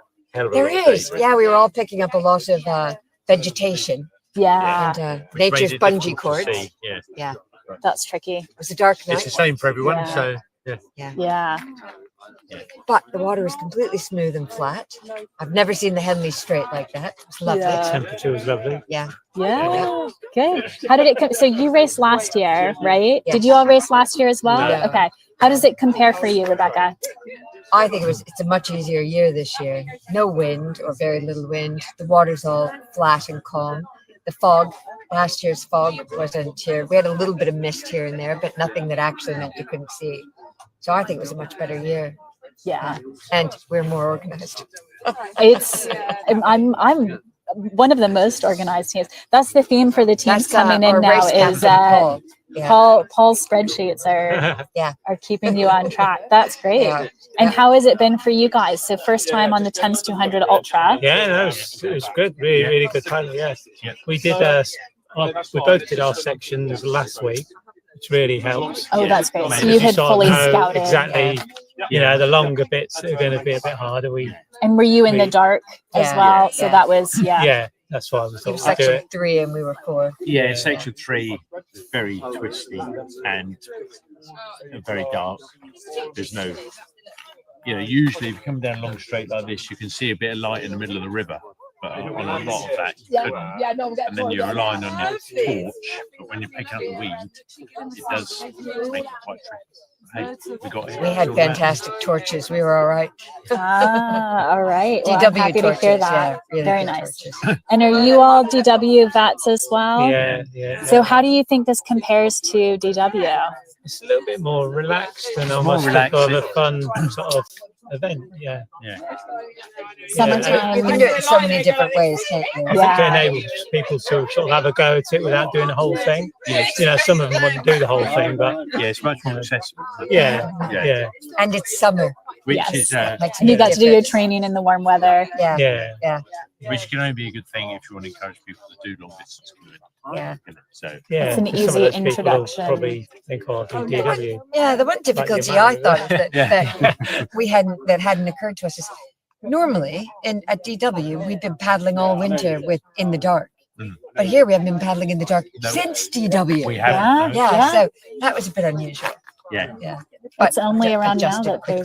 there's and there was no moon either, right? No, so that it was a dark night. It was really I good. think with your torch, I didn't notice it. I thought No, it was daytime. I thought it was daytime. My torch was, yeah. Bicycle. So this sun ain't gone Where- down oh, yet. I had it in my pocket, but I don't that's know. Yeah, they're really good though.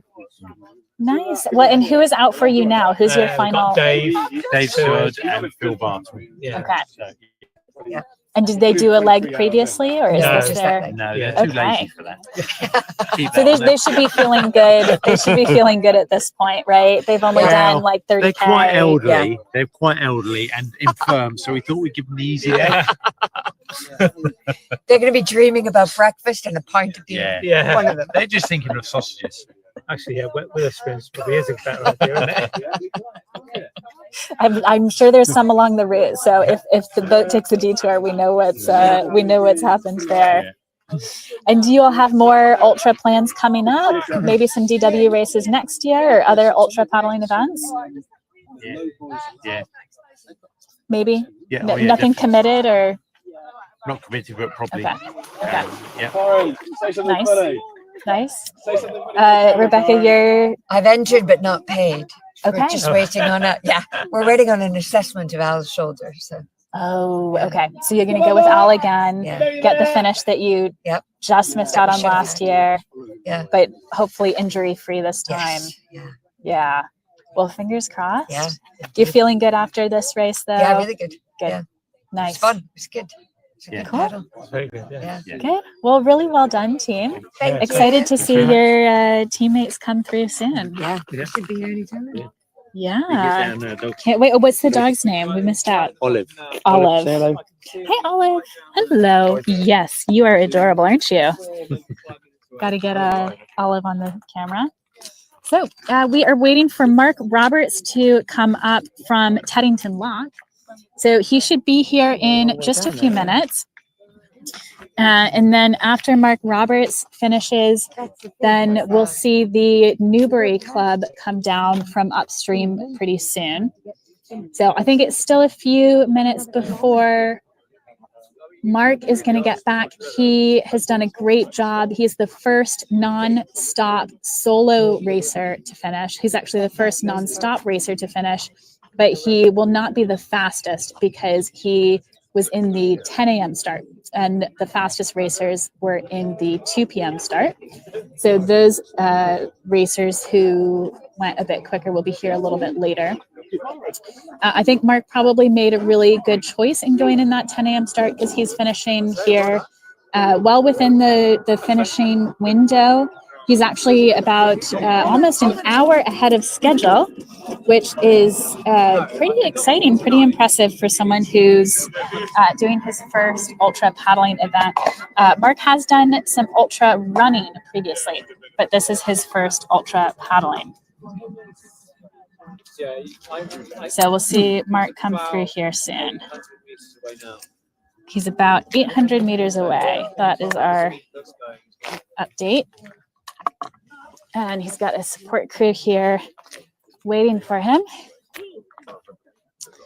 So we'll see Mark soon, and then the Newbury Nutters. For anyone who, let's see, I think we've got some things in the comments. All right, Richard Milbank says, well done, Rebecca and partner. So we've got some, Rebecca says, thank you. So great to have Newbury fans in the comments.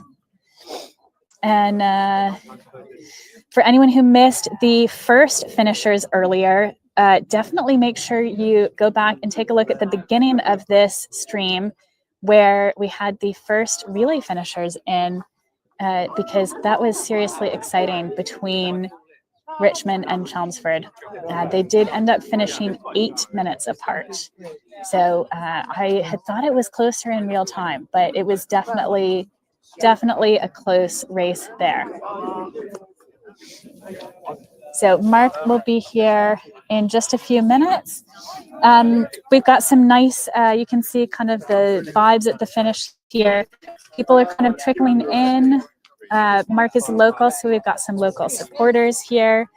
One of the nice things about, going down the Thames is that so many paddlers paddle on this river all the time. They live nearby, train here every day, it makes it easy for them to come down here and support the finishers. So it looks like Mark is maybe just 200 meters away. Come on, Mark! Let's go!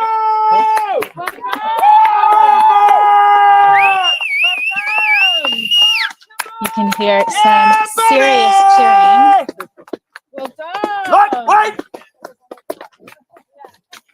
So that is a swimmer on the camera right now. And we can't quite see Mark with the willow tree hanging over. There he is. All right. He is doing it.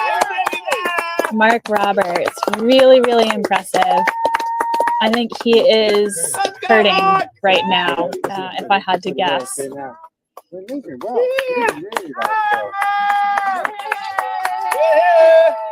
But he's ticking along all the way through.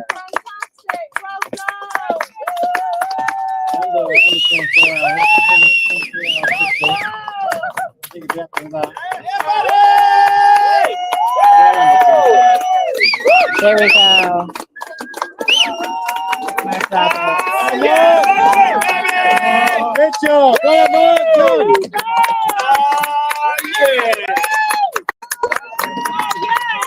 Absolutely smashed it, mate.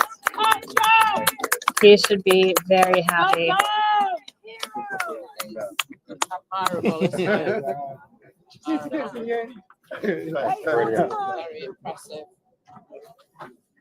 Okay, and then we heard from his support crew earlier that his goal was to finish within 24 hours, and he has finished well within that. So he started at 10 a.m. yesterday, and it is not even 9 a.m. today.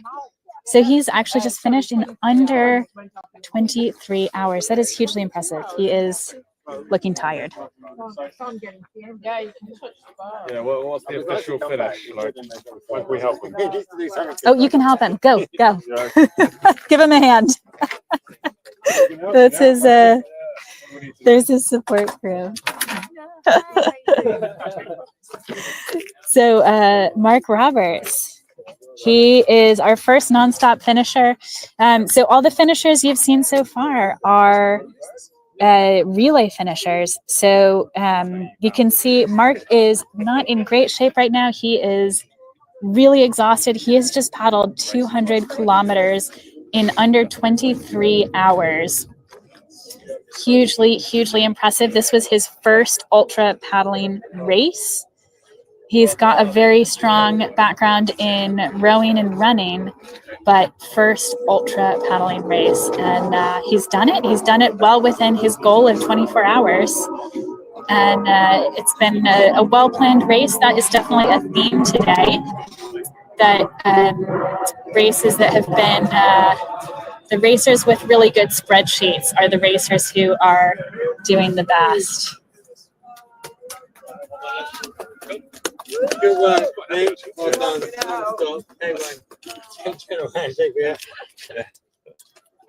You might need to sit for a few minutes.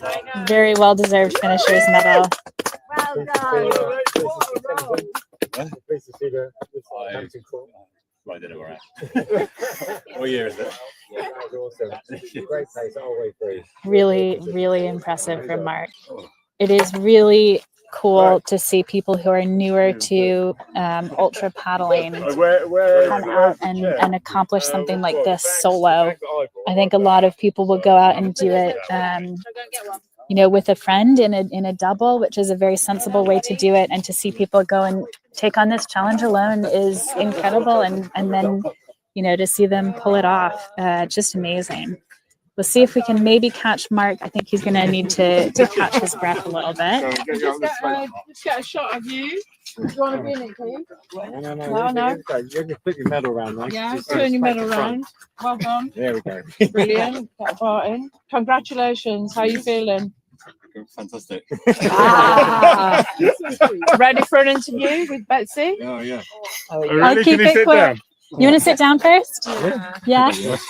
You got a chair? You got to Look at this. Right. After immediate though. Oh, it's just a very big one. How you doing, Mark? Congratulations. Thank That you. was incredible. Cheers. Yeah, no, it went better than I thought. So You were more than an hour ahead of your schedule. yeah, I was hoping to break 24 hours, and yeah, just I don't think I dropped off as much as I thought I would in the night. I was paranoid I was getting lost the whole time. Like, it's so dark. But yeah, no, I'm glad I did it. I think towards the end it was like, I can't do like 150k and not finish it, otherwise I have to do it again next year, and I don't want to do this. I don't want to waste like this 150k. So that was, yeah, That was your motivation. yeah. The to first get through 150k the was end. just making excuses to stop, but Oh man. luckily the support team was really good. They didn't really give me, like, it wasn't even a conversation, so it's just like, There was no yeah, choice. here you go, That here's was a, just, here's a cereal bar, off you go. Yeah. So it Oh, was that's pretty good. They great. were really helpful. So yeah, no, Wow. please, yeah, it's good. Yeah, they were How does great.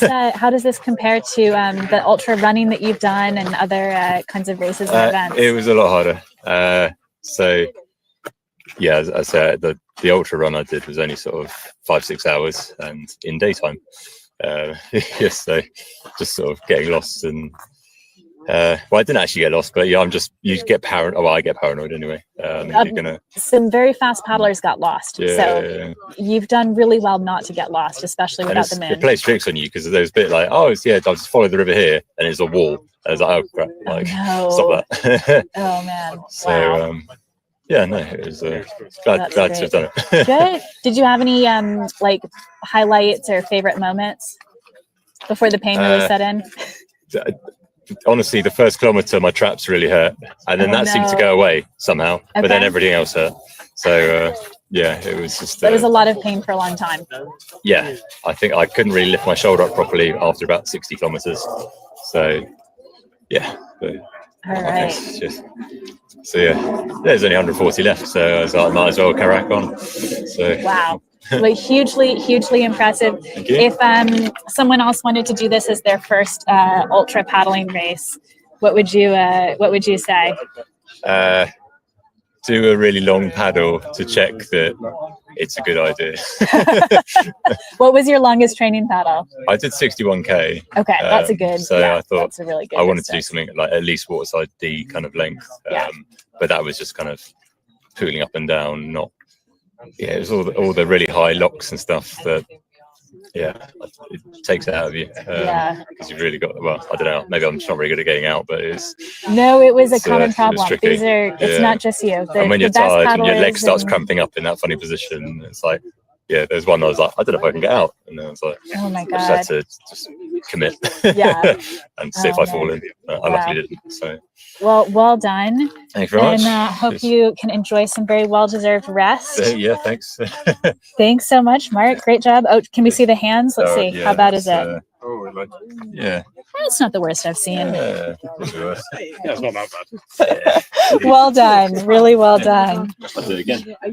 So that was Mark Roberts on his first ultra paddling race. I can just see them through the leaves of that tree there. Newbury coming in any minute now. Second, they really are just going to pop out from behind that bird. Oh, okay. All right. They are. We've got lots of foliage along here, so we should have a good view of them in a moment. They've got to dodge the swimmers. Come on, David, Phil! Oh, I see them. Okay. Here they come. Newbury Nutters. Oh, I think they look good. Taking a very different line to many of the other paddlers on this reach. Yeah, so they are coming in They tight to the stuck to right. the navigational rules rather than the racing line. 800 meters up and 800 back. Oh, that's not good. Paddle fast. So we have just heard apparently they are sinking. They have a hole in the Yeah, boat. so this- Have you this just found boat out was about used in this, an- or no, this boat was used in an earlier leg, and someone got a hole in it. which they didn't know until they got in and started paddling it. So they've been having to get out and empty it. The way you said someone there gave me a... The second leg. Okay. Yeah. Well, they were the ones that paddled it, but who knows how it got a hold in it. Okay. Yeah. But they didn't know until, so we saw them at, where did we go and see them? When they told us that they had the hole in the boat.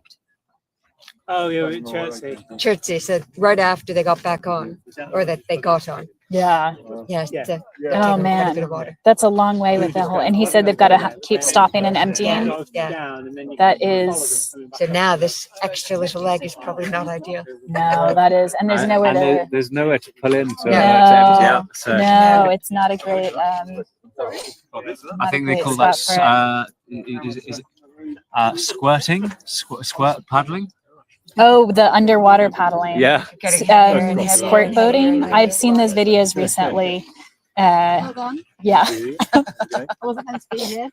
Their goal is not to see how long they can stay underwater. Opposite goal. So we'll see how that. But we'll have our first squirt finish then. They're keeping time though. So yeah, I thought they looked good. Yeah, their technique looks nice and smooth and. That's really impressive. 3 minutes by now. Oh, 3 minutes. Okay. Well, with the hole in the boat, that's pretty. That's pretty spot on. I think we're going to need Paul to share his scheduling secrets because there's probably a lot of paddlers who want to know how they can write a schedule that's 3 minutes with minutes of accuracy after 200K. Okay. So we had accurate timings. Oh, because you literally used. Okay. But so we did our section on Sunday. It was a night section today, but on Sunday there was the Henley Festival, so there were oodles of boats out, a lot of river users. It was very busy, it was windy, it was choppy, and so we guessed that the difference between night and that would equalize, and it did. We were quicker today than we were on Sunday. Yeah. And then they had an accurate time of their daytime. How'd you guess the others? How'd you estimate the others? Just through the paddles that they've done. Knowing how good they are. Through looking at their data from other paddles and So there's one crew points second through what they do. So, but I know they do about 6 miles an hour. So I just did it on that. Just based off the speed. Everyone's been pretty much bang on. Yeah. Wow. I guess at this, compared to DW, because the flow is more consistent. Yeah. At this time of year, it's less of a factor to try and guess. You can also paddle away from a weir instead of going over it. Yeah. The weather makes, DW can change, can't it? That's true. I guess if you'd had major headwinds or something, you'd have cold and everything else slows you down, recalculate. Yeah. How many times have you done DW? 4. Okay. Yeah. Nice. So that's definitely a good level of experience. So it is a Newbury team who we are just waiting for now to come back up from downriver. They were looking pretty strong there. They are going to be the 5th place relay team. 5th place relay team in Newbury. Looking at the other paddlers, we have had some great excitement between the top 2 K1 paddlers, Isaac Blackman and Tom Diper. And we saw earlier that we think Tom jumped on the wash of one of the relay boats, maybe the Royal Engineers, and Isaac was left behind. And now, so it looks like Tom has passed the Royal Engineers, and Isaac is still a ways. Well, no, Isaac is coming back. This is what it looks like. We think Isaac could potentially be making up ground on Tom. So too early to call it. I thought I was really going to struggle. Isaac is a member of Richmond Canoe Club, so this is his home ground. He has been a member of Royal Canoe Club, and that's where I know him from and trained with him for the latter stages of his junior career. So he knows this stretch well, really well. he knows every bend and eddy and cut through. So if Isaac's going to make a surprise move, it is on this bit.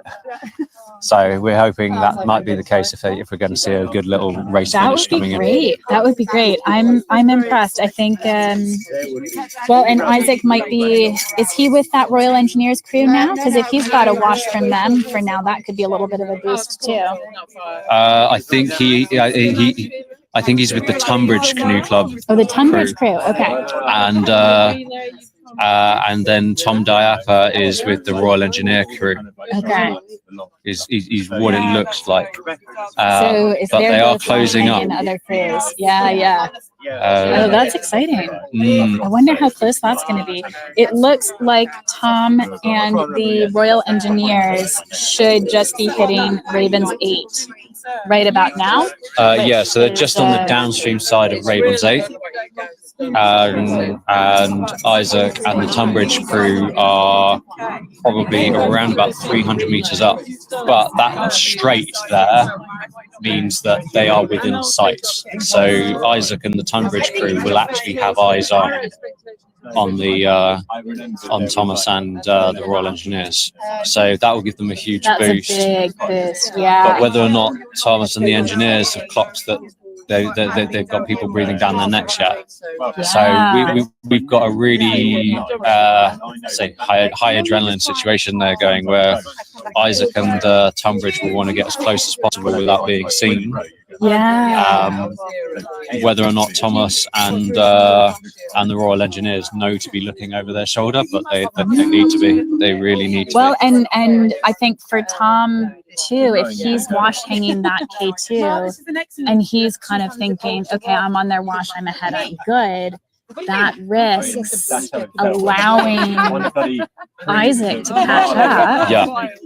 So looking at the gap, we're just looking at some of the numbers here, and the gap between Isaac and Tom a little while ago was as high as 12 minutes.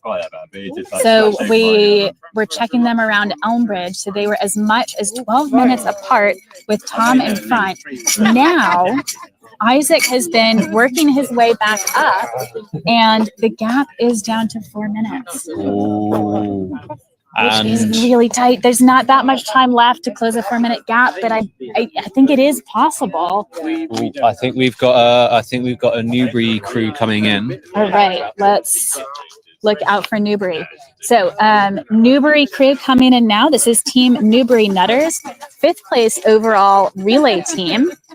And then coming in after Newbury, we are expecting to see some really good action between relay teams number 6 and 7, Royal Engineers and Tunbridge, and the 2 first nonstop solo paddlers of Isaac Blackman and Tom Diaper. Tom Diaper is in the lead, but Isaac is closing the gap. Pretty exciting stuff here. Having those relay crews with them that they can wash hang, it seems like it's kind of changed their tactics after those 2 boats spent almost the entire race together until they got separated maybe a couple of hours ago, where Tom pulled ahead, put in a good lead, and now Isaac has caught back up. So that is going to be really exciting. And that Newbury team should be coming in here very shortly to the finish. That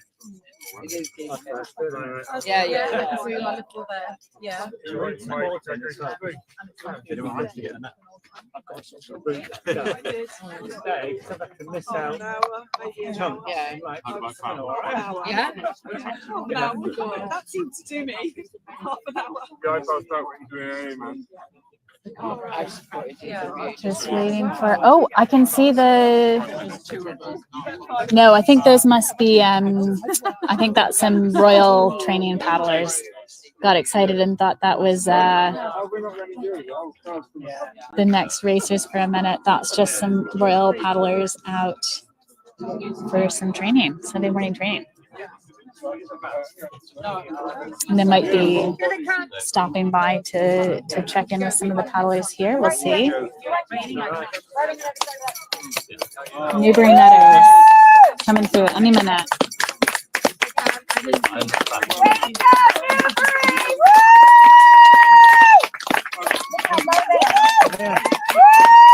heard that their boat has a hole and it's been sinking.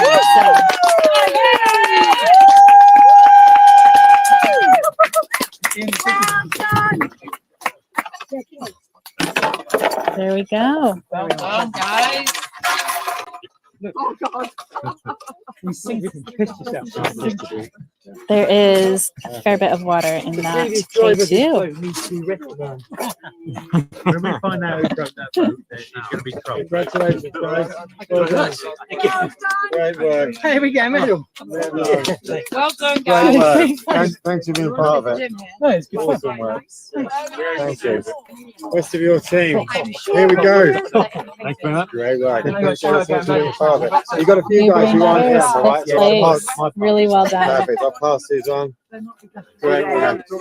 Thank you very much. One more here. Here we go. Take the dog on the boat. Which is your leg? We need to pull Newbury Nutters, they are in. It is 9:08, so I believe that's 18 hours.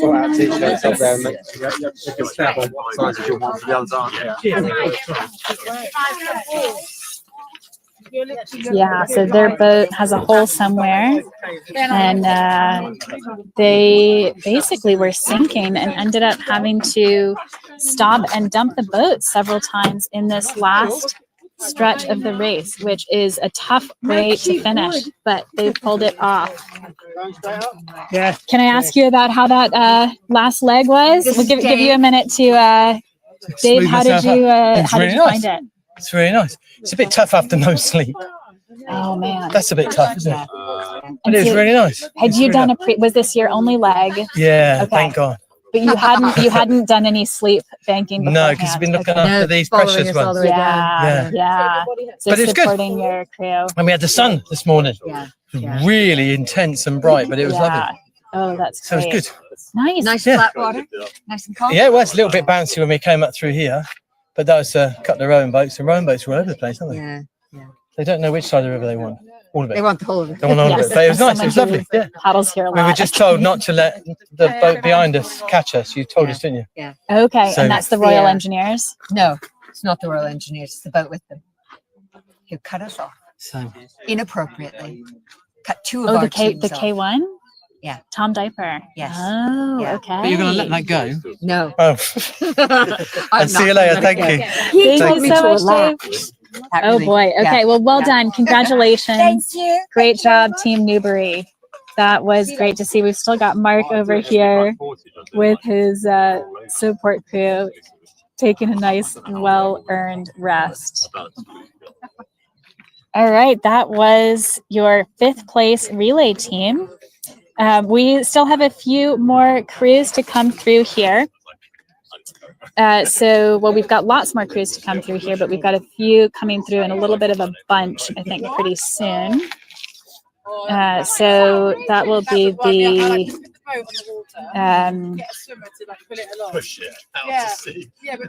Royal Engineers, who are currently in 6th place as the 6th fastest relay crew. And then the Tunbridge. So, okay, let's see how close this group of 4 is. So there's 2 groups of 2, and we are wanting to know if that second group has been catching the first group, because looking at the GPS, it looks like they have closed it to a 4-minute gap. So Tom Diaper and the Royal Engineer team are hitting Kingston Bridge about now. So that is a few kilometers upriver from here, not too far. And then Isaac and Tunbridge, Isaac Blackman and K1 and Tunbridge Canoe Club relay team, they are about 4 minutes behind still. So that looks like it's a pretty similar gap to what we saw a few minutes ago. So it's you know, they do have time to close it. But only if they really put in, I think, a pretty serious speed boost from here. So let's see. Let's see who can pull it off.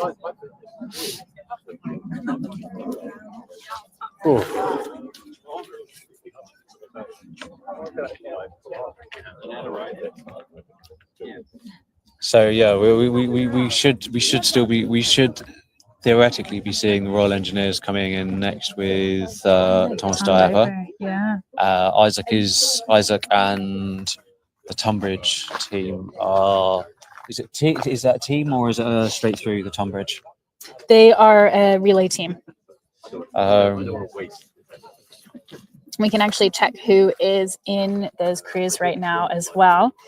So for Tunbridge Canoe Club, boat number 102, that is Clive Neal. So actually, I thought it was K2, but it looks like it might be Clive Neal in K1. Greg and Clive Neal have both done 2 legs. So this is Clive's second leg. We saw Greg last night at Abingdon as he was jumping off and handing the boat over to Dominic Ashford and Peter Ford. They had a little bit of a tricky handoff there that I think slowed them down. But they've been doing well since then. So yeah, it might be 2 K1s. So it's now showing up as 200 meters, 250 meters. 200 meters between them. So those bridges are 200 meters apart. So I reckon that's about 250 meters distance between the chase group, Isaac and Tunbridge, chasing Thomas Diapa and the Royal Engineers. Tight. So they are definitely within sight, and that's going to give them a huge boost. Oh, for sure. I think, yeah, Isaac and that 3-minute gap. Okay. Yeah. So you're spot on. We're comparing the timestamps and the visuals on this, and that means the gap is still closing. Yeah. And this is purely hearsay and gossip, and so I am sharing this with extreme caution. The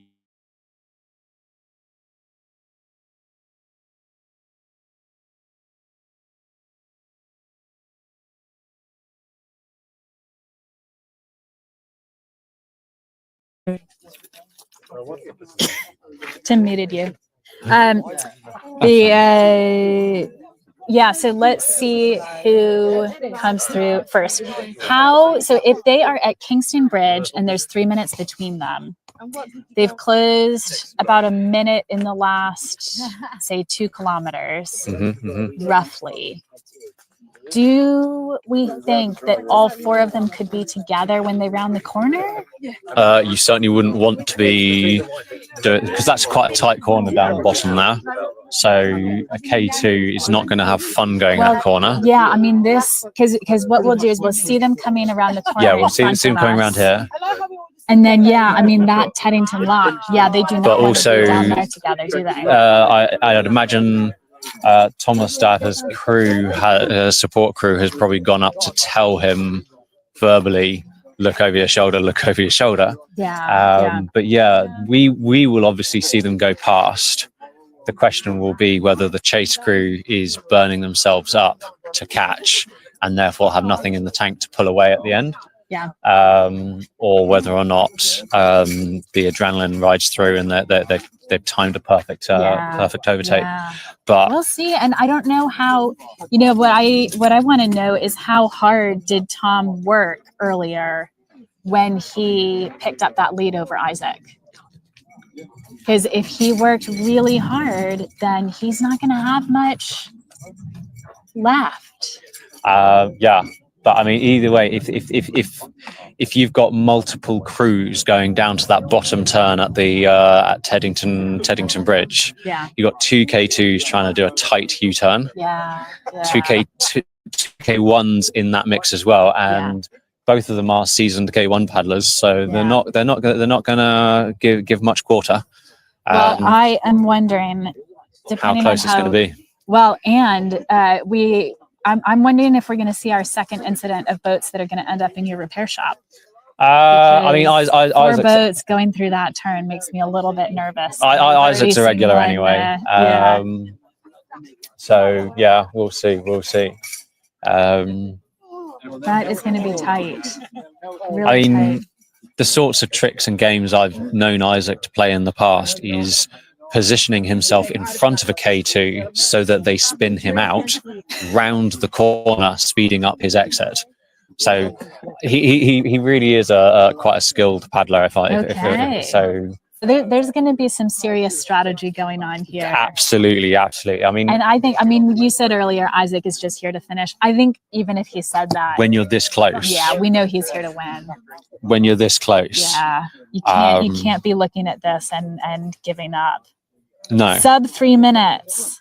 So That it's gap closing. is getting It's closing. narrower It's and closing. narrower. Now, actually, I'm wondering, depending on how Isaac is feeling right now, and depending on how well he is working with the Tunbridge paddlers, We should have eyes on in about 30 seconds. okay, So we'll have eyes on Thomas and the Royal Engineers in about 30 seconds. okay, and that Royal Engineers crew Sorry, about a is minute. made up of Henry Cotterill and Thomas West. So it should be the K1 of Tom Diper and the K2 of Henry Cotterill and Thomas West from Royal Engineers first. Right, And so we got then eyes on. just a couple of minutes behind them. Okay, so I can see the K2. Do you see Tom with? Yep, there's Tom on their wash. All right. You can see the rowing boat in the front. So don't mistake that rowing boat on camera for the racers. So off in the distance there, we have got the first two of this group of four, and we're going to see just how close they are. I mean, that's a very, very leisurely pace. Stroke rate's quite low, so they're quite I relaxed. don't know if they're aware of the team behind them. Well, that's what I'm wondering. If they don't know there's a threat on their tail, Yep. then that would explain why that is quite a chill. But also, very cruisy. they have just paddled for 200 kilometers, Yeah, so yeah. that might be all they've got in Well, the tank. Tom has, but the K2 hasn't. These Right, are relay right. team K2. Now, some of them, this is their second leg, so they will have already been out. So this could be the end of a sort of 70K stretch for them. But Tom is potentially a little bit tired. Now, we do not have eyes yet on that second group. No, not yet. I think Not it is yet. a sub 3 minute gap. And now looking at it, I don't know if they're going to be able to catch. Yeah, that is. I mean, three minutes. At this stage, I mean, that's at this stage, that's what? How far can you travel in 3 minutes when you're this tired? About 500 meters. How motivated is 500 meters at a push. So yeah, it's definitely. If a maneuver is going to be made, it's got to be made now, and we can't see them in sight. So I think this is it. I think this is it. The tracker says that gap is still closing. So Yeah. I mean, that's got to be. Oh, here we go. We've got eyes on big push. now. Just comparing the There they stroke are, they're rates. there. Oh yeah. Oh yeah. They're hunting. They are on hunting. it. Oh. So you've got the lead group probably leading around about 64, 68 strokes a minute, and the chase group about 70, 76, 78 strokes a minute. So they're definitely chasing. But having said that, the lead group, the Royal Engineers, Thomas Diafer, they are picking up now. They certainly seem a bit faster, a bit stronger. Yeah. They've got support here egging them on, so that could be making a difference as well. But Thomas is very comfortably on their wash, so either he's unaware of the threat, or this is what he's got, and he is just sitting on the wash comfortably.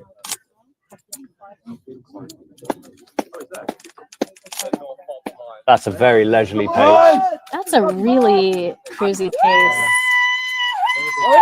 And I'm not judging or criticizing that, because he is at the tail end of the 200K. Yeah. But when we look back at the chase group, that's All right, you can see now we're gonna pan back to. So there you go, off in the distance, those two dots. That is the chase group.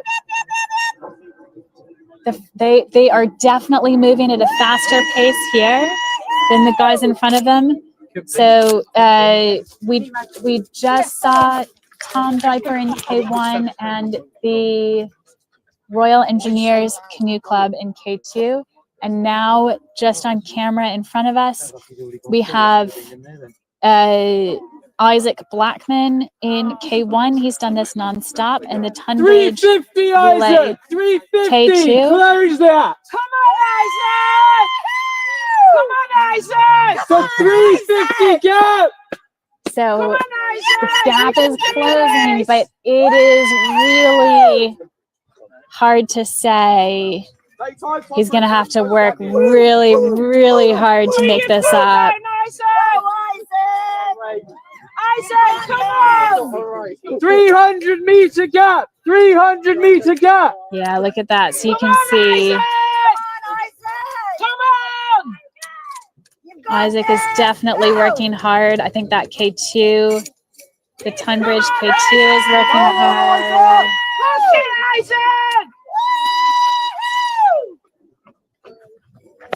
Sorry, I just muted my mic there to shout a lot.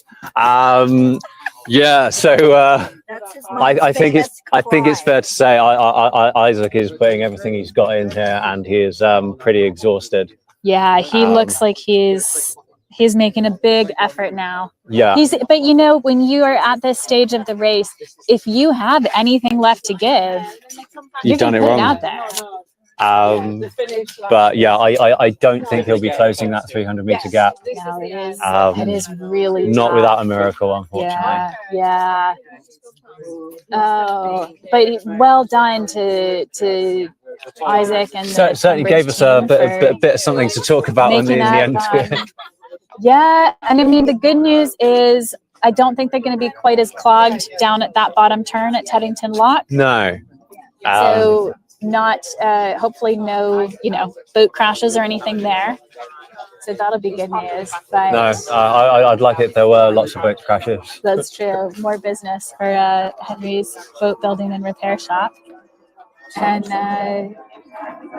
yeah, let's see. I mean, there's always a chance. If something goes wrong on the turn, I don't think anyone's had an issue with the turn so far. But if something does, it's highly unlikely. I mean, the only really thing you could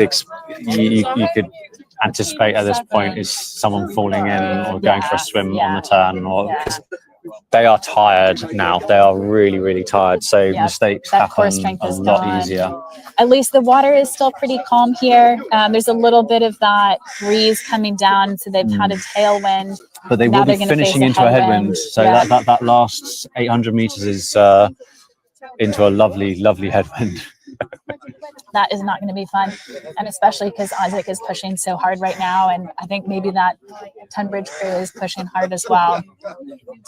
That is see gonna be tired. one of Isaac's It's gonna be support struggling. crews running off. I didn't know whether I thought they were going to run off and cheer down the course. Probably just getting ready for him to come in, and we'll see what kind of shape he's in. We saw Mark, who was our first nonstop finisher, he'll be the third fastest nonstop solo racer today in K1. He was sat down for a good 20 minutes.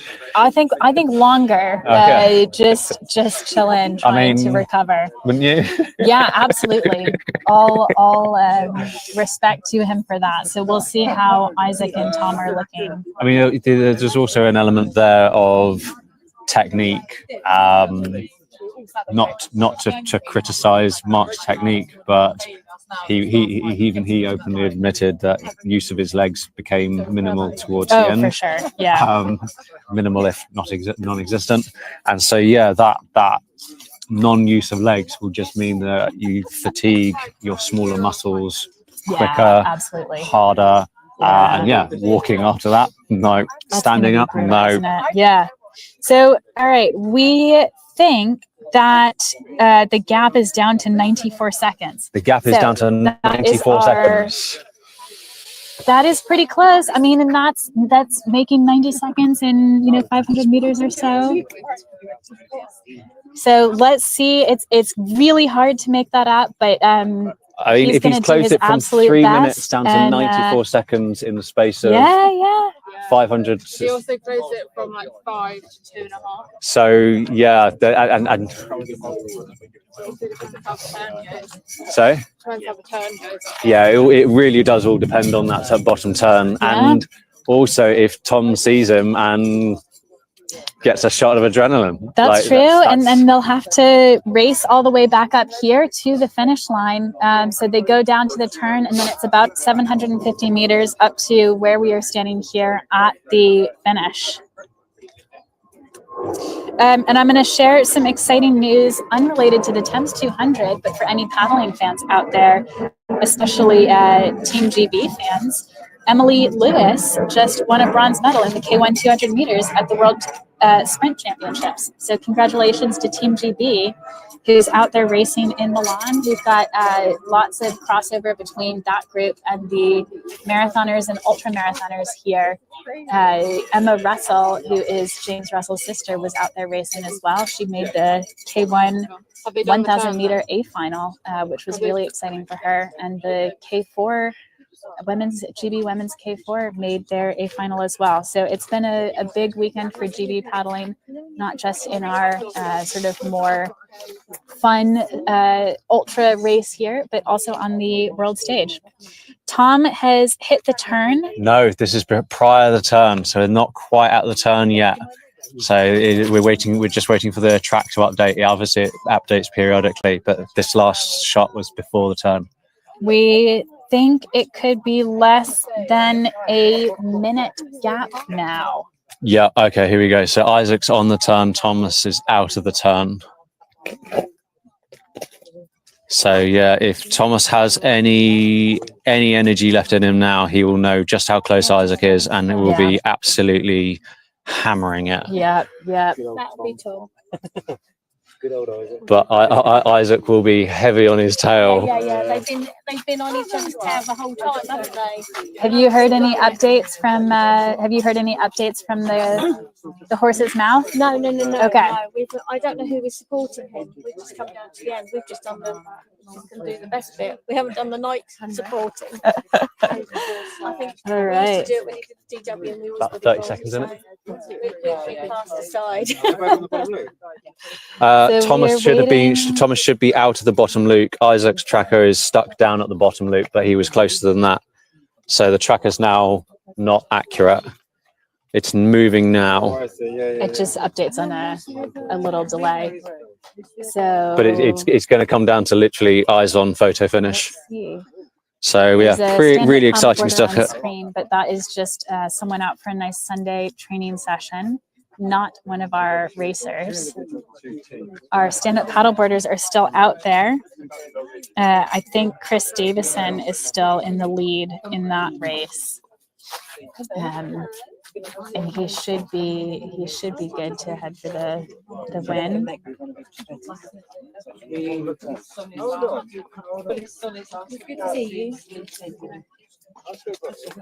So in just a few minutes, we'll have 4 boats coming through in fairly quick succession, and we'll find out. Okay, it looks like we might have a feed of Isaac at the turn. There we go.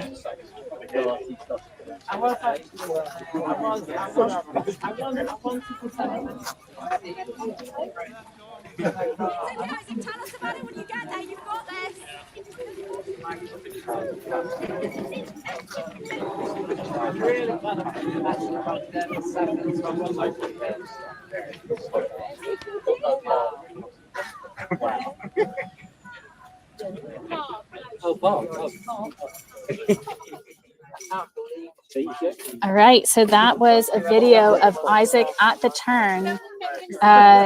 It looked like wasn't able to hear the updates, but it looked like he was not with the K2 there, and it looks like he's pretty tired. So it is really hard work at this point, and he's already worked really hard to close that gap up to the front group. We And the think thing is, the problem maybe we've got at the moment Isaac is they're has been both dropped by the Tunbridge K2 that he was wash hanging. So the chances Isaac eyes on, absolute best, but the chances that he could pull out. We have a crew. We have a crew. We have a few hundred meters. are Thomas looking- Diapo as well. We have Thomas Diapo and a crew behind. Come on, Isaac! Here they are. Go! You're the go!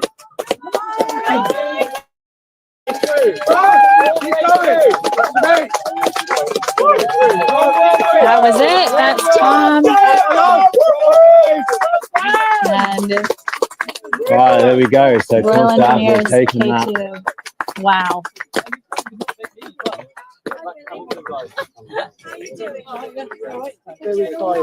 And here we go. We got eyes on the next two now.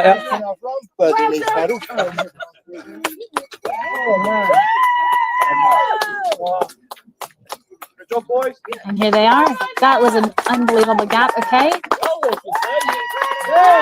That's the Tunbridge crew. Really well done by those guys. And there we go. Tunbridge are in. And we should see Isaac any minute.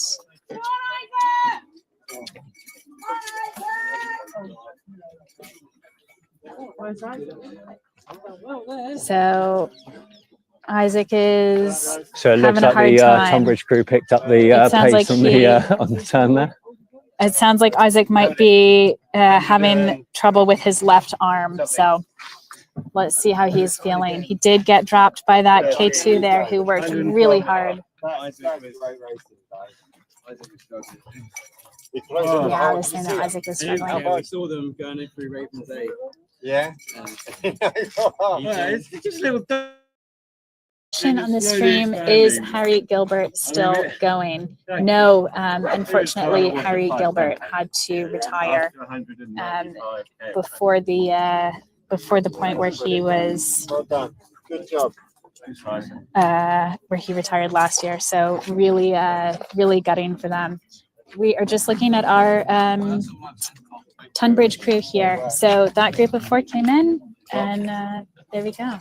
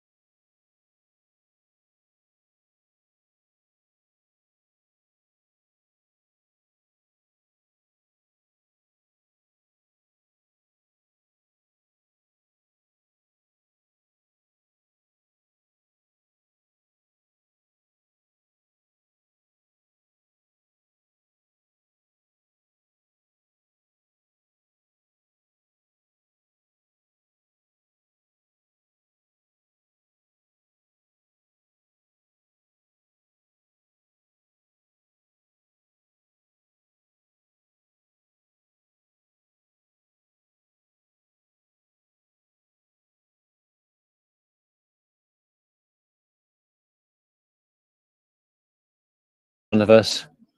Come on, Isaac! Here comes Isaac.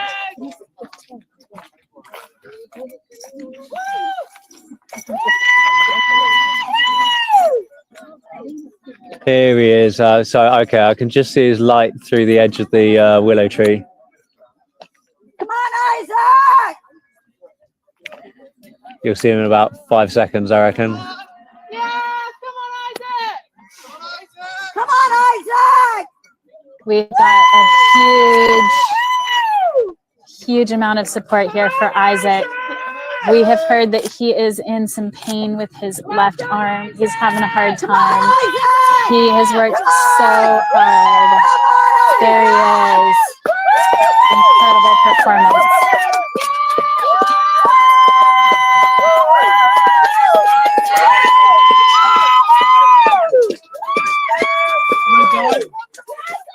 Yeah, you're done. You're done. Oh. Oh. Yeah, that is It's one way to finish, eh? It's one way to finish. we love and What did he say? He just said, "I am knackered." I am knackered. Okay. I think Wow. Fraser's going to get in the water and pull You him know out. what? I gotta say, to finish a race, this is a good reason to wear your buoyancy aid while you're racing, because there is something nice about just being able to kind of flop in and float. Yeah, absolutely. It's not too bad. He said his left arm went about 35 kilometers ago, and it's just been the worst. All right, let's see if we could go get some interviews with those crews. Give us a minute to get on the move.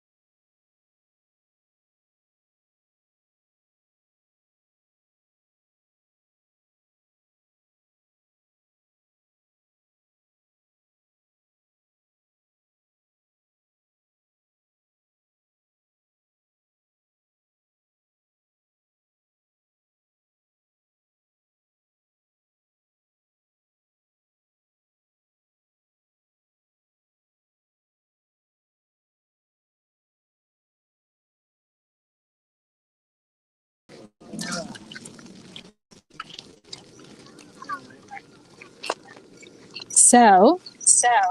Right, good.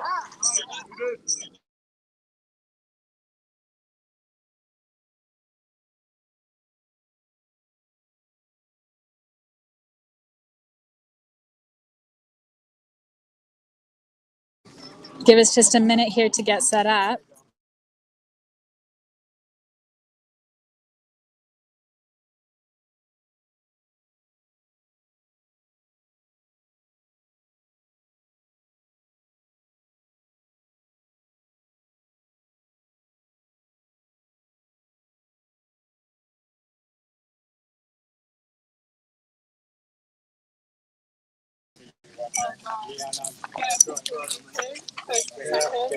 Well done, guys.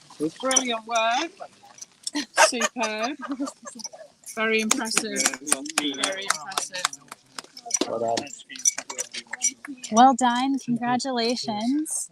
Well done. Medal going on you. Well done. What's a video of the medal? Oh, yeah, sorry. I've come all this way. I want to grab it. Can you do the pose where you put the medal in your mouth? Can you put the medal in your mouth and pose? Why not? No, not that deep.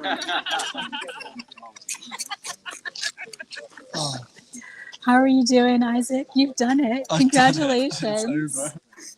You made it. Yeah, it went well. The first 100 was fine. Then I got to 100 and Tom dropped me, and it got really tough. And then I managed to get Tom again, and then he dropped me again, and then I managed to almost catch him here again, which was You were close. closing that gap. I was working hard, Oh my and the God. K2 was helping me, and Yeah. then we got to the turn, and then everything gave way, and I just couldn't do any more. Oh But I my tried. God. Wow. I tried hard. It was, we were all rooting for you. Get him warm, get him warm. Yeah, we were all rooting for you. And it looked like you were working really hard. Yeah, so. and it was a nice race because we just had so many K2s that were helping. Like, the Royal Engineers were amazing. Oh, that's They looked amazing. after us so well. Good. And then Tonbridge as well. Yeah. A few, is it Newbury paddlers? Yeah, the Newbury paddlers. Yeah, they were great too. That is great. We've got some other finishers here. Let me catch. Joe, can I catch you? Can we? You want to chat about your race? Oh, yeah. We're gonna give Isaac a minute to change and get warm. How was that? Yeah, that was good. That was a bit of a bonus last leg. Greg spoke to me yesterday. His dad was ill, so yeah, if I could I go back wondered and because jump I in. was looking. I was like, I thought it was a K2, and then I saw that it was his dad, and Yeah, you guys so came out. Greg actually did leg 2 in K1, and then he jumped in K2 with his dad for leg 4, and then I went back up after watching Pete and Will finish. Went back up and jumped in for my second shift. Wow. On a different team. So That is amazing. but yeah, it didn't feel Well done. amazing, but I bet not. It does now. Ouch. So no, yeah, it's good. Yeah. Good fun. That wasn't Nice fun, work. but yeah, Isaac jumped on the wash for a long time, which Yeah. is really impressive after 190 kilometres. Seeing someone dig that deep made Wow. me feel a bit, mediocre, but it's impressive. Yeah. So yeah, Well fun. done. Good work. Thanks very much. Doubling up. Very impressed. Oh.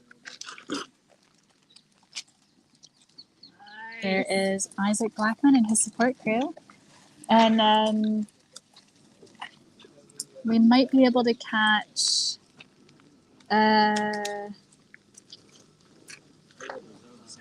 I think Tom has gone to get changed as well. So that was a pack of 4 through, and really hugely impressive paddling from all of those paddlers. Really cool to see.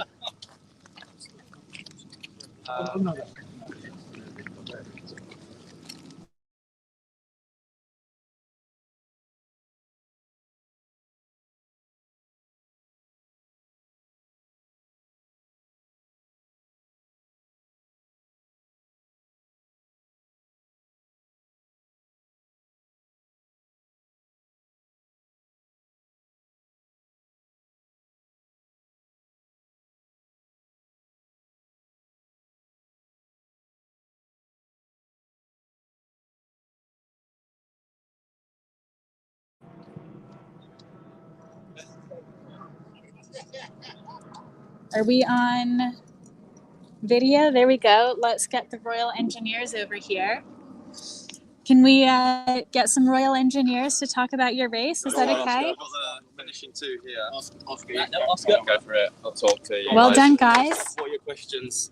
Which leg did you do? So I did the first and the 4th leg. Okay. Doubled up. I did it with a couple of novices. So wow. I made I brought together a little training camp for the engineers. So we've been paddling for about 4 weeks. Oh, amazing. Just full time. And yeah, we've got about 90% of them are all novices, never paddled before. Really? Yeah. So they've done really well. Really proud of them. I've been paddling for a good few years now. I coached the training camp and brought them all together. And yeah, they've been flying down the river.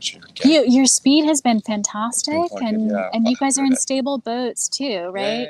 Yeah, we've got Thor and M50 and a Mirage. So they're stable, but fast boats, aren't they? They're decent DW boats, basically. Yeah. And for bringing novices in and pulling out so how much paddling have your novices done? So a couple of them have done like the odd week here or there throughout the year. We've got a lad who's been paddling prior to the army, but the rest of them, they started this 4 weeks ago. So yeah, about 3 of them completely new to it. 2 of them have done a couple of weeks, and one dude's been paddling before. Wow. So yeah, quite impressive. I was hoping for a sub 24. Okay. And we've gone for 1930, so I'm really proud of that. That's incredible. Congratulations. Thank you Really very much. well done. What was your what's your biggest secrets to getting those hell. novices trained up to perform so well so quickly? I don't think there's a secret. So, I mean, we've got the fitness in the army. That's great. And it's just translating that fitness into technique. So it's getting on the paddle machines. Okay, this is the technique. Okay, cool. Now apply it once you're stable in the boat, and then it sort of clicks together a little bit. But there is a little bit what we call like grizz, a little bit determination to just keep pushing through a bit. We're quick on the portages and the fit. It's just a matter of getting the technique right to make it a bit more efficient. Nice. And do you think any of your novices might do some more paddling after this? I hope so. They sound keen, but we'll see. After today, after doing the 2 legs each, we'll see if they're back for a bit. They'll come back for it. I really hope so. I want to bring a bit more kayaking into the army. I want to sort of revive it a little bit.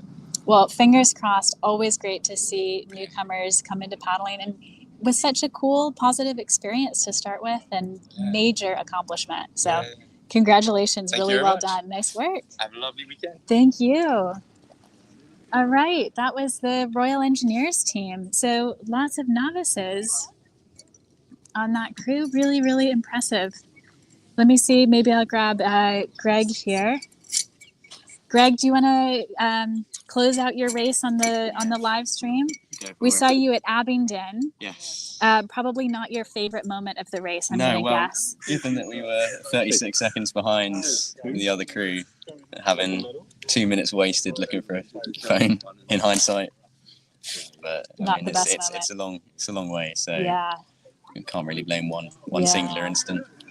And we could have caught them if we weren't waiting for Isaac. We were spurring him on, so That's wanted great. to see him Yeah. try and get as close to Tom as possible. And then what happened? So I was just hearing that did your dad go out and race? Yeah, so we did leg 4. Yeah. But he was meant to be doing leg 6 K1, but he's been And ill he's all week. in, so okay. And so you got a bit of a stepped ringer up here. with James. Yeah. Yeah, first time in a K2 together, ran really nicely. That's really especially after what had you done already? 70 K, yeah. 73K. So how much did you do total? You did. I did 2, 4, and 6, so about 100K. So 100 kilometers. That's a lot. Give or That take. is. It feels like it too. And you were originally planning to just do the 2 legs. Yeah. And now you've done 3 legs, and one of them was K1. Yeah. I mean, that's a lot of paddling. That's really hard work. Feels like it. Yeah. Yeah. I didn't feel like it. We still ran well.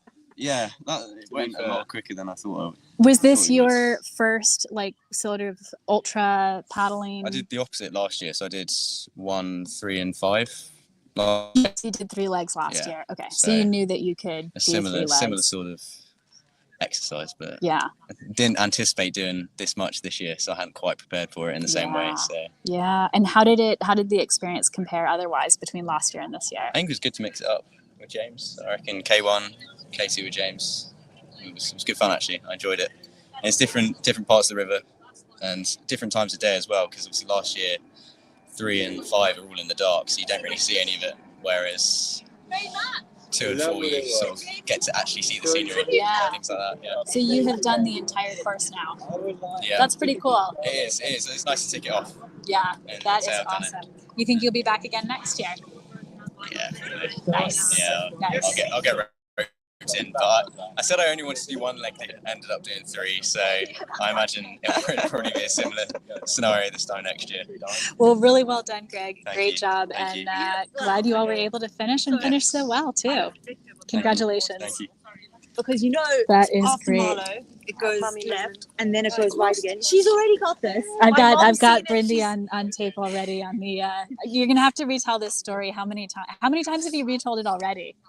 You won't believe the amount of stick I got from Brindy. Brindy was sending the flybys of me getting lost at cooking. Sorry, you're to the her group media. chat. Actually, this is essential. Uh-oh. We're branding this the Walkington Tribute Lab. What I did. Oh, oh. Brindy. Wow, Me that getting is. lost at cooking got mentioned in their group chat. And Well, you gotta. If anyone does it next year, they can change the name, right? I did it first. You did it first. How much time did you lose? I think like half hour or so. Because I lost probably 20, more than 25 minutes. Yeah. Probably more than So you. a similar. I had to stop Yeah. and call someone on my iPhone because I was that lost. I had to take my phone out and check. Yeah. And it took me a while to. But then I took my iPhone out. All the water was on the screen. It said, wait 6 minutes, iPhone disabled. I was like, not now. Yeah. Oh no. Yeah, Oh the pitch black. man. What a struggle. So someone's going. Wow. Well, it's the Walkington Craft lap now, isn't it? I guess so. And it's that leg as well. So same leg When vibe. did you decide you were doing that leg? Was it after the race had started? No, it was on Saturday. Yeah. Okay. Friday. Day before the race. Day before the race. Yeah. The tricky Well, that's tough. But you all pulled it off. You made it to the finish. We did make it to the finish. James went back for more. Yeah, I made it to the finish. There you go. I got 2 medals. I'm not going to push my luck until. Oh, well done. Well done. Nice work. That's you know, the best teams get lost on this. It's tricky. I think they both got lost around the same area and in that same kind of overnight section. So it's yeah, it's tough. It's a tough race. So it looks like we are going to be getting some more boats through relatively soon. So I believe, let me just double check who we've got next. So we should have quite a little while off, at least 15 minutes, the Centurions, followed by Gary Johnson. Okay, so Gary is going to be our 4th place K1 racer. He's just been ticking along nice and steady the whole night from what we've seen. So instead, he gets you through the race. Yeah, and the Centurions, it'll be great to see them as well. I think we're gonna let's see, if you've just joined and you've got questions, drop them into the comments. So the Centurions will be the, what is that, 7th or 8th fastest team in the relay race. We have not had any nonstop doubles come through yet.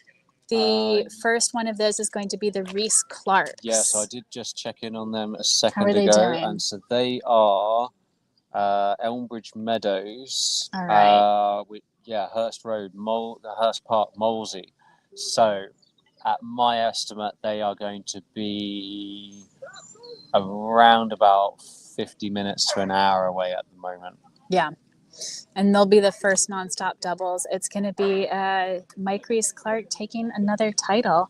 I think after this, he's going to have to come back next year. He might run out of family members to race with, though. Well, you say that, I'm sure, but can he, and I'm just throwing it out there, can he now pair up with Charlie Smith as a brother-in-law? I don't think that would be fair to the other paddlers. I'm not complaining. They would be a seriously fast K2. Yeah, I think that would be great. And let's see, it'd be fun to get. So Charlie I'm proposing it now. Mike Reese-Clark needs another family member to crew with on the Thames 200 Ultra. Charlie Smith. Yeah. There's the gauntlet. He's paddled Brother-in-laws. with his sister, his wife. Time to go with his brother-in-law. Yep. Gotta do the triplet. And also, Charlie Smith hasn't been in this yet, has he? He has not. So he is a top tier paddler. I don't know, the nonstop.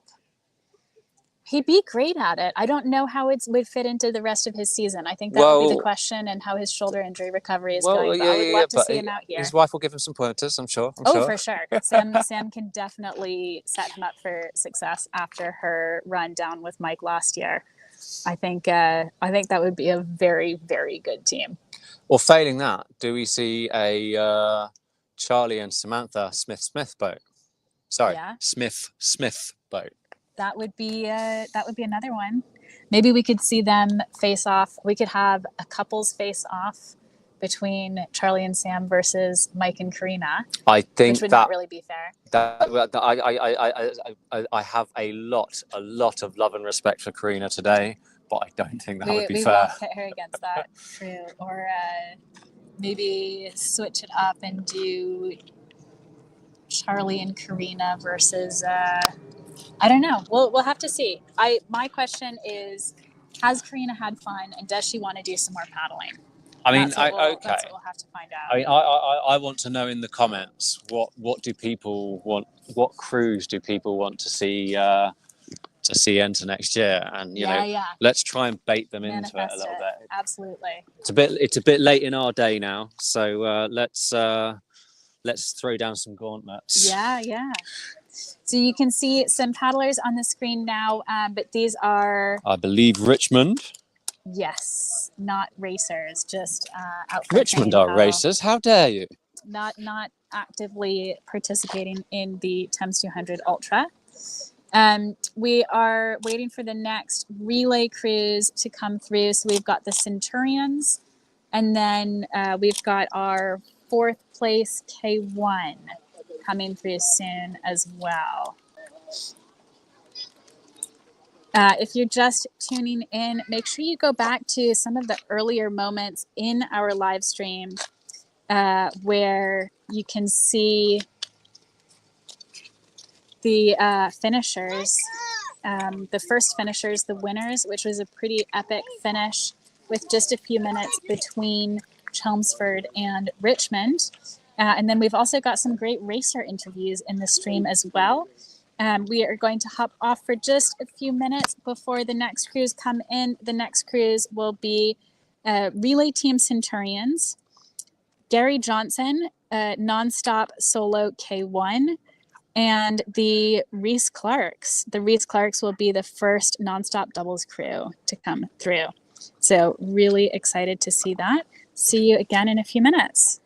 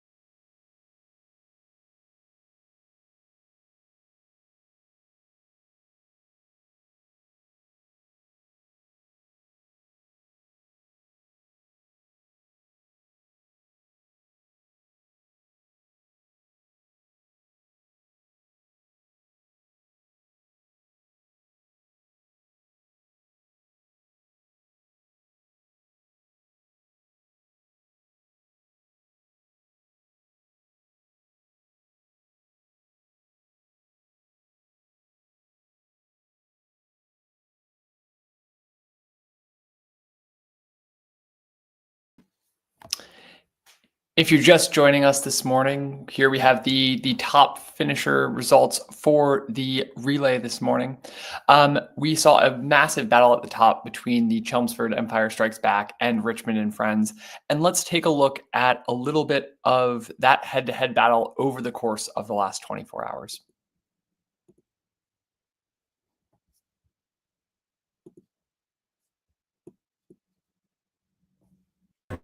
It doesn't look like George.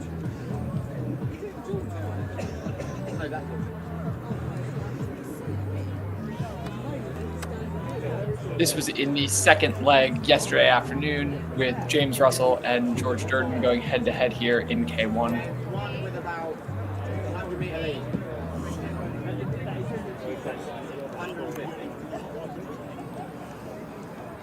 Jimbo took the first two legs of the race yesterday for Chelmsford and was able to open up a little bit of a lead, as you can see here, but never really able to put in full separation with the Richmond and Friends crew. And that was a story we would see throughout the race, with these two crews going neck and neck pretty much the entire way until we got to the fifth and final checkpoint. And then Chelmsford was able to open up a bit of a gap when they were going into K2 for the last leg against Richmond's K1, and ultimately took the relay with about an 8-minute win.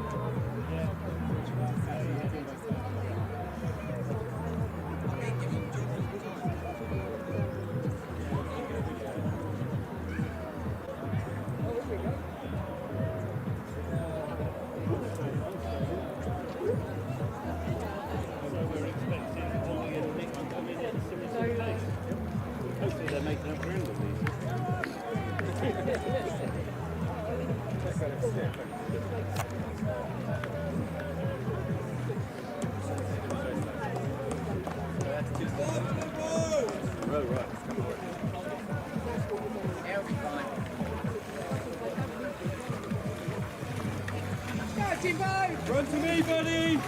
Jimbo here. Leave the boat, jump out. Leave the boat, jump out. Jimbo, up you come. Leave the boat, jump out. Let's go. Up here.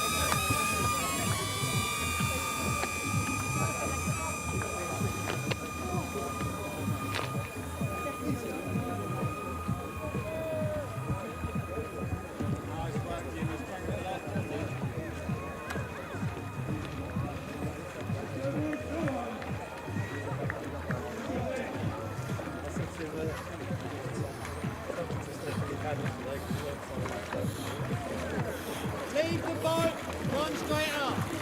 Good job, George. Tight. All right, Get this ready with the is push-off. the Come in tight, come in tight, come in tight, come in tight. top two relay teams, Richmond and Chelmsford. They are literally running into each other. Jump out. Come on, Mike, man out. On the grass. On the grass. So here we have Team Richmond. Okay, that is Team Chelmsford going first. Yeah. And Good. Yeah, good. here is Team Richmond. Okay, so it is George Hampton and James Walkington from Chelmsford, and Brett Irvine and Steve Baker for Richmond.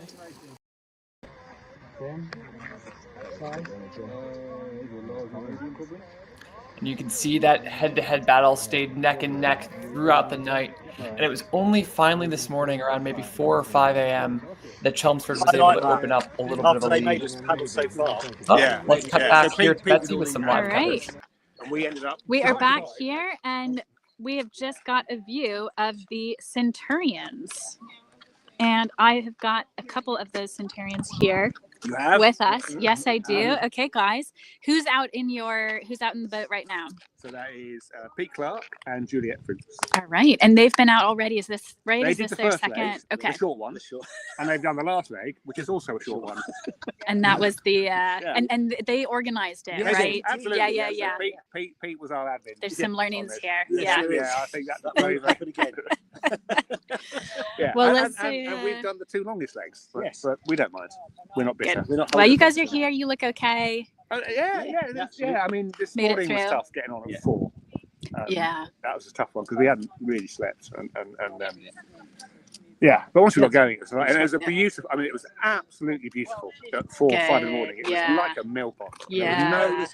There was no wind. There was get nothing. some, There you go. Oh, 1 that's mile amazing. to go, guys. Just rub it in. Woo! Yeah. Yeah. That was beautiful paddle this morning. Yeah. Yeah, it was so nice. And the no bonus of wind the or sun anything. coming up. Nothing. It was like a milk. Yeah. A little bit of 2 inches of mist on the water. Yeah. It was absolutely gorgeous. Wow. Yeah.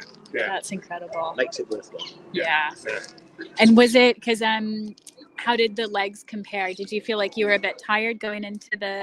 I thought we'd be tired. Well, I was tired at the end of the first one. The second one, our first one, the second leg. I was tired at the end of that because that was a sort of 20 odd miles. I'm just back on holiday, 4 weeks on holiday, so I did take a boat, but I didn't do a lot of paddling. So we haven't really done a lot of training for it. But we paddle most days in the week, so we quite fit. Yeah. So the end of our first session, I was quite tired. It was, and I was thinking we're gonna all stiffen up, and then we're going to go and do it again in a few hours' time, because our other boats did 2 legs consecutively. Yeah. They did 3 and 4. Yeah. So they were very clever. So they And how arrived. did they find that? Did Well, they do? to be fair, because that was Ludi and Andrew, Ludi, right? yeah. Well, Andrew volunteered them to do it. So we finished leg 2 and they got straight in. Yeah. Because they'd gone to Abingdon, they didn't come to the start, and then when they finished, we got in up. So we haven't spoken to them. Oh, you've not even heard? No, yeah, no, of course. No, they took over from us, and we took over Oh from them. wow, Yeah. okay. So best bet to ask Pete how they found it. Yeah. But they did all right, actually. I mean, they did. Yeah. They had their own support crew, and we were meeting them every Okay. again, and they said they were going well. And, Okay. And we're pretty much on schedule. I think so. Yeah. Really? Yeah. That's what we great. set for ourselves, so that was good. Yeah, yeah. It wasn't going to be a winning one, but we never set out to win it. Yeah. I was impressed. The Newbury crew earlier was within 3 minutes of their schedule. Really? I was there's some good. They had gone and scoped out their sections of the race and then timed them. Well, they paddled them. Yeah. Oh, right. Yeah. So I think we're okay. Seems to be we're the okay secret for to Reading the, down because we know that bit fairly well. Right. Exactly. We didn't even have a map for that bit, did we? No, we didn't. A lot of people should have. I tell you what. I did hear. Have you guys heard the news? I met her going home, and I said to her, she won't be allowed to do DW next year. So she makes that mistake. It's the Walkington Craft lap. That is how. Bless her. Yeah. Anyway, James and Brindy were commiserating earlier over getting lost in the middle of the night. Right. Yeah. I tell you what. It was very dark. Yeah. It was. I mean, there was no moon because it was a new moon. Yeah. But it was really dark. Cloud cover. Yeah. It was very dark. So Cookham was hard to I was find. nervous about Cookham because I've not done that in the dark since about 2002. Oh wow! My DW has all been veteran junior and singles since then. So okay.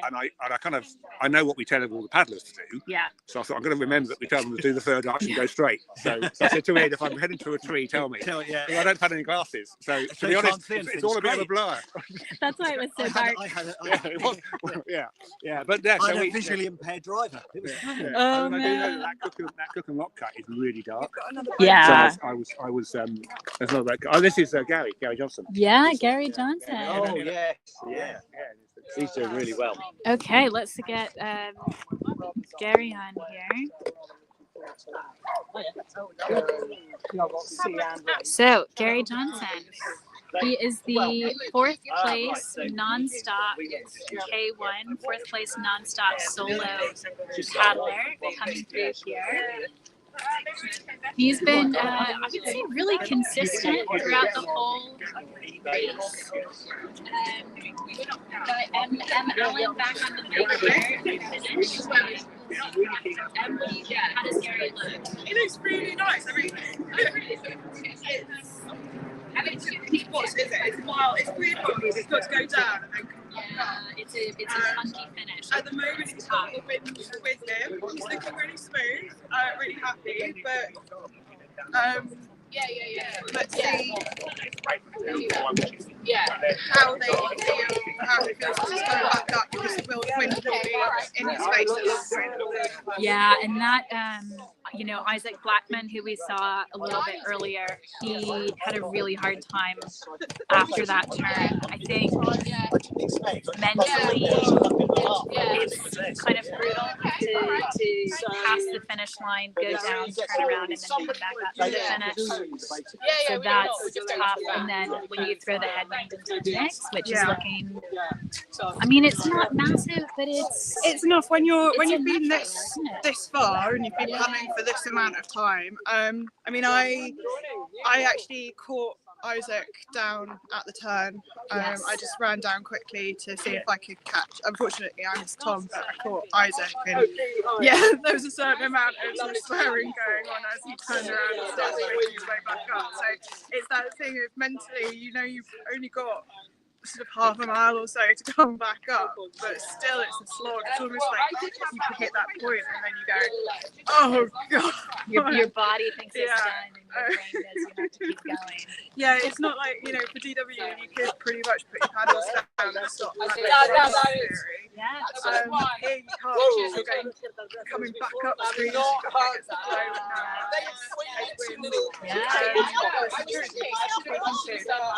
They were saying it's gorgeous this morning, like mill pond style. So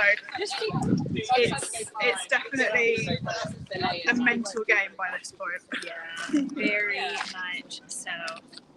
Very much so. We've just been incredibly lucky with the conditions all weekend. Really, pretty much as perfect as it gets. Yeah, unusual for a British bank holiday. Yeah, exactly. I have heard there's some, I believe there's some more exciting weather coming up in the next few days. A change in weather, I think is what I had seen in the forecast.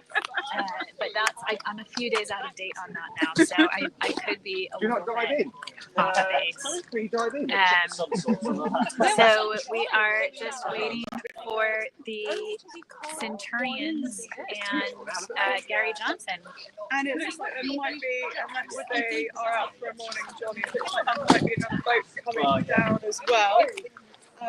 But just my tracker app stopped working, so it's kind of difficult to tell. But they do look more like a racing boat than a cruising boat. Let's have a quick look. We've got a bit of background noise at the moment because we've got some swimmers that are just going out testing water for us. Yeah, you're right. They'll be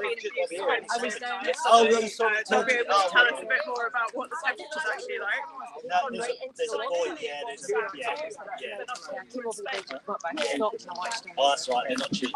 No, they've gone right into the lock car. That's expecting No.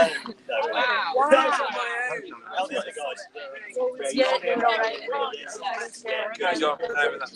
well, because we haven't seen it. Yeah, because we took it. We had it and then we took it off them. So that's these ones. Thank you very much. Yeah, it is quite.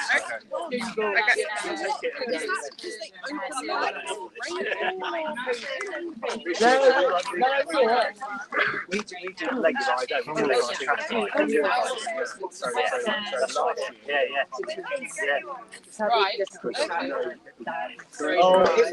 It was. So maybe our microphones are not good. Hopefully our microphones are working. Yeah, oh, it really is. Sorry about that, the audio issues.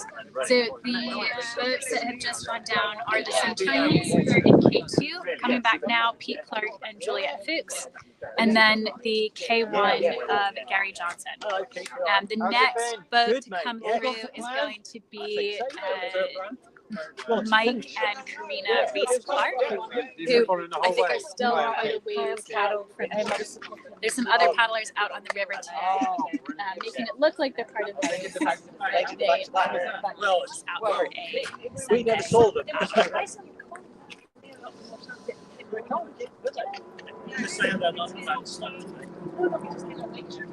Yes. Yeah.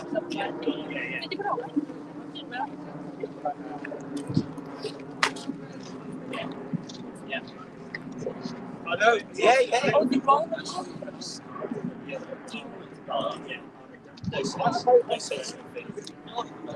So we're We heard from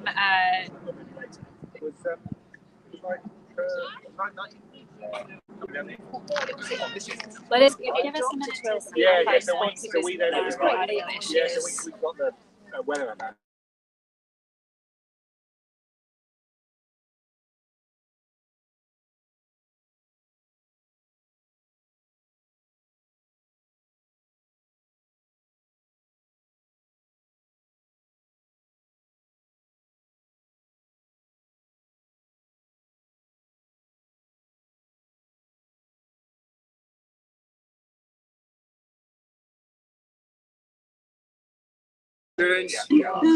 We are about to have the Centurions come through here and try to improve our audio. I'm not sure if that's going to work. We've got lots of chatter from the Centurions team. So.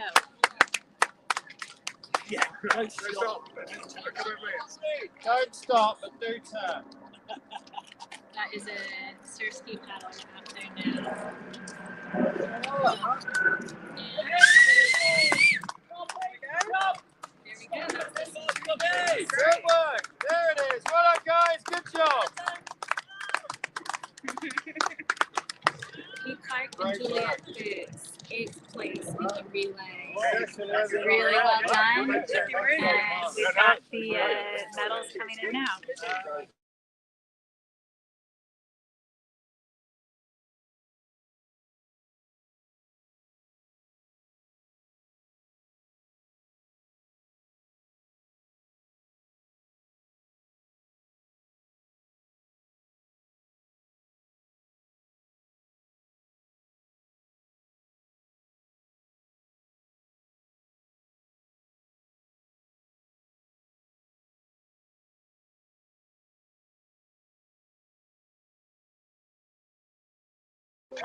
Yeah. So Gary is in the surf ski there that just passed by. Good work, guys. And here How was it?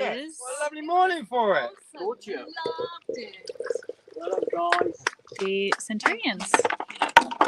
Well done, Gabby. Oh, great work. Thank you and well so done. much. You are a star. Centurions getting their medals. What a great race. Same time next year. Same time next year. Brilliant. Thanks for coming, guys.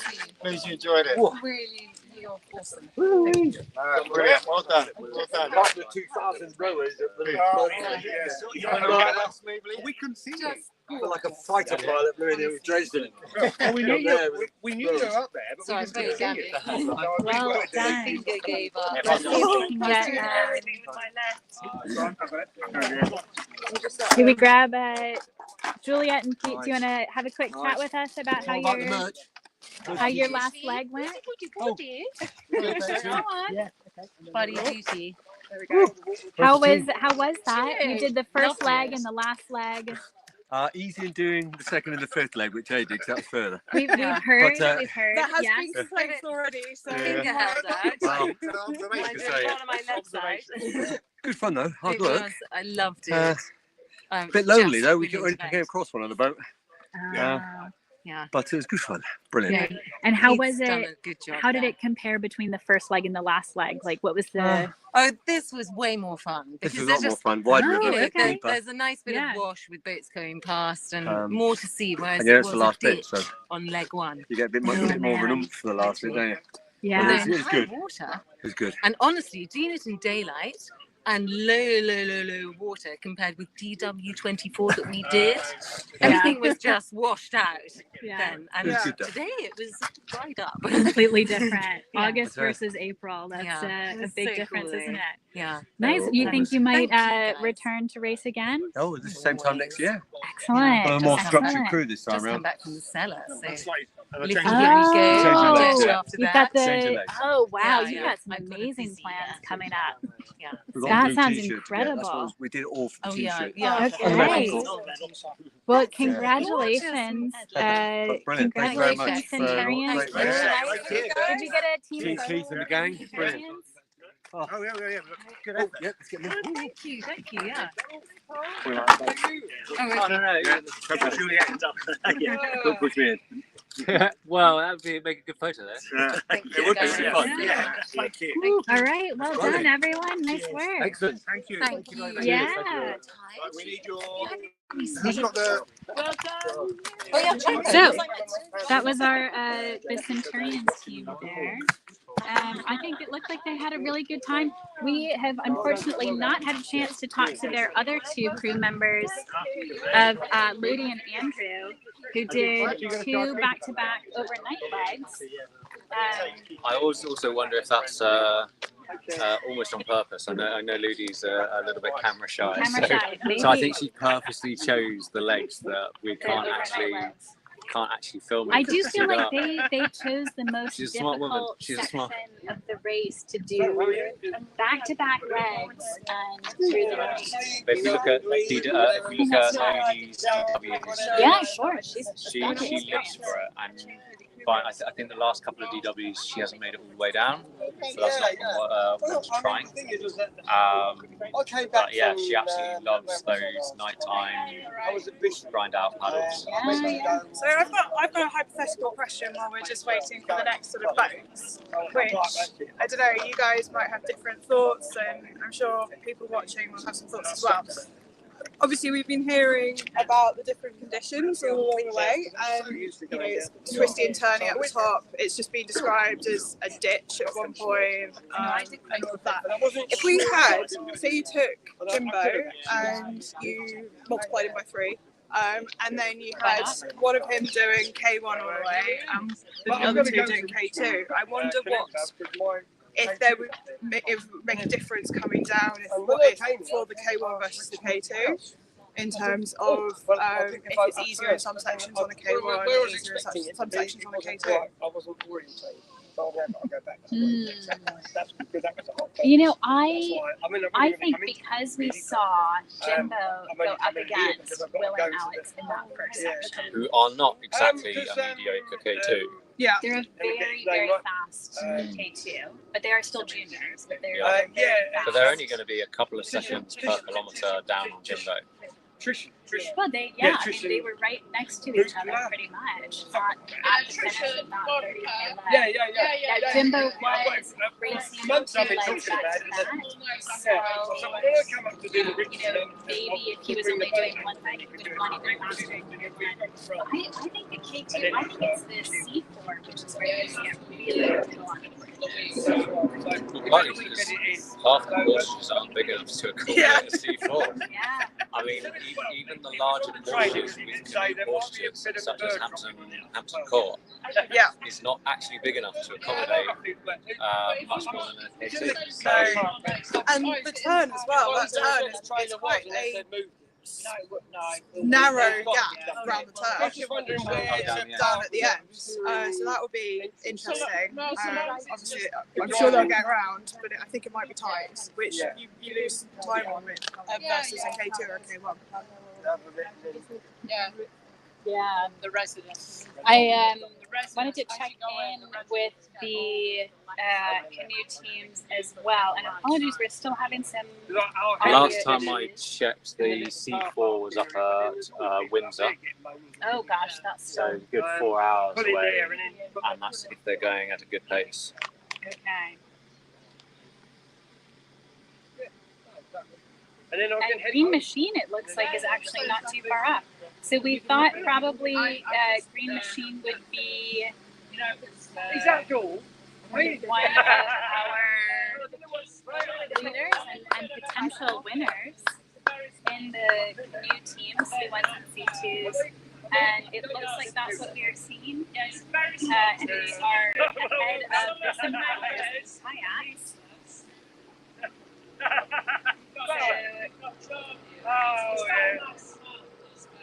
The Reese-Clarks are past Hampton Court, and the Green Machine is just about at Hampton Court. So we'll have a little cluster coming through there later. So we were talking earlier about how the ferries, the pleasure boats, and everything else will be coming out. So we just had one ferry go through, kick up this wash. We've just got another pleasure boat coming through, kicking up that wash. And we pan round even further, we can see the sailing school out Yeah, they normally start at 10, so they're out. Now the sailing school don't generally give kayakers much quarter as they come through. So again, going back to our early point of choosing the earlier start in order to get through before all of this kicks up, we are now seeing that, and you can actually see the waves coming off on this wash. They're pretty big waves. I'm just watching. It's probably not visible on the live stream, but the waves are big enough that they are knocking those motorboats, the moored boats across the way, are kind of bumping up and down a bit from the size of the waves coming across. So yeah, it's not small. Absolutely nothing compared to Tideway DW, but at the same time, if this is your first ultra, I wouldn't really want to be facing that at the 200k mark. It could be tough. I think our paddlers have done well. Our paddlers have done well so far, but yeah, conditions will only get trickier. So, remind me, for everyone that's watching as well, with the starts, obviously we've got cut-offs at each of the checkpoints. They're actually like super generous. No, the retirees, the retirements have not been related to this. So, is there a cut-off? I can't remember if there's a cut-off for here. For finish. There is, but it's not till 8 p.m. But for the start, coming through, so some races you have a cut-off and you have to finish in a certain window. Yeah. So do we have that? I'm just thinking in terms of do you start first with the 10 o'clock or the 2 p.m. start? Yeah. If you're the fast one, what would stop you from starting at 10 o'clock? To navigate all of the stuff that we've just seen. So interestingly, this was something that we heard from Mark Roberts earlier, who was saying exactly what you're describing, that he started in the 10 o'clock start. He knew he wasn't going to be the fastest K1 out there, which he wasn't, but he still got third fastest, which is pretty impressive. And, I think he looked at what the plan for the race was going to look like, and he said, I do not want to be finishing midday or afternoon when the water is filled with pleasure boats and recreational users and sailboats and things like that. Yeah. And so he went off in that 10 o'clock start, and it worked beautifully for him. He had a target of finishing in 24 hours, and he ended up finishing in, I think, just under 23. So massively ahead of schedule, and really, smart, well thought through race from Mark on that. Yeah, really, really good. Yeah, it's interesting hearing all the different tactics that have been coming through, sort of how people have approached the race and timing, etc. Because looking at the amount of sailing boats up there at the moment, you don't really want to be going through that. No, and I will tell you, I went out for a paddle a few weeks ago here on a Sunday afternoon, and I regretted it. Yeah, I'm not surprised. Yeah, it's not often that I regret going for a paddle, but I did. So it's great in the winter, and it reminded me of why I actually enjoy winter paddling, which is probably rare. Yeah, this stretch of river, it's really popular, very well used, which is always great to see. But definitely, as a paddler, you're going to have a better session going off, sometime between 6 and 10 in the morning. Rather than once we get past into that kind of 10 to 4 p.m. window. So you just mentioned the cutoffs, and we were saying no one has actually been forced to retire because of missing a cutoff. We are monitoring one paddler, Adrian Angel. He, I think, took a long break yesterday. Yes, because we were worried at one point that he might have had to have stopped for some reason. So we were watching him quite closely, and then he started moving again. So whether he decided he would take a tactical nap, or you know, it would be interesting to find out. Yeah. I'm assuming he's following him at the moment, down here, just because he is further upstream at the moment, so they're probably monitoring him as he comes down. But yeah, hopefully at some point we can, if not have a chat with him, have a chat with one of them and see exactly what happened. What's going on? So it looks like he has technically missed the cutoff at check 4 at this end, but he might be allowed to continue. Oh, here we go. Woo! Congratulations! Well done! Here is Gary Johnson in the surf ski. Woo!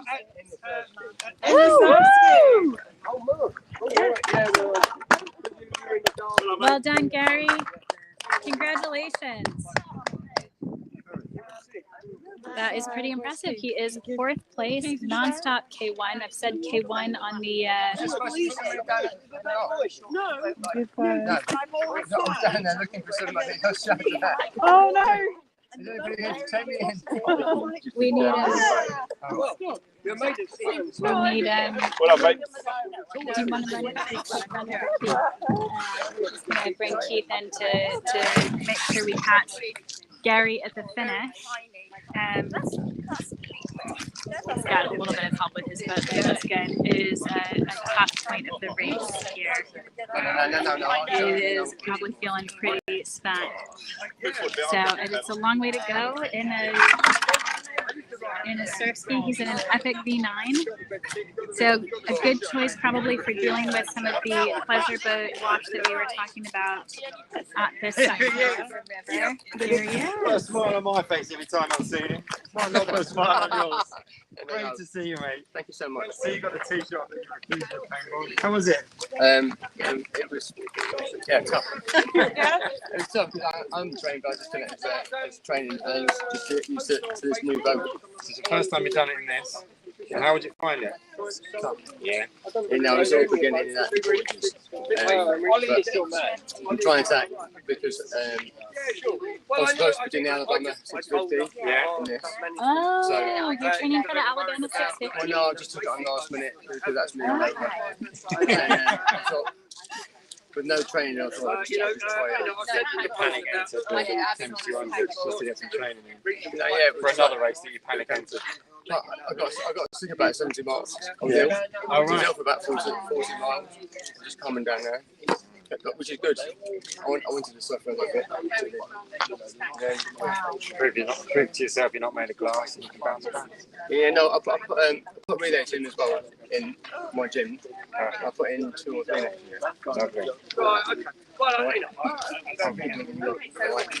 Let me get a seat, buddy. No.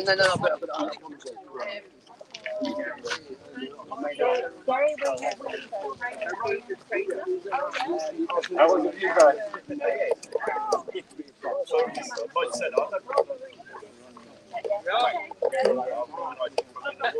Look at us. Go on. Row.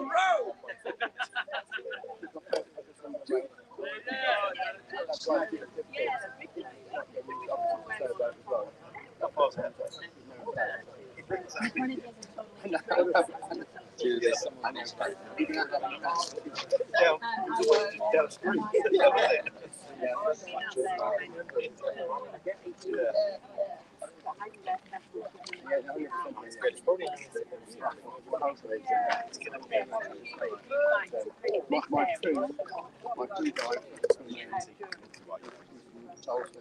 I threw him into a race and just see me. He's part of the relay team, so he's in that. He is. Which relay team? Tiger. They're going to be. Sea lovely. He's quite an interesting guy for long race. They've gone there. I'll play down the right. out of battery or? Well, well done, Keith. Well done, mate. Yeah, excellent. We do some each person. Just in case you coming through. Really big. Yay, well done. Did you enjoy? I did. Great. Yeah, lovely. Have you got many? Some of them is just. All right, we're going to take a break and try and fix our technical difficulties.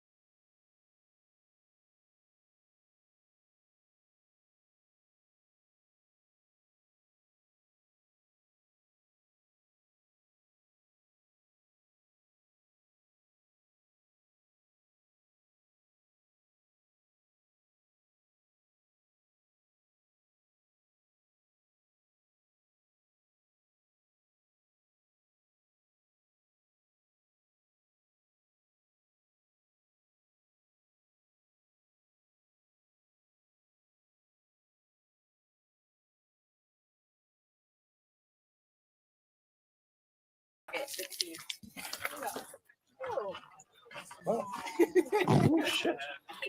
Quite a diverse, wealthy area. I mean, when you drive these, all these walls landed estates. Mic check, mic check. No, it isn't. It has a sense of person and. Is it? Have you managed to work it Providence, out? Providence. Yeah, Right, there you go. I mean, I was in Byworth and I thought, what a lovely town. You know, it's actually quite nicely looked after. Well, I went to say people. Also, so it's a beautiful areas there. The infrastructure can't cope with the demand. Yeah, it's just, you know, every little square bit of land is just, you know, which is a shame, really. It's all been pretty much very rural, you know, and that's why the roads don't. Can you get close to the finish? There we are. This is the finish. Anyway, enjoy the rest of the week. Have a lovely day. Yeah, no, so you're going to go down, turn. As they say at the end of so when they come back, it's a finish. Yeah.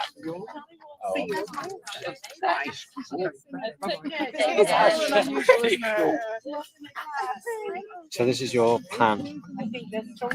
Is our audio, we are live again. Is our audio working better now? We have tried to optimize, reset the audio. So we are expecting the, okay, thank you very much. It sounds like our audio is working again, which is great news. So we are expecting the Reese-Clarks through. Yeah, they should be Fairly about 6 soon. minutes off at this point. I think they're Canbury Gardens. They're about a kilometre away now. And yeah, bless them, at the speed that they've dropped down to, that's going to be about 6 minutes, I think. Maybe 6.5. How much have they dropped off their speed a fair bit? Yeah, I'm only going by stats delivered to us by our wonderful producer back at home, Tim. Yes. Unsung hero on this. Yeah. Yeah, so they've dropped off a fair bit over the last 10K, I think it is. Okay. I wonder, I think they're going to have a hard time coming back from that turn too. We were talking earlier about just how difficult, mentally difficult that is. So. Yeah.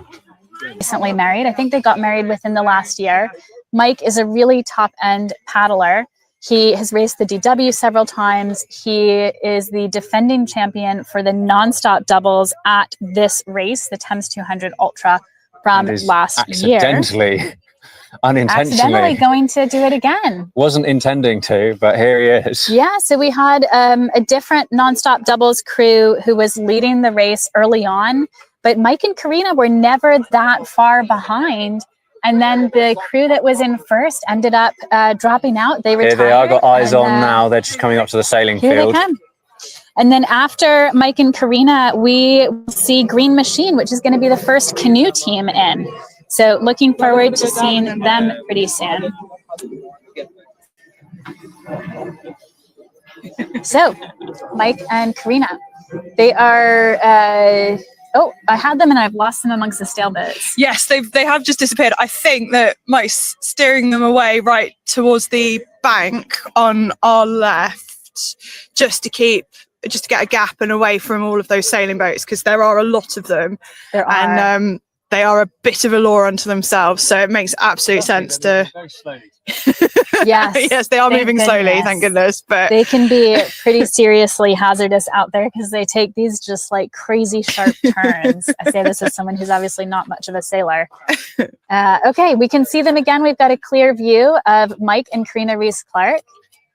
I think their timing looks they're good. Looking fantastic. I mean, they're not, yeah. When you think, I know we keep talking about it, but the fact that you've got someone who is not a paddler.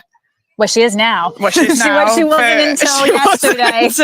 But, you know, the way that they are looking, that looks like a really well-established crew. Yeah. I know that they've done, you know, lots of training, etc., but they look far more experienced than one would expect. So they really do. I am just massively impressed. It looks to me like, you know, I think Karina said, I want to do it. Mike said, okay, great. And then they looked at, oh, that's a bit close. third near miss. So it's the third near miss of a sailboat nearly running into Mike and Karina Reese-Clark.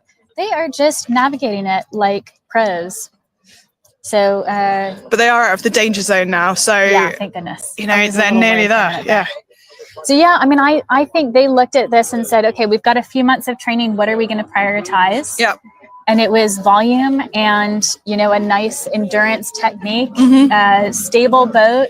Yeah. You know, figure out what's going to be realistic and go for it. And I think that just that sensible approach is fantastic. It really proves that you don't have to have and I'm using air quotes here, the fastest boat. Yeah. You know, if you are comfortable in a more stable boat, then you can get a lot more power in potentially than if you're in a less stable boat, and it's really paid off here. It really has. And you know, speaking with Mike about this the other day. Oh, there's some brilliant banners from their support crew. We'll show you the banners in a minute. Look at that. Looking good. Looking really nice. I'm so impressed. I'm just in awe. What up, guys? First non-stop K2. Lovely. And we'll give you a view here of their incredible support crew. Show us the banners. Show us the banners on the live stream. Look at that. K&M in the kayak. Amazing. Oh, that's incredible. Thank you all so much. That was great. So they will be coming back up for their official finish in about a mile from now. So we'll give them some time. They are not moving super quick, but I think they look really comfortable. 8 to 9 minutes, I reckon. Yeah, 8 to 9 minutes, and we'll have their official finish, we think. Just incredibly impressive. I wonder if we can maybe chat a little bit with their support crew to see how things have been going.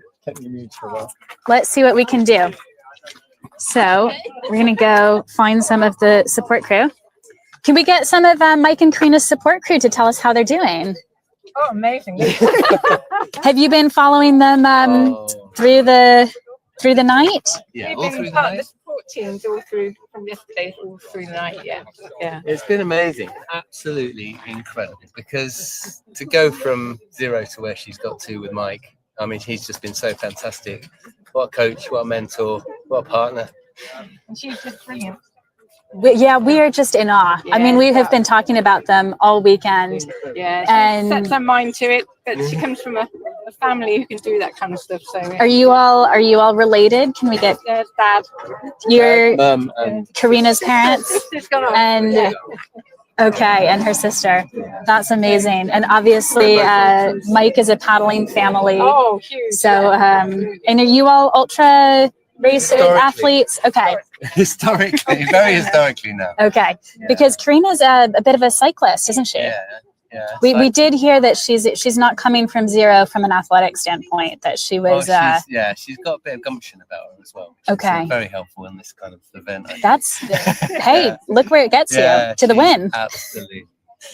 What did you think? Did you think they were going to win this race? That wasn't part of the plan. Yeah. No, the plan was to do it as a challenge, finish it if possible, and they've just excelled. It's incredible. Yeah, absolutely unbelievable. I'm so chuffed. Yeah. Oh, it's just absolutely amazing. So impressed. We might do it this rate. Yeah. It's just been so cool. Do you think she might do some more paddling after this, or is it too early? Yeah, no, that's okay. She should have a day off for sure. Yeah, but you know, maybe Tuesday. I'd like to have a go. Oh, well, and if you've got a little bit of an ultra background too, this is hip replacements and things like that have gone on. Oh, you don't need your hips in there. Those are like brand new hips these days. Those things are good. True, they are good. They're really good, aren't they? Exactly. But it is inspiring. It is amazing. It really is. I think I hope people do like see what she's done and kind of take some good lessons away from that. Yeah, but you know, she's got such a level head in front of her in the boat. That's been key. Mike's been keeping Mike things pretty. Yeah. You know, you would feel safe with him always. Yeah. And that goes on a bike, on a hill, on a mountain, wherever you are. He's dead Wow, good. that's amazing. And we've gone out with Mike on the bike and Wow. on some fairly scary bits of rock, and you never feel unsafe. So Yeah. she's in good hands. That is so cool. And is this your first time supporting an ultra paddling race? Yes. Yeah. How have you found the support experience? It's been full on, really, hasn't it? Yeah, no let up. No. You just got to keep at it. It's a bit the same as paddling. Yeah. Did you We get got an hour and some 20 minutes shut time. an hour and 20 minutes? Not all in one go. Yeah, total. No, I believe you. Yeah. Have you been stopping with them pretty frequently throughout the race? Well, we had two teams. Yeah, so Okay. 2 teams. They had it all sorted out, so you just did what 9 you stops were. each. Yeah, like So you we just- did 9, and Holly and Ed and Mark. Okay. Holly's partner, They've done did 9. Yeah. Okay. All right. We went where we were meant to. Yeah. Yeah. Oh, that's great. We had everything there. But they've got it all sorted and organised. That's Mike and Karina. Did they did Beautifully they give you organised. some instructions beforehand? Did you do some practices? We tried to, but we've all been very busy, so no practicing. Okay. Just listened well and tried to do it as best as you could. And we had Ed on board too. Okay, now Ed is. He knows Oh, that. there's He knows- Ed. he knows. Ed, I didn't have you in view. Let's get Ed on here. Okay, so you raced with Mike at the DW earlier this year. Yep. You guys did an impressive C2. I know that was all about the finish and not your typical craft of choice. It wasn't, no, but it was good, and that's always the mentality me and Mike have always had, and the mentality he had today was finish first. Yeah. Like finish above everything else, and they have. Yeah. So it's been good. Like they've been absolutely rock solid, like throughout the night. No dramas, no problems.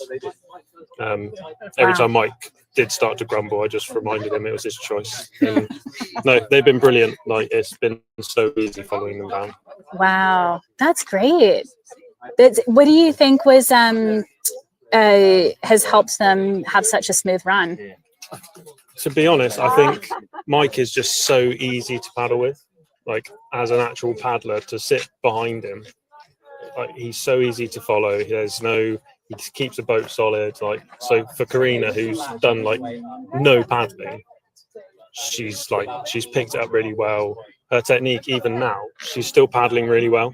Like We've noticed. We've been really impressed. it's unbelievable. When they pulled away from Molesey, I was watching and I was thinking, you'd look at her and think she's been paddling for years. Yeah. And she's a seasoned paddler. But And their timing is certainly better than other more Yeah. experienced crews that we have seen. yeah, but I mean, Karina's supported me and Mike enough, so she does know. Okay. She She knew what she was getting into. yeah, she knows like timing is very important. Yeah. Because it looks terrible in photos if you're out of time. So, It's all about the live stream and the photos. We know the she priorities wouldn't hear here. the end of it. She was out of time from Mike. Trust me, I've been.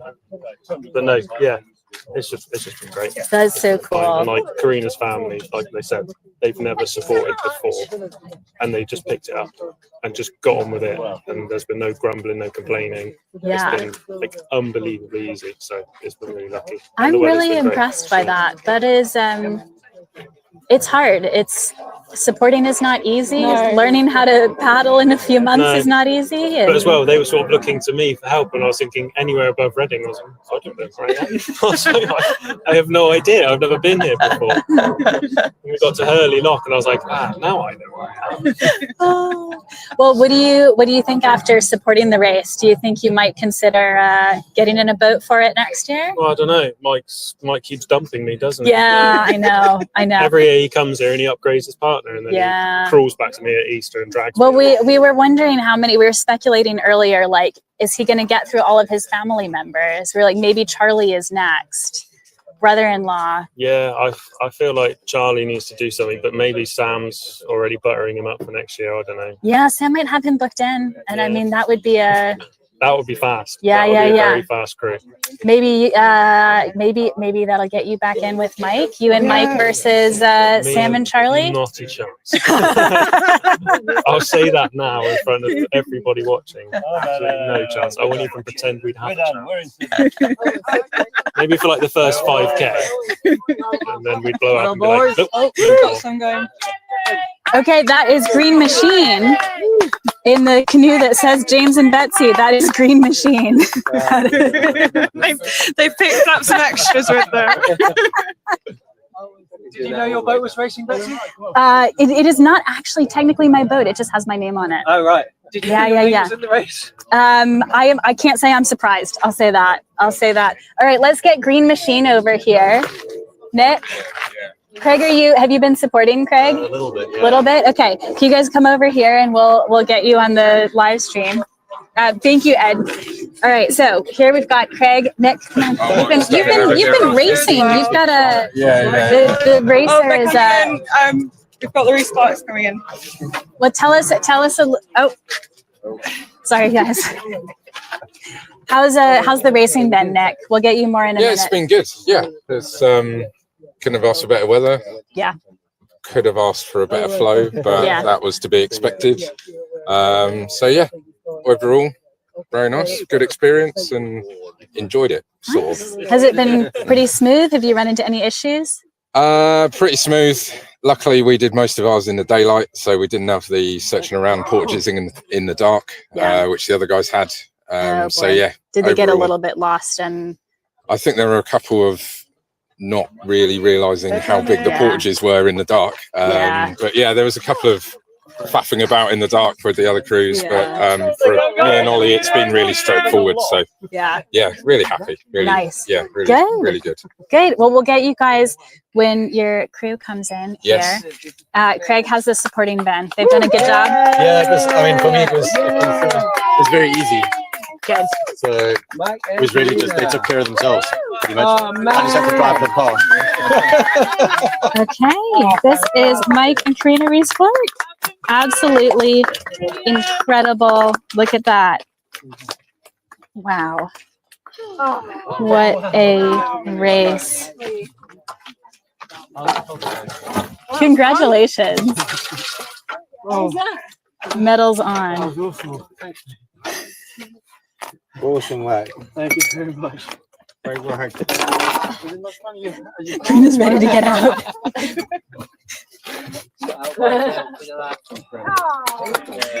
Brilliant. Brilliant work, buddy. Brilliant work. Okay. Look at that. Next level partnership. Well done, buddy.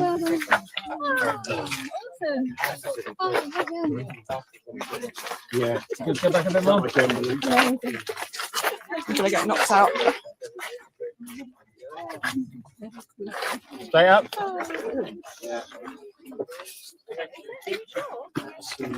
That is just incredible. I am just in awe. Let's go grab Mike looks a bit more.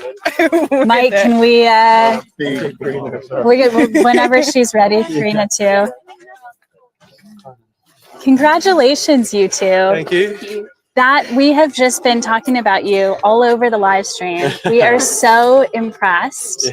How was that? How did it feel? I definitely crashed at like 140, 150, and then Karina pushed me for quite a bit until I could recover up. Yeah, I think struggled with the seat a little bit, but you smashed it on the way down. So, well done. Yeah, no, it was difficult, but Yeah. I think for you, we didn't know what layers to give you. no, I did get quite cold. Okay. But then obviously the sun came out and Yeah. everything got better again.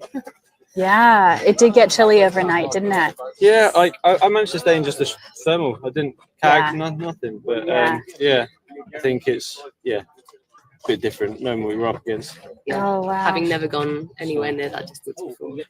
That was how. So, Karina, I mean, you have come just a few months ago, starting to basically learn how to paddle in K2 with Mike.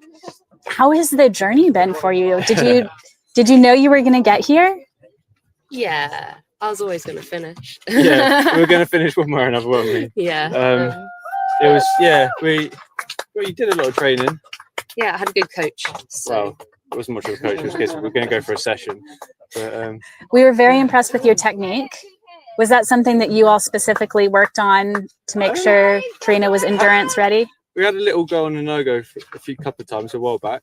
Yeah, that was a while ago, and you're like, oh yeah, just do that, and that'll be fine. Yeah. But because we never trained in K1s, it was all K2s. Yeah. So I couldn't help or give any pointers because. And you were in the front. Karina's behind. We did go out for one paddle with Ed, and Ed gave you a few pointers, didn't he?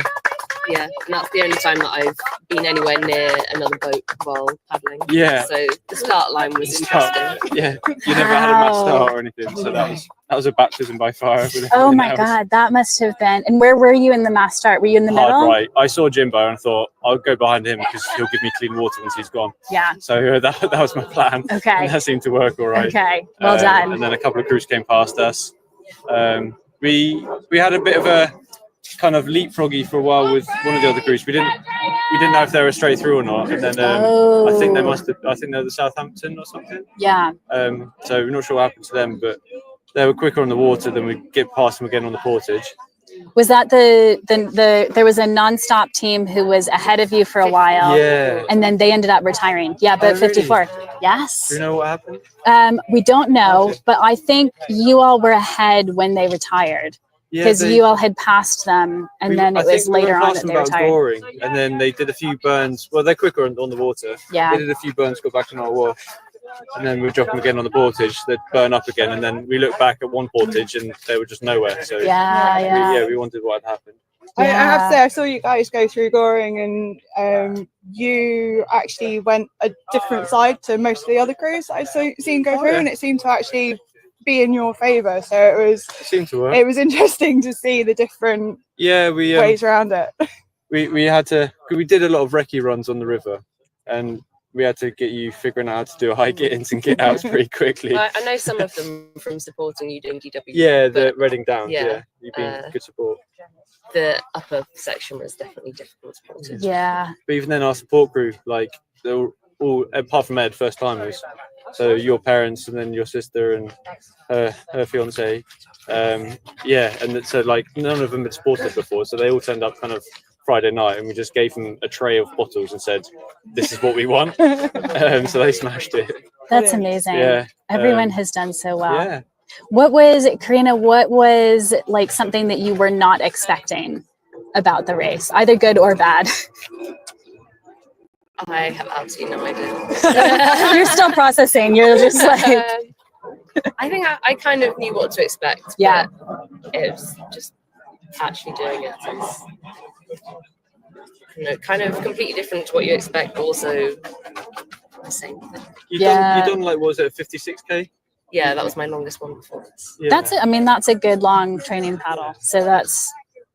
I mean, because you all did a lot of volume in the lead up, right? To So get ready to handle it. I messaged Keith. We're comparing our training volume blocks versus what he'd kind of put out as his little schedule. Yeah. But we got set back pretty early by 3 weeks. Decided to try my race boat, and it didn't go too well. No. So we sprained your back. We sprained your back, and that took 3 weeks out of training. Yeah. But yeah, so we found a more stable boat. That's incredible. Yeah, we just found a pace and found a boat we could paddle with, and then we just paddled it. That's great. And I know it's too soon to ask, but do you think you might entertain some more paddling in your future? Define paddling. Okay. Maybe just down the canal. And the white weekends. Yeah, I doubt that you'll see my name pop up on any race entries. Okay, wait. Never say never. We'll take that answer at face value. We'll see how you feel in a few weeks. Yeah. Give you some time to recover. Yeah, I'll get a message. Oh, I won't get a message. Ed will get a message saying, "Do you fancy doing it?" Yeah. No. Well, massive congratulations. Are you all happy? You got to the finish. Goals achieved. We didn't know like positioning at all. We'd asked specifically not to know positioning at all until below Marlow, because we didn't want to do anything silly or jeopardize anything. And then then around Marlow, Ed was like, you've got it, kind of. Yeah. The people that were second have dropped out, so yeah. So we just kind of had to. Well, I was struggling quite a bit, so I just had to limp it home. Really. Oh man. You were pushing me along for a while. Wow. But, Wait, and you've got it by like 2.5 hours or something. We'll see what the final time is, Yeah. but it's a shame we couldn't tussle it off a little bit longer with the other crew, but I hope they're all right and it wasn't anything major. yeah. We Wow. we did do a big burn, didn't we, onto one of the devices teams, and then we paid for it later. When Paul came past us in this K2, he was the same distance ahead for ages, and then we got into a git, we turned up to a git in, and then he was just there, so we're like, right, we have to get in and go now. So we put a quick get in and the burn on, and then we sat on his wash for as long as we could, and we soon realised like we'll have to stop before we blow. Yeah, that was a bit of fun. Yeah. Wow. A bit of wash hanging down the course. Wow. Well done. Thank you very much. Huge congratulations. I think you all might inspire some people out there today. And I don't know if there's an official record for it, Karina, but there should be. Least amount of paddling experience, most amount of achievement. You can make it. Yeah. It'll be the Karina Reese-Clark record. Thank you. Congratulations. So we are just waiting for Green Machine here. They're in view. There they are. All right. There they go. Looking pretty strong. Yeah, these guys will be completely fine. Yeah, guys. Nice slick changes. So Green Machine, a lot of these guys were out winning the Yukon River Quest earlier this summer. So really nice, really smooth. That is Dan Finlayson in the front and Tor Harley in the stern. First canoe team in.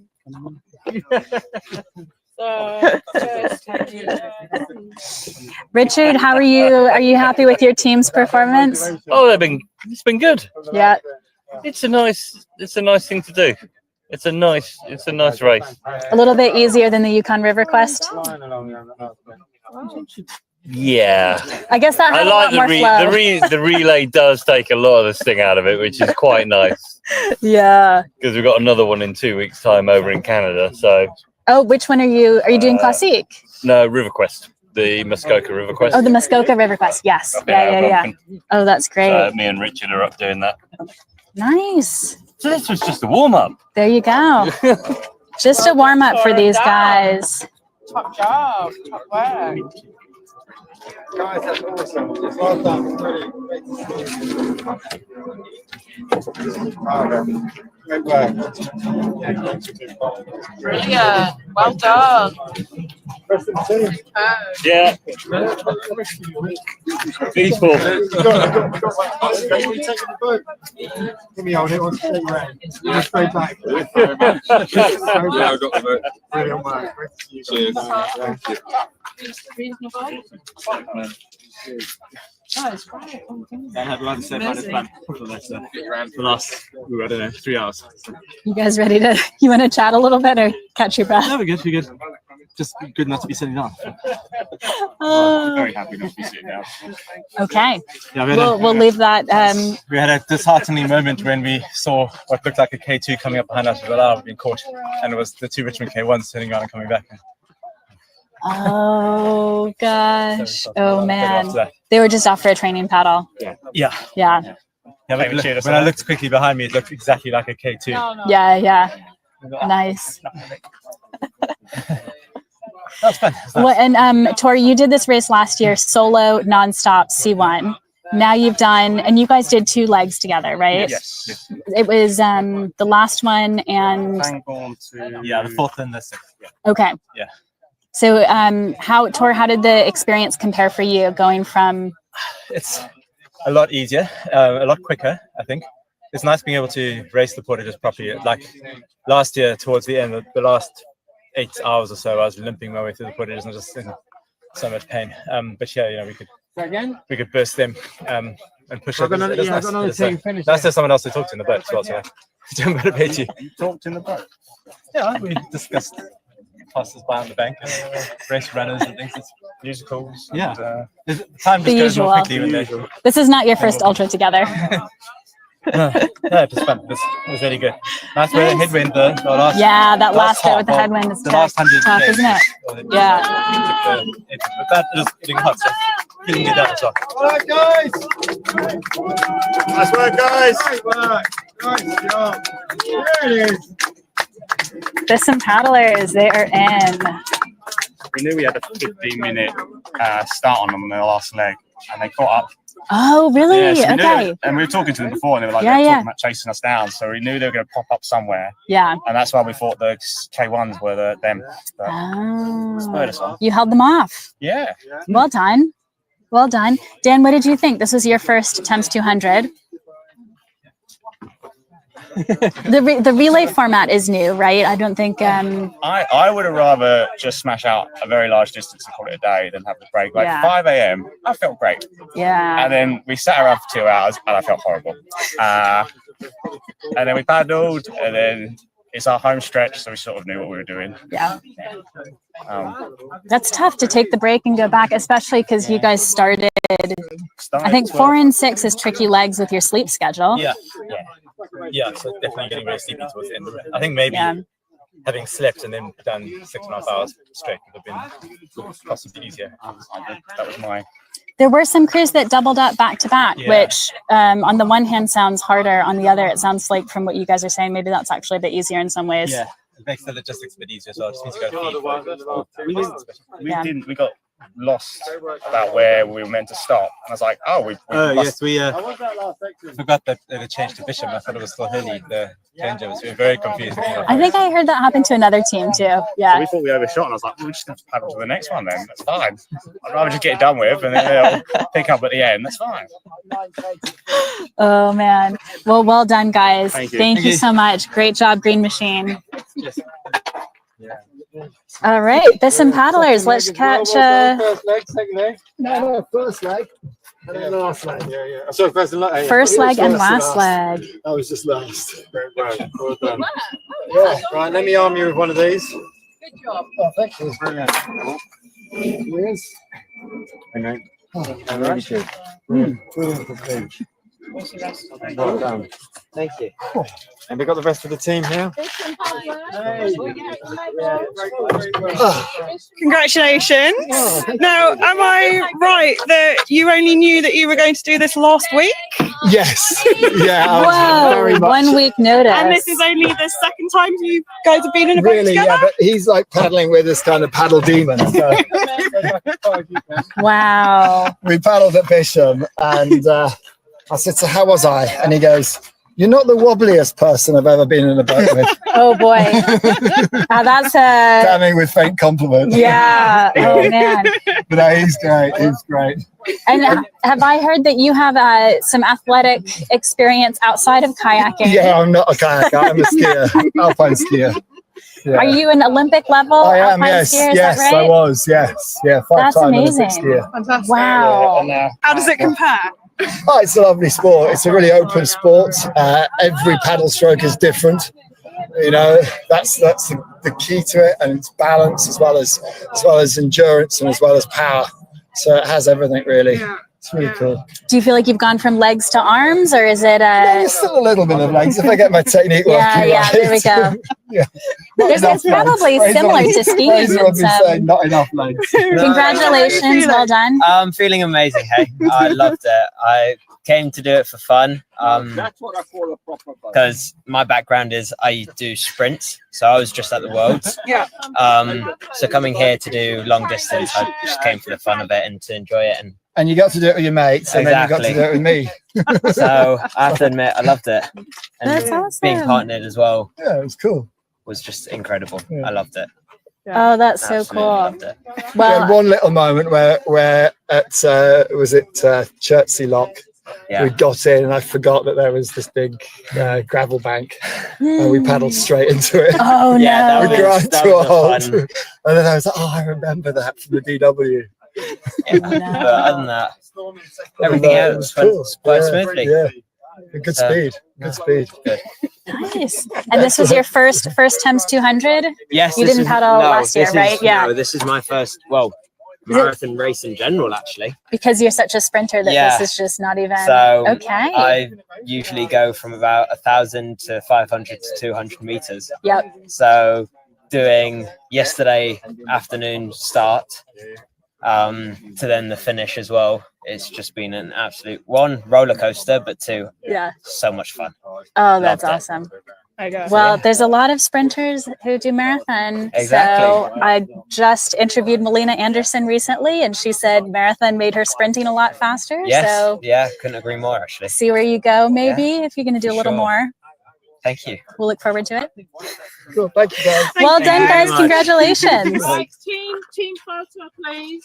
Mission paddlers facing the river, please. Oh. Sorry. Yeah, in the river. In the river, that's what I'll go swim.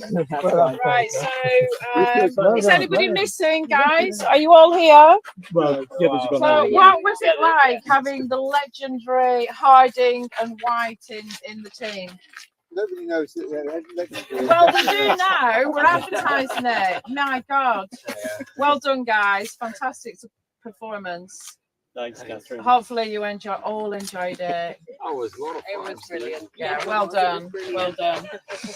Next time, nice work. We want to live a little bit higher. We'll try. For short people, the portages were quite tricky. Oh, yeah. Well done. Well done. I've done things. Thank you very much. Both of you were looking at the shoes. Yeah, Just when they're coming through. You did good. It didn't look too promising when they set off. No, the crew set off a bit. Yeah. Oh, they're strong again. So obviously settled down. Yeah, well, they were looking great when they came in. So, yeah, clearly. I'm glad I didn't do the last one. I'm glad I didn't get in the dark. Yeah. How was the dark? Did you enjoy it? It was dark in places. Like, that's what we've heard. I couldn't Yeah. believe how dark it was at Pangborn. That was so dark. oh my God. Yes, it was quite dark, Yeah. but it got darker. There was a bit of sonning, and there's always the dark bit past the Abbey. Yep. Always go, how do you know where we're going? Well, Because you've done it enough times. I've done the stretch about 100 times. So she's can you see a thing? Because how many GWs do you have now under your belts? 50. 15. And 15, now you've done that's- a Thames 200 as well. Well, a bit of one. A bit of very, one. very different, isn't it? It's very, very different. So yeah, I mean, you can get quite exhausted on a 200-meter race, can't you? But Yeah. it's just a different way of emptying the tank, isn't it? Having a comeback in your late 60s is not pretty. Yes, I've been hearing. I've had many comebacks, man. And it's always been quite pleasant. It's gone an upward curve. I think, oh, this is getting better. This is sort of flat lining. You did it though, so that's the main thing. Well, the race is ideal. It's a great target. Next year's team can have a criteria. You've got to have a clinical condition and be in receipt of a state pension. Okay. That's the team. So you don't want me to join you next year then? Well, and Well, unless you can get a good clinical condition. I mean, No, I think application or something like that. okay, well we've got a year to sort it out. That's did fine. I hear that this is a family crew as well? So how did you all get roped into the race, or were you the ones doing the roping? No, actually, I do believe Ollie set us up for this. Ollie and Ian plotted a plan. So me and my mum, we live in Dubai. So we aren't actually based here, No, so but my surf ski. sister is. Yeah. So we surf ski a lot. and sprint. So my sister got roped in by Ollie, and then pretty much because my sister got into it, my mum said let's do it, and then I said we'll support. why not? Hey, well, if you're coming over from Dubai anyway. Yeah, so Heidi's relatively new to paddling. Only started paddling in March, April this Wow. year. And obviously Fraser, he competes in World Championships with Right. sprint. Yeah. And so I came into the paddling maybe just short of 18 months, 2 years ago.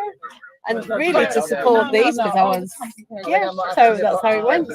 Yeah, That's amazing. Yeah. How cool. My husband, he also paddles and he's absolutely gutted that he's not here today. And we've had umpteen phone calls. Yeah, he's had real FOMO, I think. Yeah. Maybe next year. You could get a full family crew. We've seen that before. We had the Russell family last year. Okay. They were pretty quick. Okay. Yeah. So we'll be up for the challenge as well. We could look at a family record too. I think that's going to need to be a new record to look at. Fastest family down the course. Yeah, we could do that. Very cool. And more paddling in the future for all of you, it sounds like. Maybe more ultras. Yeah, definitely. Marathon. Yeah, it was really good fun. It was an amazing experience. Yeah. How cool. Did you all go K2 together? So I was with Ian. Okay. I was with Ollie. Okay. And then And then Fraser. I started with Ollie's son Luke.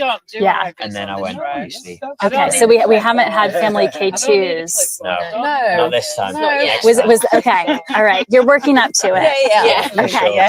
Well, baby steps. Yes. That sounds great. Yeah, some of us had never paddled in the dock before, so it was let's go with someone who knows what they're doing. Yep. Yeah. It seemed to work. Yeah. Yep. Worked out well. It was a good plan. Great. Very cool. Congratulations. Thank Really you well very done. Thank you. Great work. Thank you. Thanks. Thank you.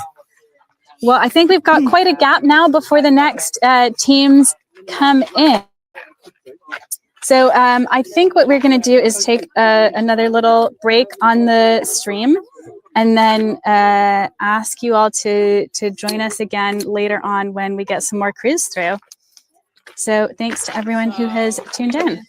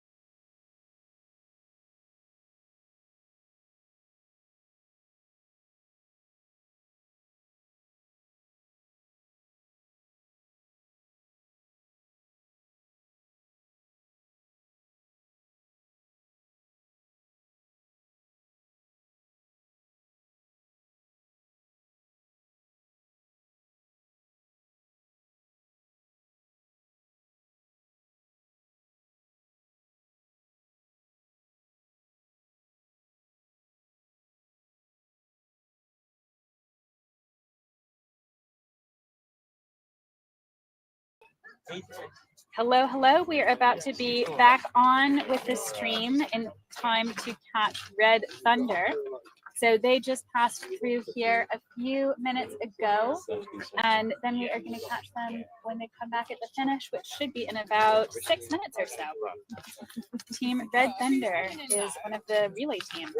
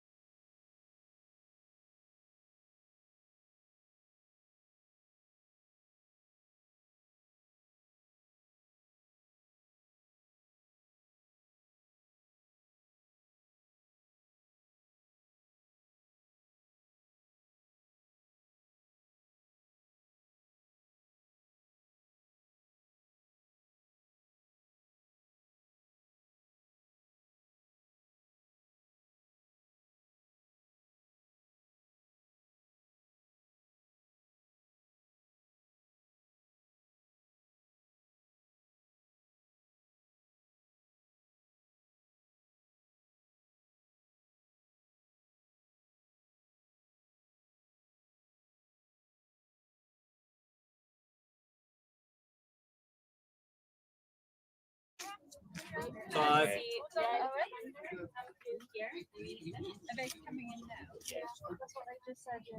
Come on, Simon. Come on, Jess.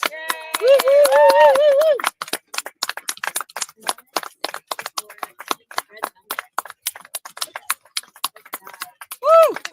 Well done, guys.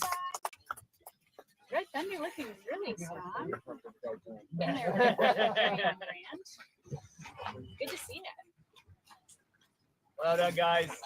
Awesome effort.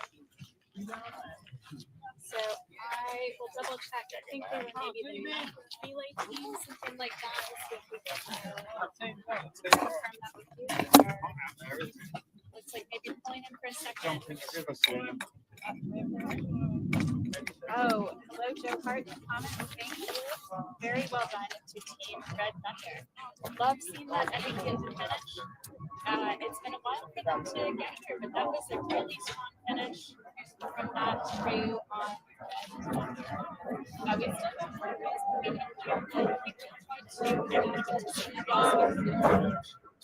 we have seen the winners in all categories except for stand-up paddle runners. The stuff that you see now is around racing. So we still have a little while yet before the rest of those paddlers will come through. So we just saw that finish from Red Thunder. Really, really well done. And I should have probably confirm who was in that, but I think we're getting a bit of help for support here. Oh, Simon and Jess. Simon and Jess. Yeah, I think so, yeah. Red Thunder. So they actually fit further down there. So maybe we'll go, should we go catch them over? Let's grab them. Are we on? Over there, we are on.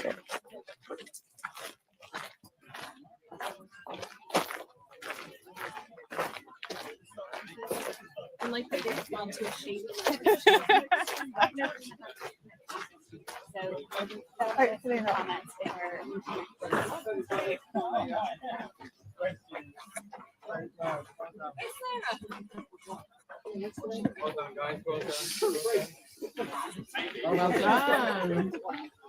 Full of adventure.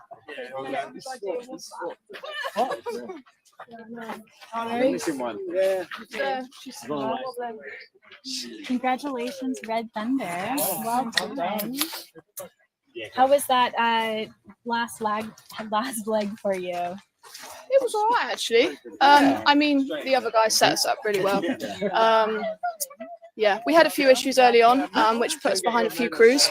But Owen flew an absolute blinder, caught everyone up, but it meant we saw no one that whole time. Yeah.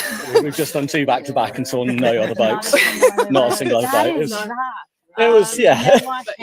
Nothing. Just, I mean, Elmbridge were out training. We tried to catch them. We managed about 10 seconds. They were doing a 10K. We were not keeping up with that. Yeah. But no, it's lovely. Yeah. Really nice and warm. Such a good event. Yeah, really good. Did you all race last year, or is this your first First year? time, First time, yeah, we all did this first time. The whole Yeah. team first time. Yeah, Whole all team of first us. time. Hannah's first race. Yeah. Yes, I think You Yeah, saw he's- Hannah yeah. earlier. Yeah. Brilliant. Yeah. Very cool. Just thought we'd go and have a go, and we finished. Amazing. And have you done paddling like this before? Ultra style? Yeah, we've both done DW. a couple of times. And we're looking at K2 next year together, so sort of test stuff. Yeah. There you go. Kicking off your DW campaign. I heard that from a few crews at Thames 200. So you guys look great out there on the water. Thanks. Did the boat feel pretty good? Yeah, it's running like a dream. Yeah, could do with a bit more endurance underneath my belt, but we've got time for that. You've got time. We've got loads of time to build that. You've just put a little bit in here too. Yeah. This is your only relay leg that you all did? We came from Marlow, so we've done the last two. You did the two? Yeah. Yes, because you said double with no loads. Yeah. And do you think that was a good strategy to do the back-to-back? To be honest, it's just a test to see if we can do DW next year together. About halfway down, I was regretting it, but by the end, it was good. Halfway point. Yeah. It's halfway, and we hadn't been at the checkpoint yet. And we're like, oh, this hurts. Oh man, But that is tough. just got to keep moving, innit? Get there eventually. Nice. Well done. Congratulations. Thank you. Great work, and looking forward to following your DW campaign. Thank you. Next year. Very Awesome. exciting. Thank you. Cheers. Congratulations, Red Wonder. You might get a little Guys, photo can we have a group? Surely someone should have a word with the environment. Are you happy to have a team shot? Team shot, yeah.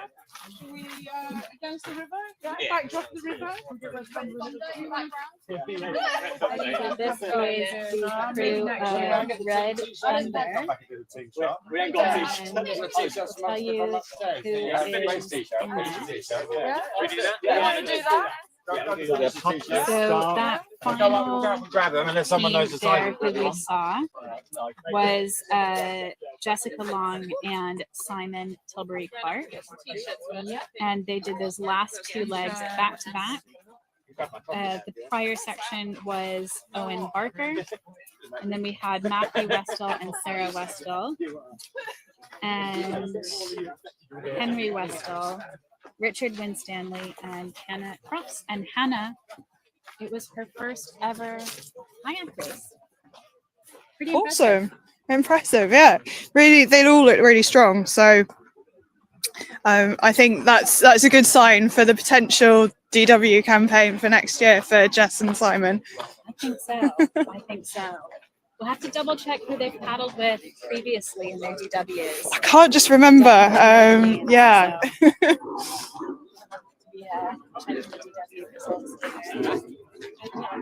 Really impressive work from them. And more, another example of seeing some newbies out there racing, which we've seen a lot of today, and it's really gone well for them, hasn't it? Yeah, it has. Yeah, definitely. I think it's possible. It's a bit boring, isn't it, to be paddling on your own for so long? But yeah, I think, like I say, I think they seem really positive. So be interested to see how the next few months go for them. Yeah, it looks like it should go pretty well. So yeah. All right. Well, the next cruise that we've got coming in, it looks like it might be a little. I think it might be about an hour until the next one. Okay. So I think we will off the stream again, and then we'll return for the next couple of cruise. And those next cruise are going to be.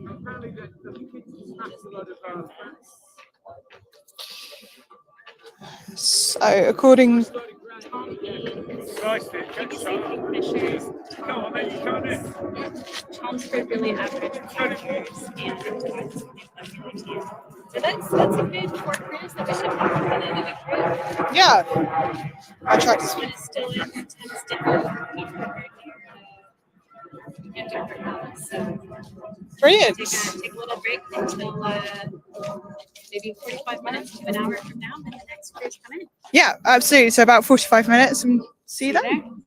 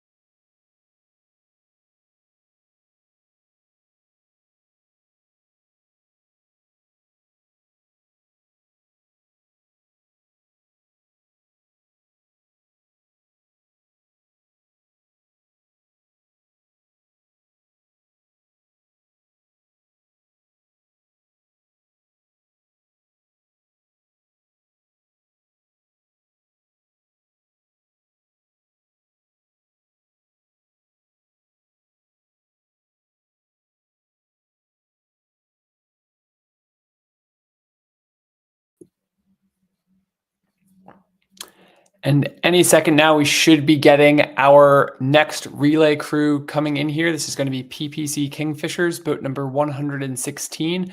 They're just coming up around the bend now, so they'll be coming in a minute or two off from that left-hand side of your screen. We will also be getting Betsy back on film from the ground right now, looking off of our finish line camera. So this crew will have to go through here up to Teddington Lock and then come back down towards the camera to finish the course. But we expect them to pop into frame in the next 1 to 2 minutes.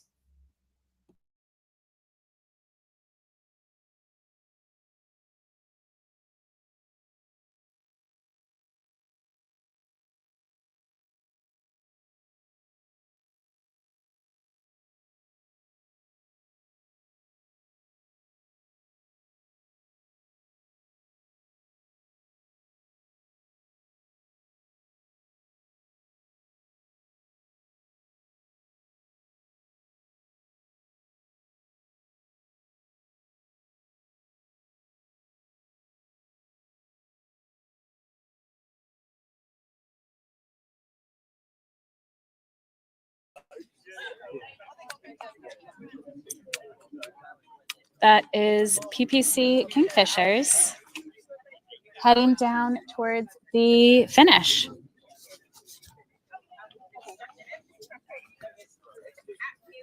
So they are looking really smooth, nice and in time, a nice kind of technique that will get them, all the way to the finish smoothly. They've got about a mile left from this point.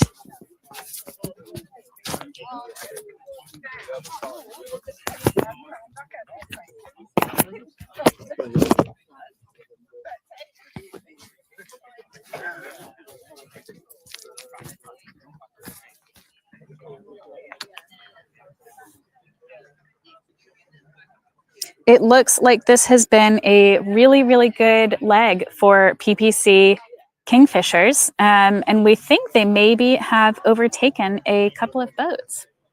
So pretty exciting for them.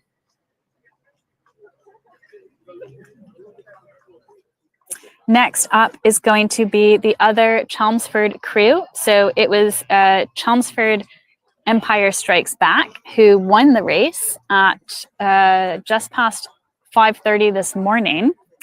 And coming on soon is Chelmsford Really Average Paddlers. That is their team name. So they will be through soon. So we'll see the PPC Kingfishers come back up here in a few minutes. And then we will see the Chelmsford Really Average Paddlers coming down. And we think that K1 solo paddler Tom Emmes is on the wash of the Chelmsford crew. So they are in Kingston now, but not quite through Kingston Bridge. So that is just a few kilometers upriver from here. So a little bit of a burst of teams coming in now as it has just gone a little bit past 1 p.m. So these crews started at 2 p.m. The relay crews started at 2 p.m. So they are getting very close to that 24-hour mark.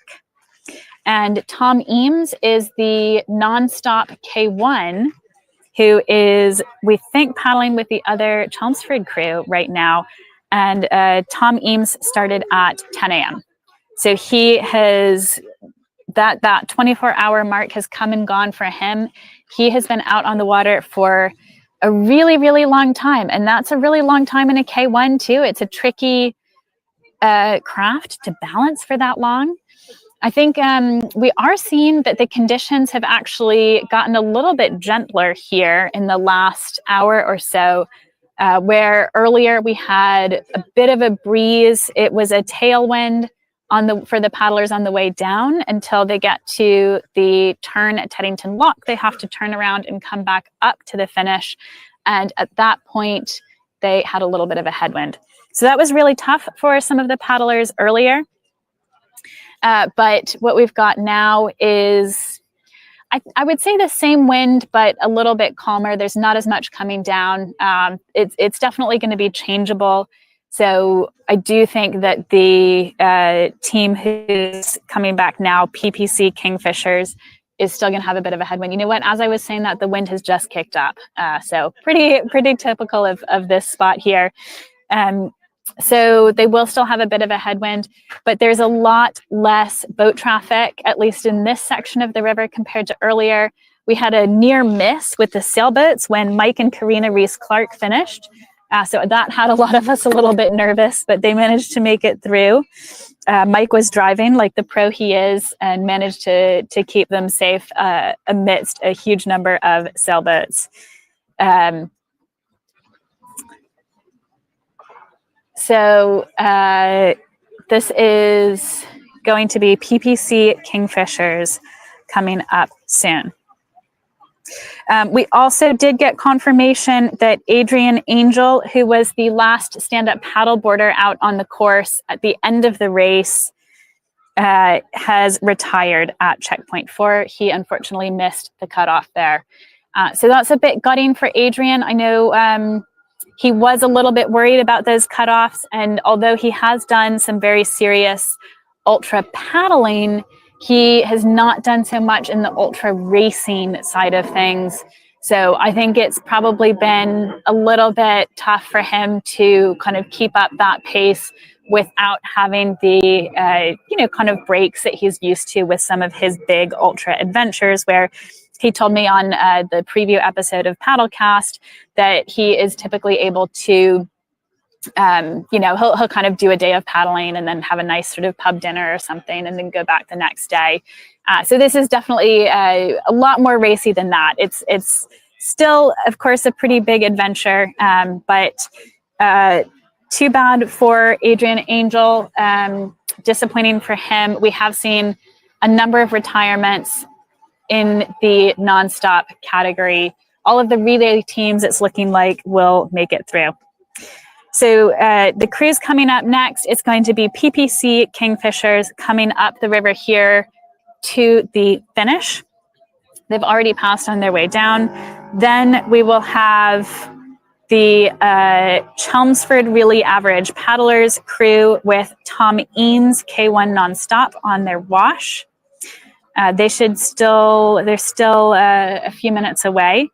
And then behind those two boats will be Devises Canoe Club, which is about 10 minutes behind that group. And then behind them, the C4 Barbarians, and then the Devises Diggers. So the Devises Diggers were ahead of the Barbarians earlier in the race. And now we have the Barbarians ahead of the Devises Diggers. I thought the Barbarians would probably pick up some speed as the race went on because there's a lot less portages. And that is, I don't have the stats on that to confirm, but I strongly suspect that is part of what's gone on here. It's also possible that there was more variation in maybe the speed of some of the different teams and individuals who are paddling for the Devises Diggers. So those are the last two canoe teams. We saw Green Machine earlier finish as the first Canadian Canoes team. They did really well. That's a bunch of really experienced guys.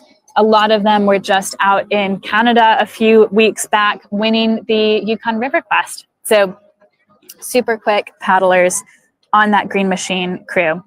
And great to have 3 canoe teams out between a lot of kayak relay teams.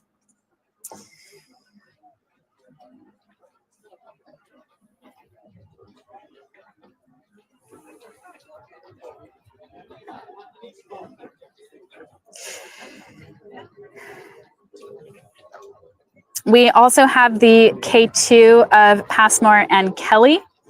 They are just past Chertsey, so they are one of the nonstop K2s. They are still out on the course. So that is, I think, Julia Passmore and Tom Kelly. And they are one of the, they're one of the nonstop K2s. So they have been out on the course for a while at this point, nearing that 24-hour mark near Chertsey. So it's going to be a good long race for them. And then Chris Davison on SUP is between Chertsey and Staines. So he is going to win the SUP race almost certainly, but never count out Kevin Cohn, who is still out on the field. I believe. I think Kevin is still out there trying to chase down Chris, or at least just trying to make the finish. So we'll be keeping our fingers crossed for Kevin. It looks like he should hopefully make it through. He's not too far off some of those last teams there. And then we've also got the last relay team of Team Tiger, who is about 15 minutes outside of Staines right now. Staines is that final checkpoint number 5. So they'll all be running through there soon. The cutoff time for the Staines checkpoint, which is that final checkpoint, I think is still quite a while away. So I'm not too worried about that. I'm just going to double check. So that checkpoint cutoff for Staines is 4 p.m. So just under 3 hours for the remaining boats to make it past Staines, boats and boards, I should say, because we've got Kevin Cohn still out on his stand-up paddleboard, who hasn't made it past Staines yet. He is about an hour outside of it. So I think everyone's going to make it through Staines in time. Sampson and me in K2 are at the back of the field, but they are still estimated to make the cutoff in time. So we should have PPC Kingfishers coming through here pretty soon. I believe this is a team that's mostly from Pangbourne. Got some recreational paddlers out here too, so don't mix them up. They are going to get some pretty big wash off that pleasure boat, which looks a bit unpleasant at this stage of the race. So yeah, PPC Kingfishers, boat 116. And this is, I believe, Peter Walker and Robin Tilbury. Oh my gosh. Okay. I don't know. I think you probably can't quite see that on the camera, but they just got hit by that big pleasure boat wash, and that was up and down, up and down. So that is your Pangbourne team, PPC Kingfishers. Here they come.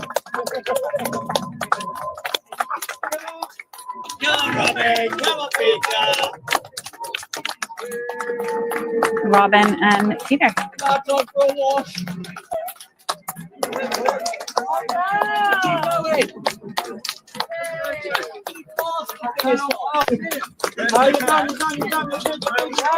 They've done it. We just have to stick our Yeah, nose up the bridge. we tapped the lock gates. Perfect. They tapped the lock gates. They went all the way down. We're outside. Getting warm outside. Have you heard them? No. He's been sat in the back reading the paper. Well done. Now. I thought you were going on to Westminster. And we should have some more boats coming through soon too. Thank you so much. We've got some supporters here. Thank you for being part of it, guys. You're the ones who make the race. Very kind, mate. Just got to do the admin behind it. Get it up and running. It's good one. As long as you're back next year. Yeah, we might have to go for a longer section next year. Do we have other Your team. Just get round the bridge. Yeah, we have head straight at the top. you keep full. Let me arm the rest of your team. Well done, guys. Hi there, well done. Oh, thank you so much. Can you get over here? Thank you so much. Oh, that's amazing. Thank you very much. Lovely race. Well, thank you for organising. Very much. Well done. Congratulations. Thank you very much. How did you all find the race? We really enjoyed it. We did Pangbourne to Temple. Yes. Okay. Yes. And we have enjoyed your commentary. Thank you very much. Happy to hear that. Did you all race this last year, or is this your first? No, last year I did the other one, and I did it over 3 days, and I camped. And this year, yeah, it's bit of a different experience. Very much, yes. Did you enjoy it? Yes. Do you think you might come back again? Oh yes, and I think the nice thing about it is that we've had some relatively inexperienced paddlers together with some very experienced paddlers, and it's just been a joy to bring some of them through to see what it's all about. That's great. Well, I've heard that from a number of crews today, and it's really cool to hear. Yes. You wouldn't think that, you know, an ultra would be the best introductory experience, but I think the ways that a lot of these teams are doing it, it really has been. Yes. It's pretty cool. No, I think it's been absolutely fabulous. Good. Well, that's great to hear it. You all have had a great race. Got some more. Let's see if we can get. How was that last leg for you, Peter? A walk in the park. All right. You know how to do distance, and you were just. I left it all to Robin. Okay. And Nice. he said go right. We went right. And I just wanted to stay in the middle of the river in the deep water. Yeah. And Okay. it was lovely. It was no problem. he had his son in front of him somewhere, but we didn't see him, did we? No. In front of us was my son. Oh, So that's He great. was a little way in front. Yeah. Nice. Did you have fun? You had a good. Yeah, good paddle. Good paddle. Good. Great. Back Nice. next year. Second time in the boat this year. Yeah. Oh my gosh. All right. Well done, guys. Congratulations. PPC Kingfishers. Great work. Well done. So we should have a few more crews coming through soon. There they go, actually. Sorry. There's your next crew. I believe that is the Chelmsford team. Chelmsford Really Average Paddlers, 13th place relay team. They're ticking along, maybe looking a little bit tired, but not, they don't seem to be slowing down really. It looks like they've got a good pace there.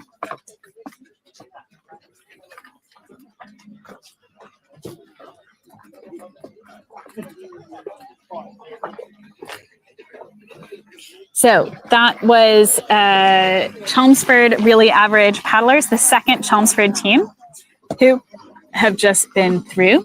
So we'll see them coming back to the finish. They're just down to the lock and back for the last mile of the race.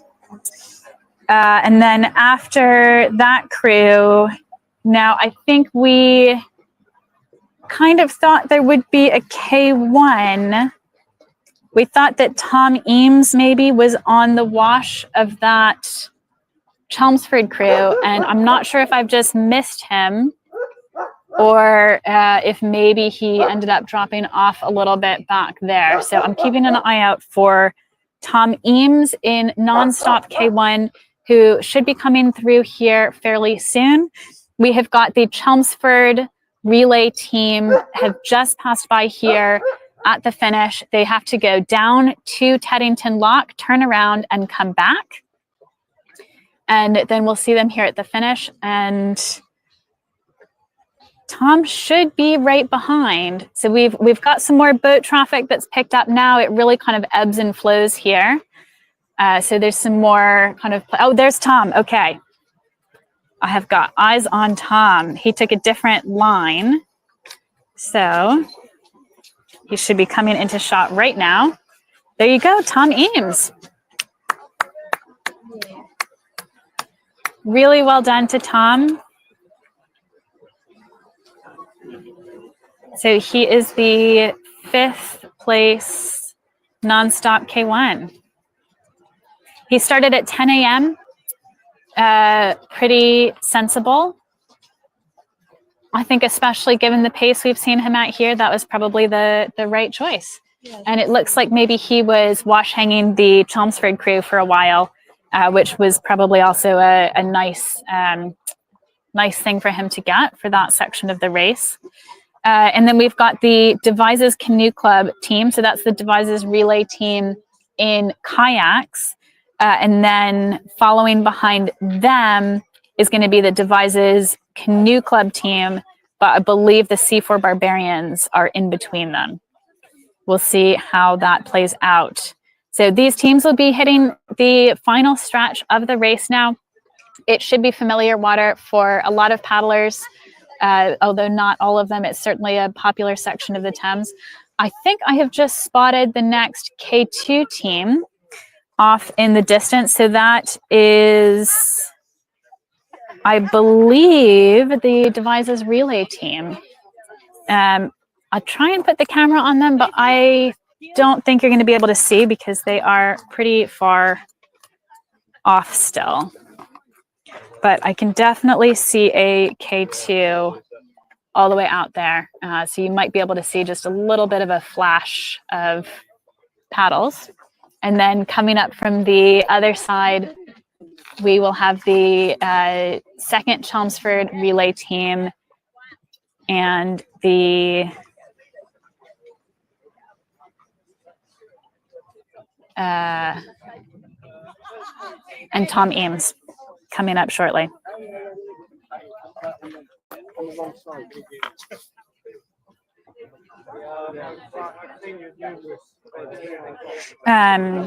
Apologies to those who were on Facebook. Hopefully you have found the YouTube live stream. We have now run out of Facebook's limit. So YouTube is the place to be. That is just a limit that Facebook places on the length of live streams, unfortunately.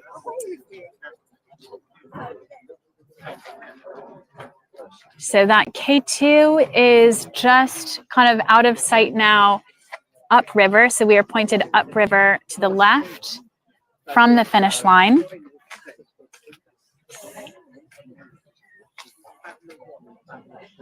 And they might come back into sight, but I'm also keeping an eye on the right-hand side where we're going to see the second Chelmsford relay team and Tom Emmes nonstop K1 coming up soon. There we go. I think we've got that K2 in shot now. So that is the Devises Canoe Club relay team. And unless they have changed their plan, that should be the K2 of Rosgill and Nicola Davey.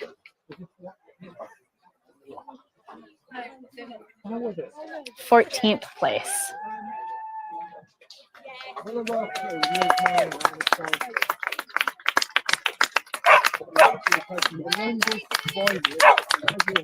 Devises Canoe Club relay team. They look good. Getting shouts for a sprint finish from their team. I think they're probably going to take a more sensible approach. Let's see. So really well done to the Devises Canoe Club relay team. So we're going to get 3 teams coming up to the finish pretty soon.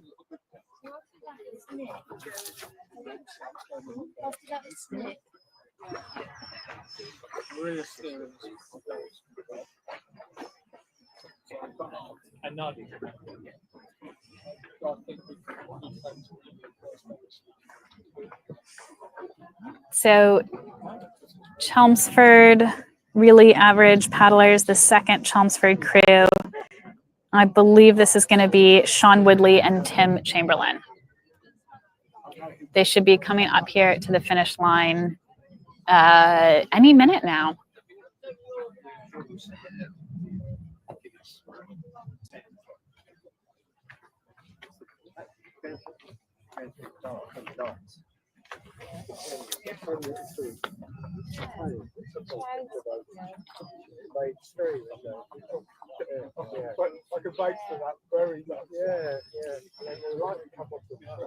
So there are 3 teams coming through now. Any minute we're going to get the Chelmsford really average paddlers, followed by Tom Emmes in K1, followed by the Devises Canoe Club relay team.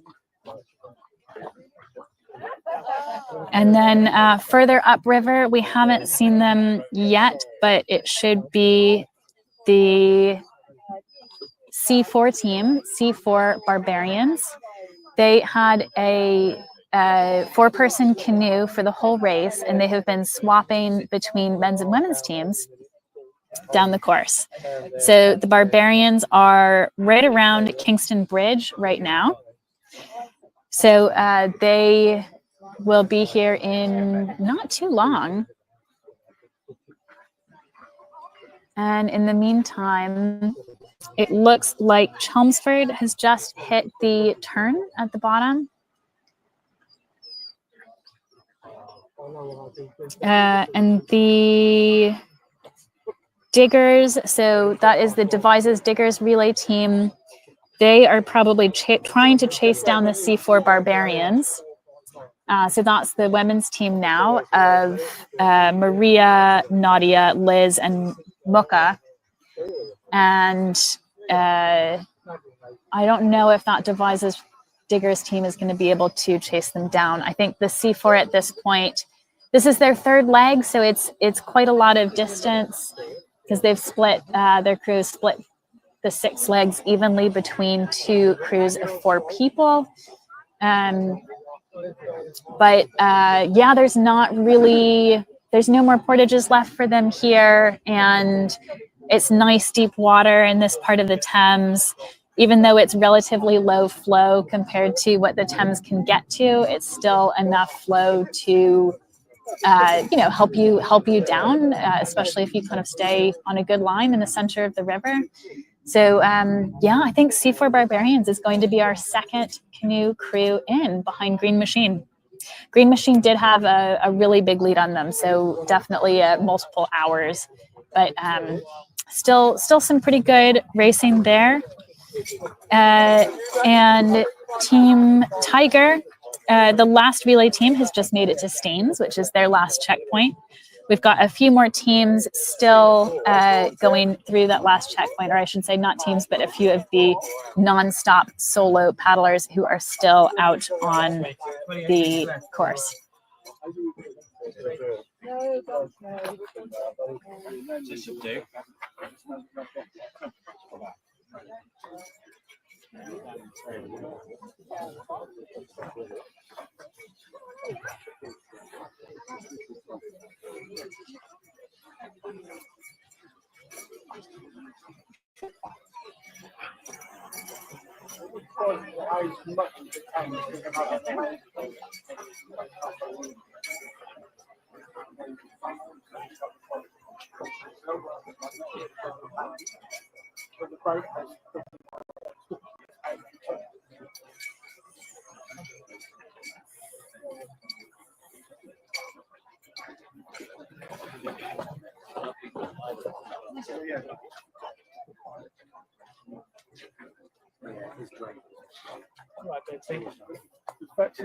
Sing the answer.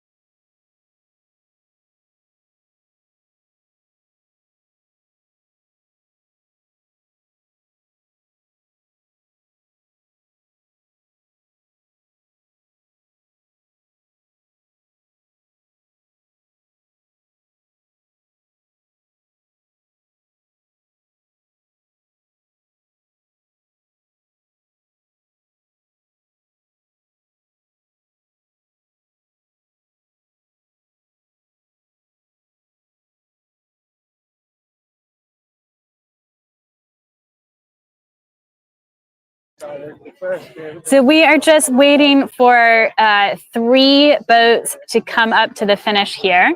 So Chelmsford Relay Average paddlers, the relay team, then Tom Emmes in K1, and Devises Canoe Club relay team in K2. So we think maybe Chelmsford have stopped at the lock. Not sure if they are taking a break, or maybe they are not sure where the finish is. I am not totally sure about that. So I think probably someone is trying to get Chelmsford sorted out, make sure they get to the correct finish. Maybe they were waiting for Tom. We're not sure. Yeah, I'm not sure what they are doing. And then behind them, yeah, Tom Emmes and Devises Canoe Club relay team. I'm also keeping an eye upriver for the C4 Barbarians, who should be the next crew that we see coming down.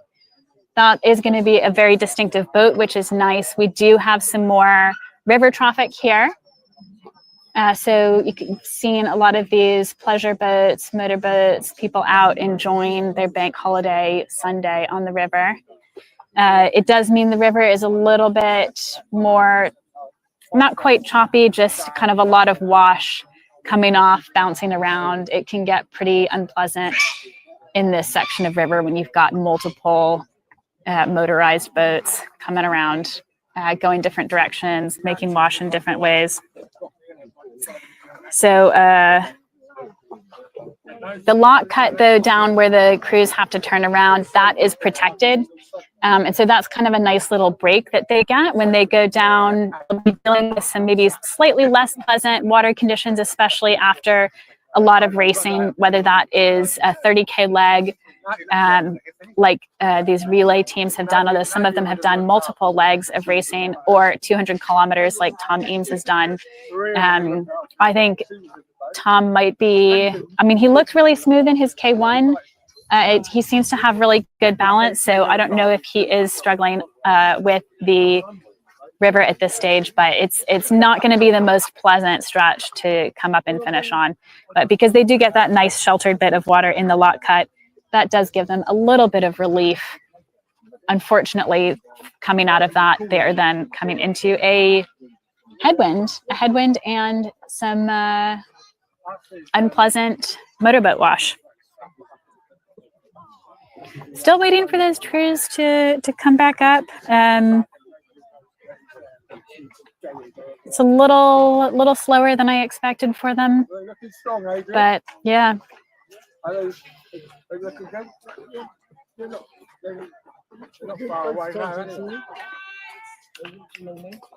Okay, I think we might have some teams coming into sight now.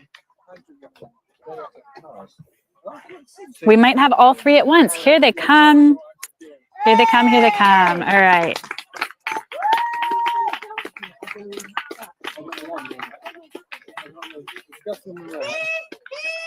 There we go. Chelmsford. All right. They've done it. And now the next relay team. Oh, Chelmsford have gone in. What a celebration. Here is Devises relay team. Nice. So there you've got Chelmsford. It's really shallow here, so I think they're just chilling out. And then we'll have Tom Emmes hopefully coming up in a minute. I think the K1, again, on this little last stretch of water. That's, oh! Oh. You see, we've got loads of supporters and the rest of those relay teams on shores to celebrate. It has gotten pretty warm out here, so I'm feeling a little bit jealous of those paddlers having a soak. Are you dropping stuff? Is stuff falling out of your boat? Yeah. Still waiting for Tom Emmes to come up. So that was some really good racing. I portaged. over the lock. Go over the lock. I can't see. Give me my phone, quick. Oh my God, the Chelmsford team portaged over the lock. All right, here comes Tom Emmes. No. That is a race they do in China. Well done. Here they come. There he is.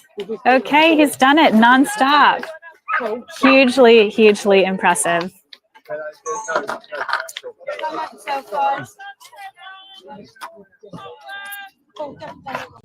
All right.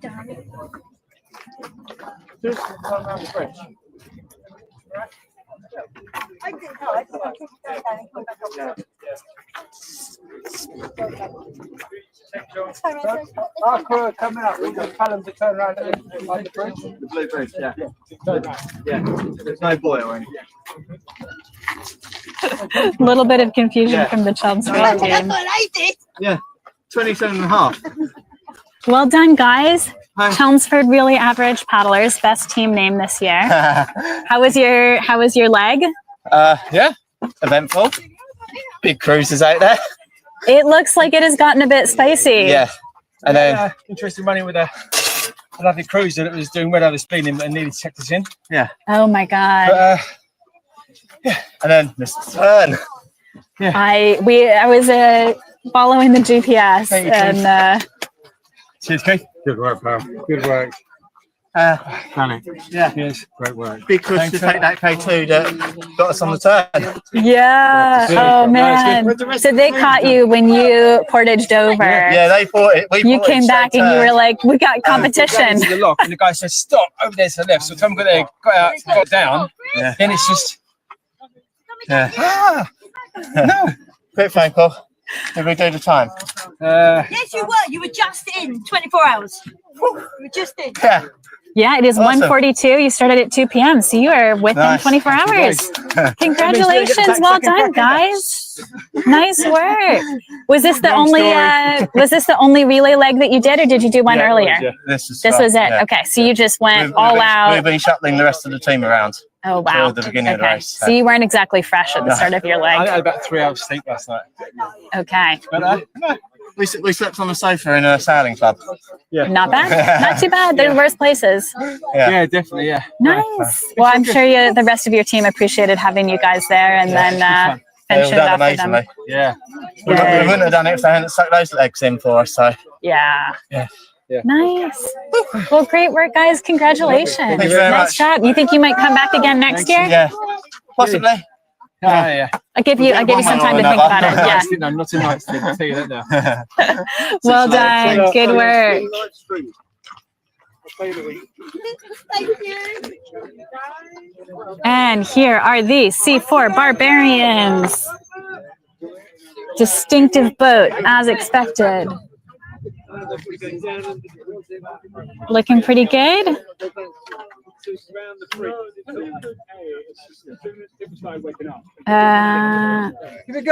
and 2 on the same side. Turn under the bridge. No boys. You killed it. Turn before the blue bridge. Punch it out, girls.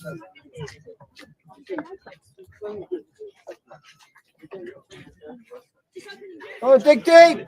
So that is Nadia in the front, Liz in 2, I think Mucka in 3, and Maria in 4. So Maria is steering the boat.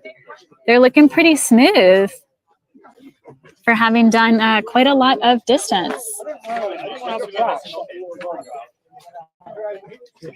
So they will be back in a few minutes.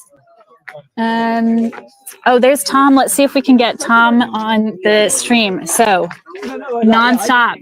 Hey, Tom, can we get you on the live stream? How was your congratulations first off, and you've made it within 24 hours. I did not. Oh no, sorry. I knew that. Apologies. No, how was the race for you?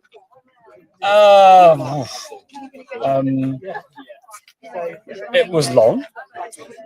There were some bits which I really enjoyed, and actually, what surprised me was that some of the night bits were really nice. Yeah.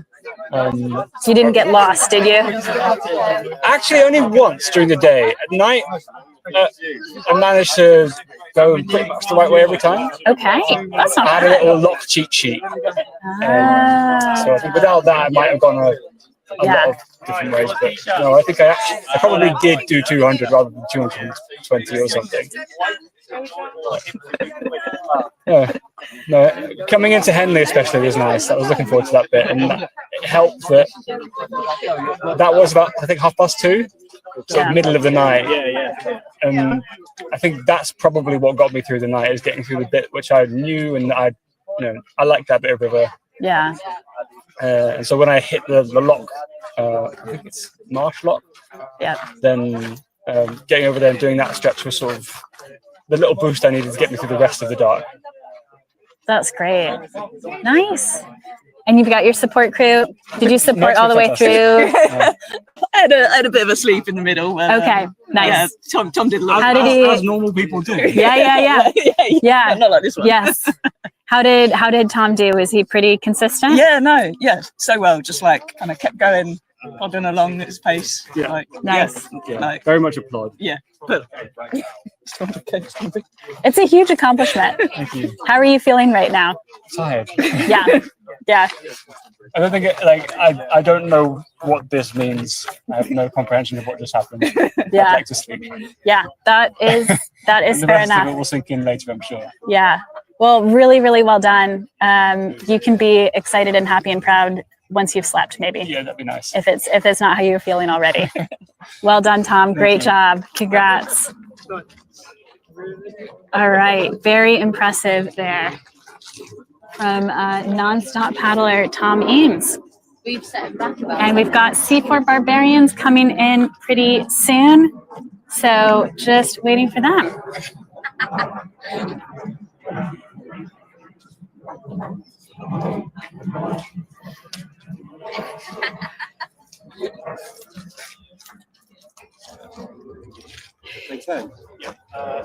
I'm not sure. Have they turned? Okay. Do you want to talk about how the race has been? It's been great. Yeah. Yeah, no incidents. Apart from Richard Parrott on the start, not being able to steer his boat. Oh, all right. He'll Shots love that. fired. He'll love that. Yes. Make sure Richard sees that. Oh yeah, I've already spoke to him about it, so it's not. Oh, it's not a okay. problem. All right. So, Well, it's on the record now. yeah, it's definitely on the record now. But it's all been great. We've had no issues. You know, the support's been brilliant. You know, we've got Adrian and Sue and Dale as well. They've been there every time. So you can't ask more than that, really. Yeah. All we've got to do is sit in there and paddle. Nice. Without any worries. Oh, that's great. How did the race change as it went on for you between the Obviously, first, third, and the fifth? dark section was a little bit slower. Okay. A lot of the guys hadn't paddled in the pitch black before because it was quite dark. Really dark, right? Last Yeah. year it was a nice moon to Yeah. light our way, but this time was a bit dark. Which seat were you in? I was seat one. Okay. Yeah. So you it's- were the eyes of the I've never boat. done so many just little tweaks on the front just to keep it away from the banks. And Tom was great in the back. So yeah, so we've been we were shouting 11 o'clock, 1 o'clock, and because he couldn't see. So it was it was all good. No complaints at all. Nice. That's But obviously great. the last bit we had by far the best weather today because it was lovely and cool this morning. And then they've had all the hot. It has gotten pretty hot now, hasn't it? Yeah. But they're used to it. Yeah, I'm sure they'll be fine. They've been out paddling and training They and should be coming in soon, shouldn't they? yeah, I think so. Let's see. We'll just wait for that C4 Barbarians team to come in here. To get under 24 hours. That's the goal, right? That was I saw you at the start. That's okay. Yeah. So the goal is improve on the Oh no, it's a loose rock. improve on that time a bit. Get under 24 hours. They've got a few minutes to achieve it. Trying to get under the 24. Yeah. Yeah. Well, they were standing up the other day. I was going to say the last two team boats to finish capsized at the end. So do we think the barbarians are going to capsize? Yeah. Well, what are you going to do, Betsy, is shout 3, 2, 1, slide. Oh, yeah. Seat 2 only. We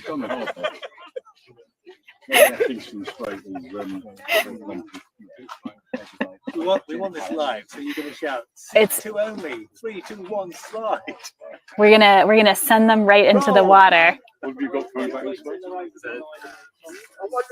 So the C4 team C4 barbarians should be through here soon. And I have also, I think, got eyes upriver on the Devises Diggers relay team, which is a C1 paddler. So a little too far to get him on camera right now. Yeah, we told him And let's review the relay results. So first, it was Chelmsford Empire Strikes Back. They arrived a little bit past 5:30 this morning, followed just a few minutes later by Richmond. And then in third place, it was Bradford Biffas, followed by No Boys Allowed. In fifth place, Newbury Nutters. Sixth place, Royal Engineer Canoe Club. Seventh was Tunbridge Canoe Club. Eighth, the Centurions. Ninth, Green Machine, who was the first canoe team. 10th, Bisham Paddlers, or Bissam Paddlers. Next was Red Thunder, followed by PPC Kingfishers. Then Chelmsford Really Average Paddlers, who came through here not too long ago. Devises Canoe Club relay team. Right now, we have got the C4 Barbarians about to come in, and then they'll be followed by the Devises Diggers relay team. I've got eyes on that C1 coming through here soon, followed by Team Tiger. Team Tiger started at 10 a.m., so they are going to have a really long time on this race, but they are going to make it, it looks like, which is always great to see. I'm wondering if maybe the C4 might have taken a bit of time on that turn because it is kind of a long boat to turn there. So let's look at that C1 paddler here from Devises Diggers. He's just coming down the course.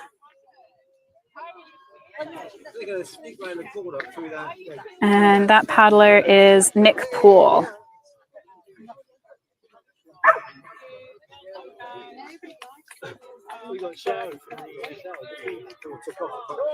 So that is Nick Poole, who you can see in C1 from Devises Diggers, finishing pretty close behind the second canoe team.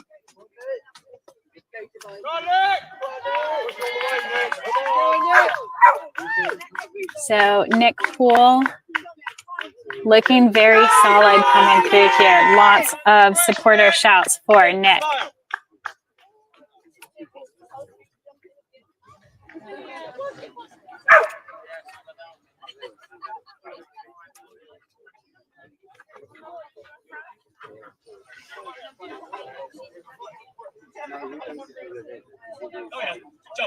I think the C4 may have just taken a couple extra minutes to make that turn. It is a little bit tight down there, and it can be hard in the canoe when you are as exhausted as they are and been paddling as much, which is well, around 100 kilometers because they've roughly split the course in half.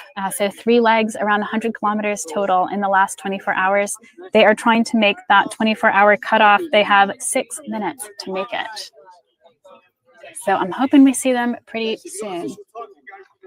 Well, I mean, the start was 2 p.m. yesterday. They've got 6 minutes to make it.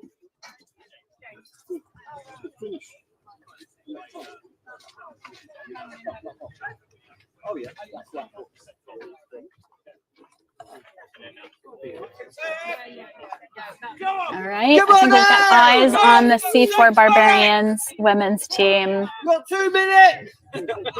The women's crew who's been swapping with the men's crew all the way down. They were looking really strong a minute ago. Yeah, yeah, they're coming, they're coming. It's a shame to fuck at the back. I haven't changed. What's your language on camera? Come on, girl. Here they are. Bring it home. C4 Barbarians. They are going to make it under the 24-hour mark. Look at that. They have heard their teammates shouting for them. They have that 24-hour mark in mind, and they're going to give it a good finish. Look at that. 5 minutes to spare. 5 minutes to spare.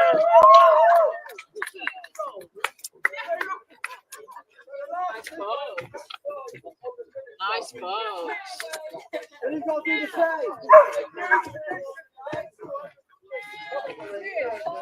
Trying to convince them to capsize. Not looking likely so far.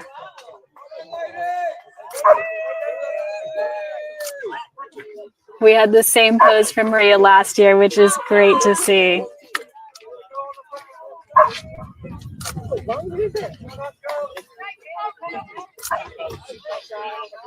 That is great.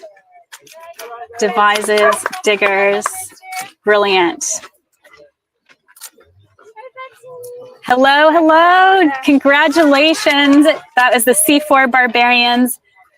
I think I've just said devises, diggers, which is incorrect. That's the team who's coming in just a minute here. 3, 2, 1, slide.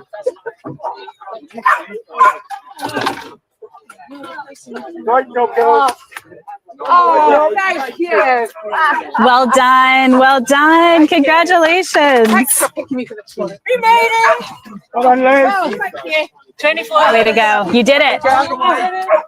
Oh, wow. Thanks for learning to canoe. I enjoyed learning to canoe. Oh, there we go. New canoeist, very experienced canoeist. Congratulations. I'm sorry, I only got in a seaboat a month ago. That's pretty good. That's pretty good. Very well done. Congratulations. How was it? Chasing that 24 hours. It was tough at the end because we had to get more weight trained. Oh, thank you. Did it feel like you were real chasing the time? Yeah, we knew. We were happy. I was. Like, not again. No, they did it again. Had to be in the 24. Thanks a lot for organising the race. Yeah, Brilliant, thank you. Brilliant. And I'm glad you chose this colour for backsuit. Yeah. I love it. It's great. Really, really well done. It is. Brilliant. Let's get the song. Hey.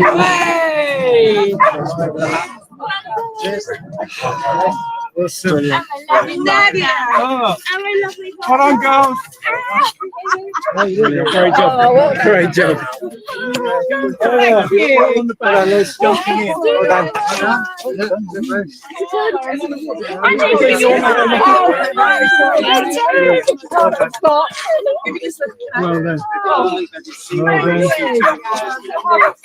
So, Tom, you ready for the jump in as a team? We need a boat fight over. Boat fight over. Do you want it by the river? Yeah. I remember you guys from last year because you were just a ball of love and positive energy. We still are. Okay, wait. You're even more so now. Not even more now. You're even more so. Doubles. And the paddling coming in, the technique was super, super gorgeous. Yeah. It was very, very nice. Very nice. Right, are we doing the team photo? The truck, it was like 68. Behind the boat? Carrying it. Okay. Yeah, Tilt no. it that way so they can see what it is. Hang on, wait. Ready? 1, 2, 3. Y'all in, yeah? Well done, guys. Well done. Beautiful. Now, above your heads. Come on. It might end up above your head at this rate. They've carried this boat a lot. It's a lot of weight to carry over all those portages, and they have just done really well. Hugely impressive. And this is, as far as we know, the first C4 to travel the entire length of the Thames in one go, certainly. And that is pretty exciting. So they've set a new standard for how fast a C4 can go down the entire length of the Thames River. The support crew, you were amazing. really, really cool. We are hearing lots of love for their support crew. Lots of amazing positive energy from this all the way for us. Thank team. Amazing. Without support crew. Yeah, everything. Could you look after that for me, please? Thank you very much. Liz, can I ask, you're a super experienced ultra paddler. How did this compare? It was hard. I need to do more weight training. Okay, that's your advice. Or your plan for next year? All right, enjoy. Liz is the DW Women's C2 record holder. So she is a very serious ultra paddler, particularly in the canoe. Really, really exciting. Maka, your first canoe race, is that right? And how did you come from the, what's your paddling background before the canoeing, sit and switch? I started canoeing kayaking when I was 60. So I've been doing it for about 7 years, nearly 7 years. Racing in my C1. So I went to the Nationals this year, came first in my class. Very nice. Third time. K2 racing as well. I did the DW a year ago. Very well done. And now flooded water, and now into the sea. They got into the sea boat. Okay. How does it compare? What's your? It's a whole different experience. It's different muscles. It's a lot of working together in this boat. You've really got to work as a team. And this is such a fun bunch to work with. It's amazing. So we see what happens from here, see where we go. Oh, amazing. I hope to see it more canoe races in the future. Yeah. I think we're going to have to keep having career. Yeah, definitely some C2 maybe in your future. I think so. Good. I think so. I look forward to seeing it. Well done. Congratulations. Thank you. Really, really well done. We've got a converted kayaker turned canoeist. Pretty cool. All right, there's a little debate over whether Nadia, how was it? Oh, it was amazing. Loved it last year, loved it this year. I will love it again in a few years. I love it. I think this is exactly the reaction you had last year, because I just rewatched that footage, and I'm just happy you had such a great time again. Oh, it was amazing. And the best part? Sunrise. Sunrise. Where were you for sunrise? Just after Henley. After Henley. Nice. Just like last year, to be fair, but different colour skies. It was amazing. I mean, Keith and his team did amazingly well organising it all. You know, we felt really safe with the tracker, and every checkpoint was everyone was amazing, all the volunteers, everyone. And so really thankful, grateful, and we appreciate everything they've done, and you as well. Amazing. Thank you so much, Nadia. It is my pleasure. Congratulations, really great work. Thank you. And love seeing the C4 go down. Really impressive. First time ever. Yeah. Pretty cool. You have to beat it next year. Yes. Under 24 hours though. You did it. Our time. You did. Very exciting. Yes. Improving year on year. Congratulations. Thank you so much, Nadia. Great work. Great work. And we should have one final boat coming in very soon, I think. So we'll just see if we can catch that last finish. And then from here, I will try and post some updates on social media, but it's going to be the end of the live stream very shortly. We'll just catch that last canoeist coming in with devises, diggers. Nick should be in very soon.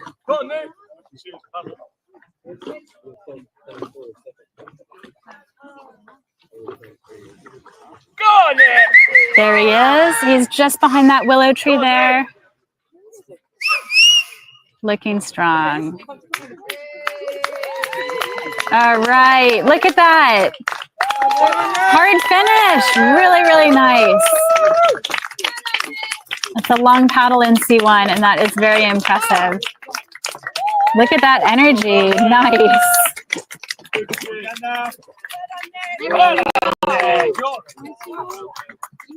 Very nice. There we go.